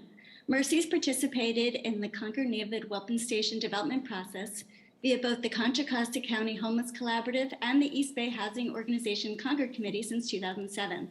We're extraordinarily invested in creating the opportunity for housing and the other community benefits and want the project to succeed. Yet we implore council to delay this vote on the updated term sheet because critical concerns already agreed to by the city are not addressed in the term sheet. We all know the devil's in the details, and what you vote on today will guide the terms moving forward. The issues can be resolved with a little more time. As acknowledged, and like all other stakeholders, the collaborative and EBPO were only contacted after the term sheet was completed and a staff memo recommending approval was published right before the holidays. Delaying the vote would mitigate the angst that Mayor Hoffmeister referred to earlier. Most notably, the draft term sheet does not comply with the obligations of the Homeless Collaborative's legally binding agreement. And while we appreciate that the amended term sheet shared this past Thursday made one important change, other key terms were not reflected, despite the city and developers' stated commitment to comply. Specifically missing is the obligation to provide development opportunities in proximity to transit and amenities in the first phase.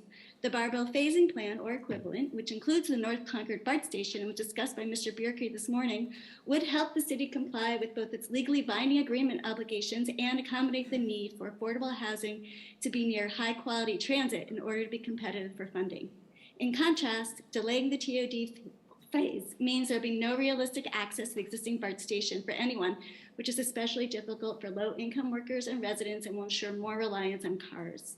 Based on the reasons shared for the change in the phasing plan, we urge council to direct staff to include TOD in phase 1 and appreciate Mr. Elmore's openness to reconsidering the phasing in his presentation this morning. In sum, we respectfully request the council delay its vote. Okay, your time is up. Thank you. Thank you. Deborah Ballinger.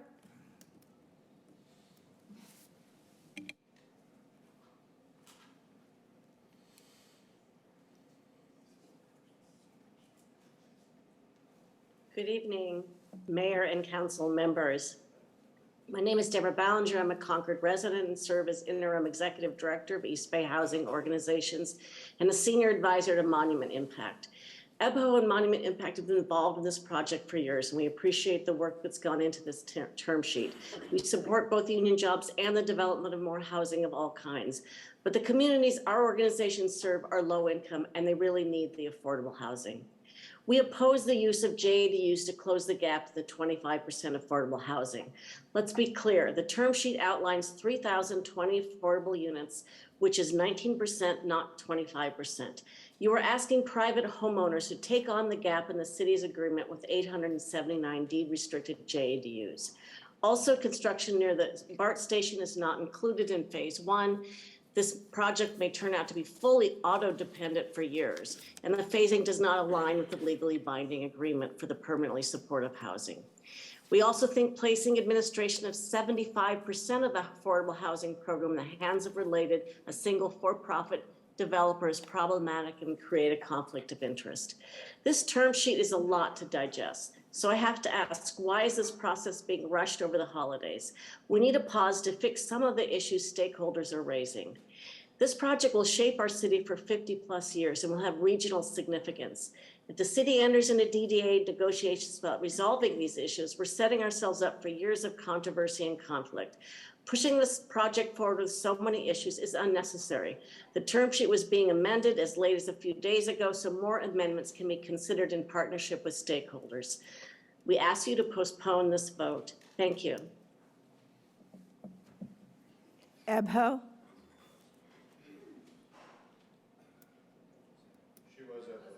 There's another Abho.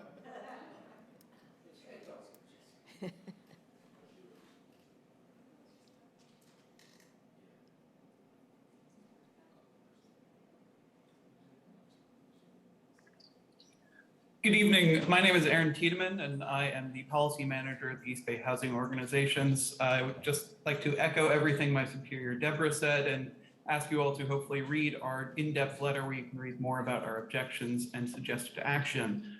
I'd like to speak specifically on the issue of JDUs and the proposal laid out in the term sheet. As Jeb said earlier, they aren't doing anything new, but the other cases cited have yet to be really proven, especially at this scale. No one is attempting to do almost 1,000 scattered site JDUs for affordable housing. They also mentioned that the city relies on JDUs and ADUs for the part of their housing element. But HCD, as you'll learn on Tuesday, has pushed back on the assumptions of ADU development in Concord and specifically questioned the city's ability to monitor such units for their affordability, something we think will only grow in difficulty for a scaled up project. As Guy and the CFP developers said in response to Councilmember Nakamura's questions, when CFP's members have used this strategy to create affordable housing, they have mostly been used for relatives, for housing relatives, not for renting for affordable housing purposes. That is good for dense housing, but it means they are not being used for affordable rental housing, which is the requirement they are being sought to fill. CFP, every time we've talked to them and in this meeting, have sought to focus this on the marketability of these units. And that's not the issue that we are trying to argue. The issue is that by their own admission and by their own experience, these units, these JDUs, will not be used to rent to at affordable rates. They'll be used for relatives. And that means they should not be counted towards affordable housing requirements. Furthermore, Councilmember Obringer's questions were absolutely on the money earlier. These are not family units, meaning that unlike the other affordable units, they will not be available to families who need them most. Finally, this is not an acceptable way to meet the requirements of 25% from the area plan. Thank you, sir. By 3,890. Aaron, you're done. You're done with your time. Thanks. You're done. Joni?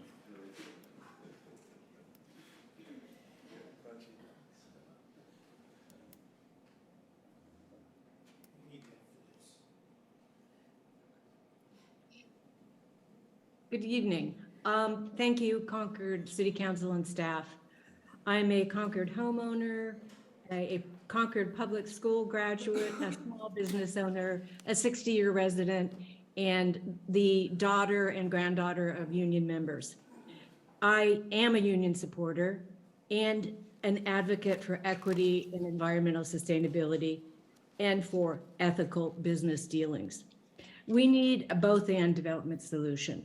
Union jobs, maximum city benefits and profit sharing, environmental protections, true affordable housing, complete financial transparency, and ethical developers. Substantial scope has been changed in the project since 2012, and we need more dialogue with all the stakeholders about those changes. Please pause and get more input on this new plan and more evaluation of this new plan. It would be wrong to allow ADUs to count toward the affordable housing requirements of this developmental project. They are apples and oranges. ADUs are great, but private property ADUs do not equal project development affordable housing. Also, environmental concerns with the increased scope have not been fully addressed. We need to also fully assess the financial impacts and the remuneration for the developers. 18% IRR is just one of their profit streams. And with the pending litigation, I think it warrants a delay as well.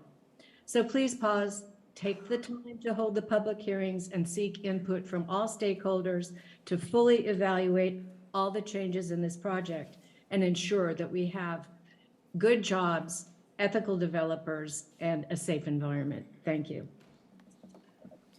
Gwen Gilson.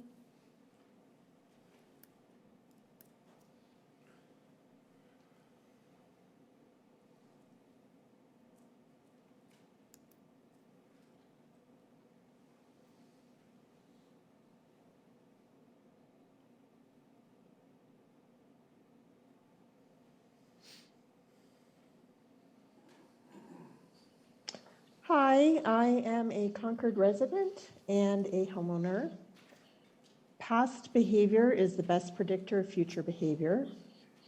Maya Angelou said, when people show you who they are, believe them the first time. Albert Sino III and his company have shown who they are time after time by engaging in criminal behavior, desecrating indigenous sites, damaging protected habitats, and engaging in litigation against governmental entities. Further, as described in great detail in the East Bay Times, the Sino family is engaged in legal action that could disrupt their ability to fulfill their obligations on this project. I'm still naive enough to believe that governmental officials should uphold ethical values in their decision-making, not to mention using common sense. Contracting with a criminal enterprise does not fulfill this obligation. Please show me and other Concord residents that you are worthy of the public trust and vote no on this term sheet and allow the ENA to expire. Avoid being trapped by the sunk cost fallacy and find another developer. Thank you so much. Nick Weathers.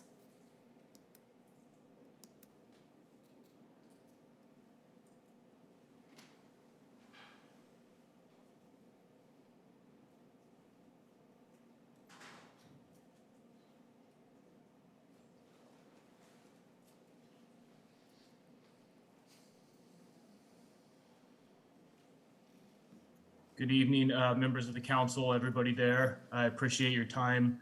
I planned on joining in person, but my daughter wasn't feeling good, so I appreciate the ability to present virtually. My name is Nick Weathers, and I am representing the Helmets to Hard Hats program. If you're not familiar with our program, Helmets to Hard Hats connects transitioning service members, veterans, National Guard, and members of the reserves to apprenticeship opportunities in the union construction trades. And we are funded completely through the building trades and their signatory contractors. We've been around for about 20 years, and we've placed about 50,000 veterans into good middle-class careers using the skilled trade. So, you know, I'm here really just to say thank you to the trades for the opportunities that they provide to veterans.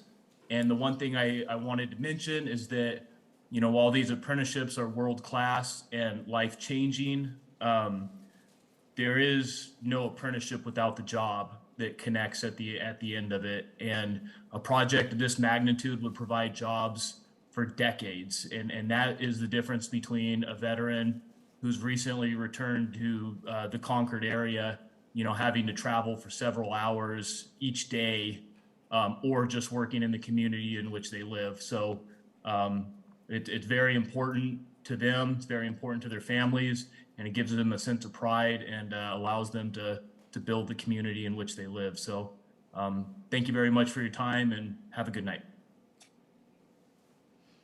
M. Johnson.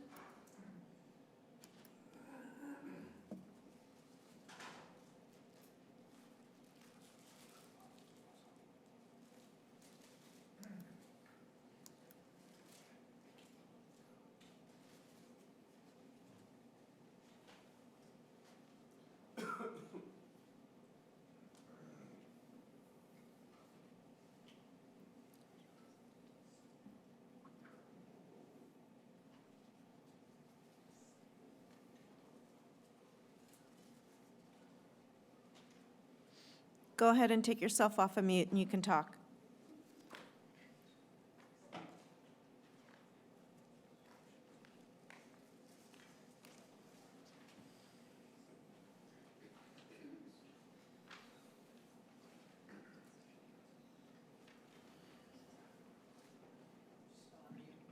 Thank you. I trust you can hear me now. Yes. Thank you, Mayor, City Council, and CFP for the amazing work you've done so far. My name is Monica Johnston, and I've lived in Concord for 30 years. I live in affordable housing that has high and increasing HOA dues. Those speaking today have talked about affordable housing, and I want to distinguish this from affordable living. HOA dues often interfere with affordable living, and I've heard that some units under this term sheet will have HOA dues. I hope that the affordable housing, including the ADUs and the JADUs, are smartly designed by people who have actual experience living in small spaces, and that HOA dues are not prohibitive to achieving affordable living. Yes, it is important to get people into housing, but it is crucial to keep people in housing. I encourage the City Council to delay accepting the term sheet until it obtains the assurances on square footage of ADUs and JADUs and clarifies the efforts that can be used to guarantee that the ADUs and the JADUs will be made available to those who need housing. Thank you so much for this opportunity to speak. Good night. Nancy Arroyo Avila.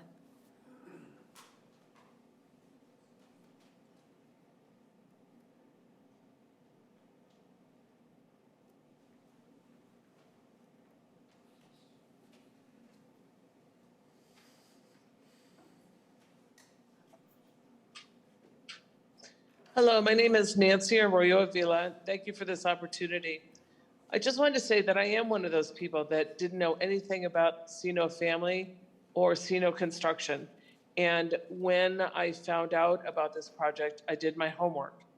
And to be honest, I'm quite shocked that we're even having this conversation, knowing that the council represents the people, the city has an attorney, and that there are smart people involved in this process. The Sino family is riddled with issues and lack of integrity. And I guess I'm surprised at how we can move forward with Discovery, any of the Discovery companies, and agree to shake hands with an organization that's not only known for, but convicted of unethical practices and knowingly destroys habitats and the environment. I hope you do not approve this term sheet, and I hope that we are able to find another contractor that can better represent the people of Concord and be good stewards of not only our land, but good stewards of ethical practices in business. Thank you. Jay Mendoza.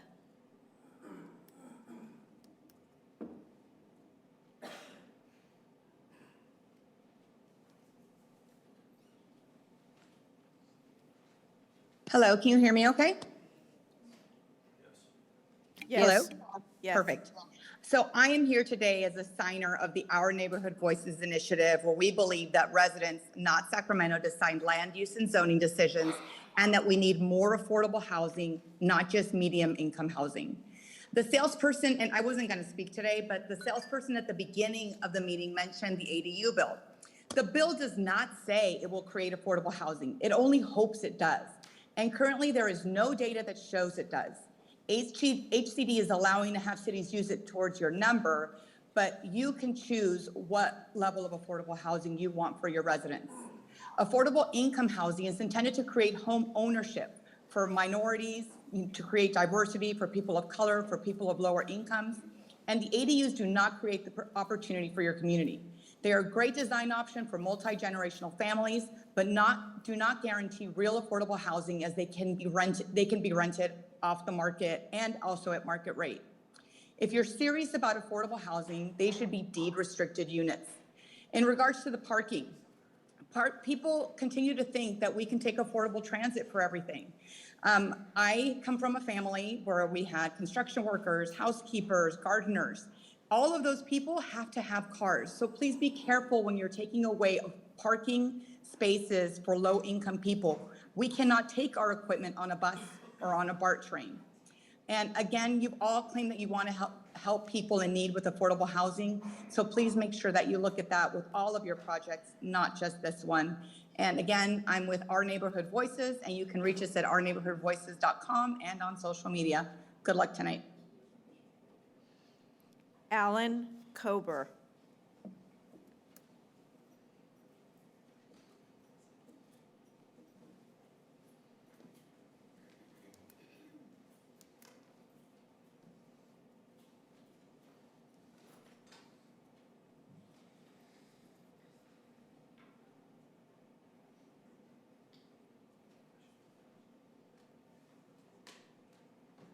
Go ahead and take yourself off mute, then you can talk. Okay, good evening, City Council. Can you hear me? Yes. Oh, good. Thank you for taking your time to do the hard work and, try and make the right decision. My name's Alan Coburn, a longtime Concord resident, 80 years. I want a sustainable future for Concord, and we want a clean and sustainable environment. I'm asking you to please reconsider and remove Cino Construction from being part of the master developer based on Cino's public record of unethical business practices. They have a record of taking shortcuts, plowing over creeks, damaging the environment, wildlife, removing nests, cutting down trees hidden in darkness at night so they won't be seen. And I think it's better to work with a company with sustainable business practices. I don't think it's going to be a Concord first. I think it's going to be a Cino first based on their track record. Please drop Cino now and replace with a different company that hires union workers. Please don't approve the term sheet. Thank you. Have a good evening. Elsie Mills.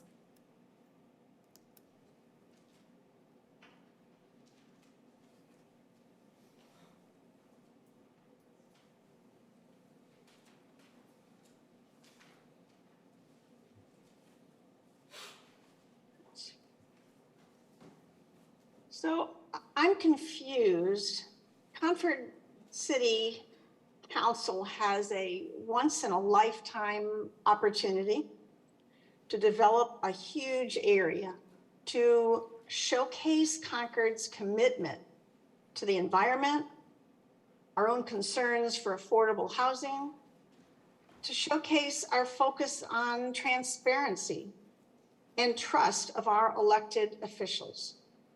Yet our city council is willing to hire a developer who's proposing a plan that has less affordability, less open space, and has severe problems with financial transparency.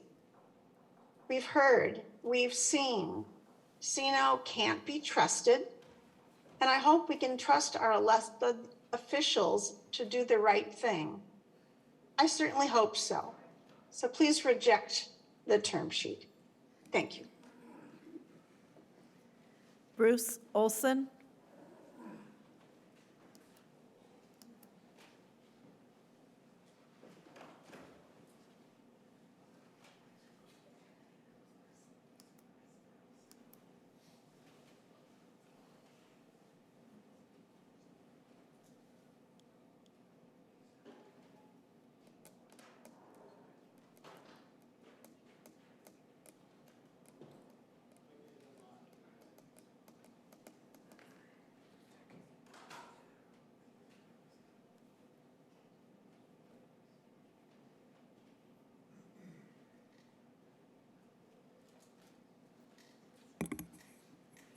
Please take yourself off mute, and then you can talk.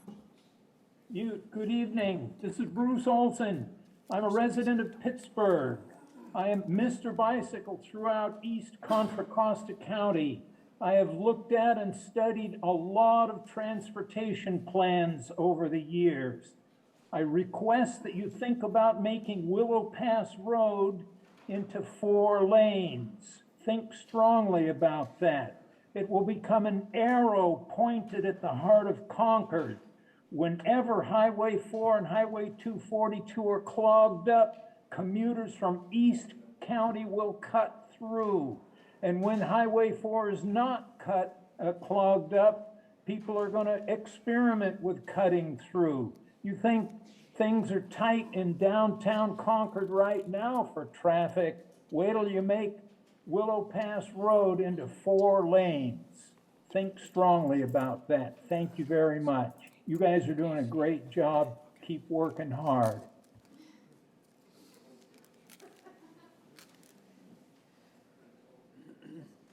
John Ekstrom.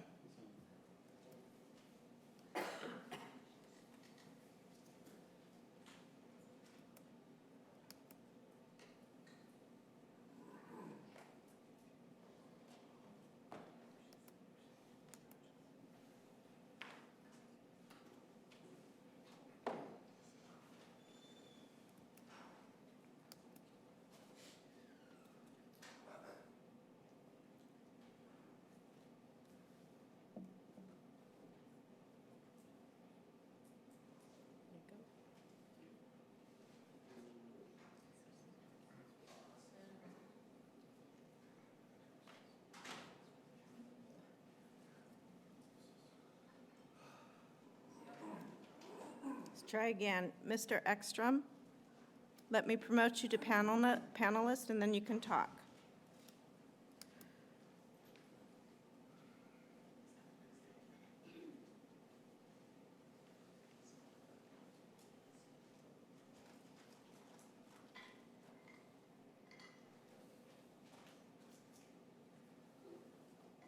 Can you unmute yourself, and then you can speak? Thank you. I just wanted to say that I agree with a lot of the other speakers in terms of a lot of the positive things that can come about from this, but I'm also concerned with the legal tanglings that CINO has and the potential negative impact that could have on all of this project. I'll also reiterate the fact that we need more affordable housing, not just low income, but very low income and extremely low income. I'm sure that'll come out in the specific plan, but I think it's something that needs to be addressed as part of this initial plan. Thank you very much.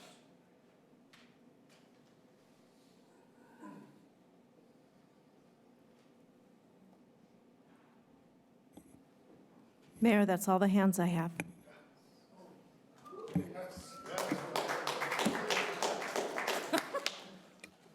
Okay.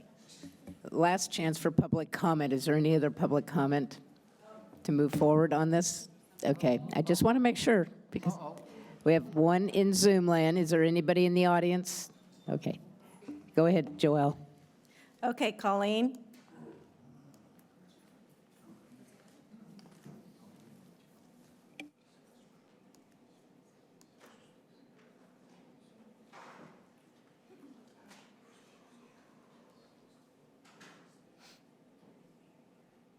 Mute. Mute. Can you guys hear me? Yes. Okay, great. Okay. Thank you very much. I appreciate it. I was actually down there earlier, but unfortunately I had to leave due to a personal situation that I had to take care of a person, so I had to leave. But I'm really glad I'm going to be able to speak a little bit here. I'll go as quick as I can. The term sheet does have some good points. I will say that. I was really shocked when I read it that there was those good points in there, but there is more wrong with it. The main thing is there's no exit strategy. We have to think about Concord, the city of Concord, and our protection. And I really saw nothing in that term sheet that talked about exit strategies of how we can protect ourselves and our community. Also, I don't like the fact that there's less parks and green space. North Concord gets nothing basically. We are a tree city. We're proud of that in the city of Concord. So we do need our trees, and when they build that, we want to make sure that there's a lot of trees out there so we can continue that environmental strategy of Concord of being the tree city and the beautiful city we are. We also need a lot of more true affordable housing, not this, as a lot of people were saying, 88. I mean, That's nice, but again, we need the true affordable housing. And we do need true affordable housing for seniors as well. We are a senior community. I mean, we're aging. I know I am. I will probably be 103 when this is completed, but we are aging, and we need to look at that as well. Look at the seniors. The plan also should start near the BART station like it was originally planned, because people need to have that service. And as someone recently said, the streets, people need to get to places. My gardener needs to be able to drive to my house, for sure. And in speaking with the community, and I have spoken to a lot of people, they're really not happy. Let's really do what's right and what the community wants, not listen to people that aren't from Concord, but actually listen to the community. Colleen, Yes. you're past your time. Thank you very much. Thank you, bye. Mayor, that's all the public comment. Okay, I apologize there. I thought the clerk was watching the timer and she thought I was. All right, well, we have concluded our public comment on this item and we bring the matter back to council. And I've got the city attorney saying, I'd like you to officially close the public comment. oh, thank you very much. I will officially close the public comment on this matter and bring it back to the council. And how would the council like to proceed? Vice Mayor Brisson. We've been here since 9 o'clock this morning. Our brains have been bombarded. Our emotions have been excited. And I think it's reasonable for us to sit back and digest what we've all gone through. And I would ask for continuance to, I guess, the 28th is what we reserved. Is that correct? Continuance when we will start with the discussion from the dais on everything that we've going through. I'd like to know if there's any support for that concept. So I take that as a motion? Yes. Okay, Yes, there's a it's a motion to motion. continue this to the 28th. I will support that. A motion and a second. Is there any discussion or any thoughts on that motion? Can I clarify, it would be the 28th in the council chambers at 9 a.m. with Zoom? Yes. Zoom and in person, same format as we did today, but we would Yes. start with the council discussion so that we could Correct. determine path forward based upon options that were presented here today by Mr. Bierke. Is there There's a motion and a second. Is there any comment on the motion? Councilmember Olbringer? So I just wanted to ask, I do have a few follow-up questions from what we've heard at the public comment. So when would those be? Would those be if we postpone it? Is that when we're starting? You know, if we did, or? Yes, we would start with that process from the council. Okay. Yes, I mean, it wouldn't, we would start that at the next, on the 28th. So if we had follow-up questions based upon our public comment that we needed clarification from Mr. Bierke, we would be able to do that. So we would just kind of take a pause now and restart on the 28th. Is there support for that? We have a motion and a second? Yes. Okay, I will call for the vote then. All those in favor? Oh, I'm sorry. City Clerk, please call the roll. Councilmember Aliano. Yes. Councilmember Nakamura. Yes. Councilmember Obringer. Yes. Vice Mayor Brisson. Yes. Mayor Hoffmeister. Yes. Okay, we have continued this item. We have no other business before us this evening. Our meeting is adjourned. Thank you.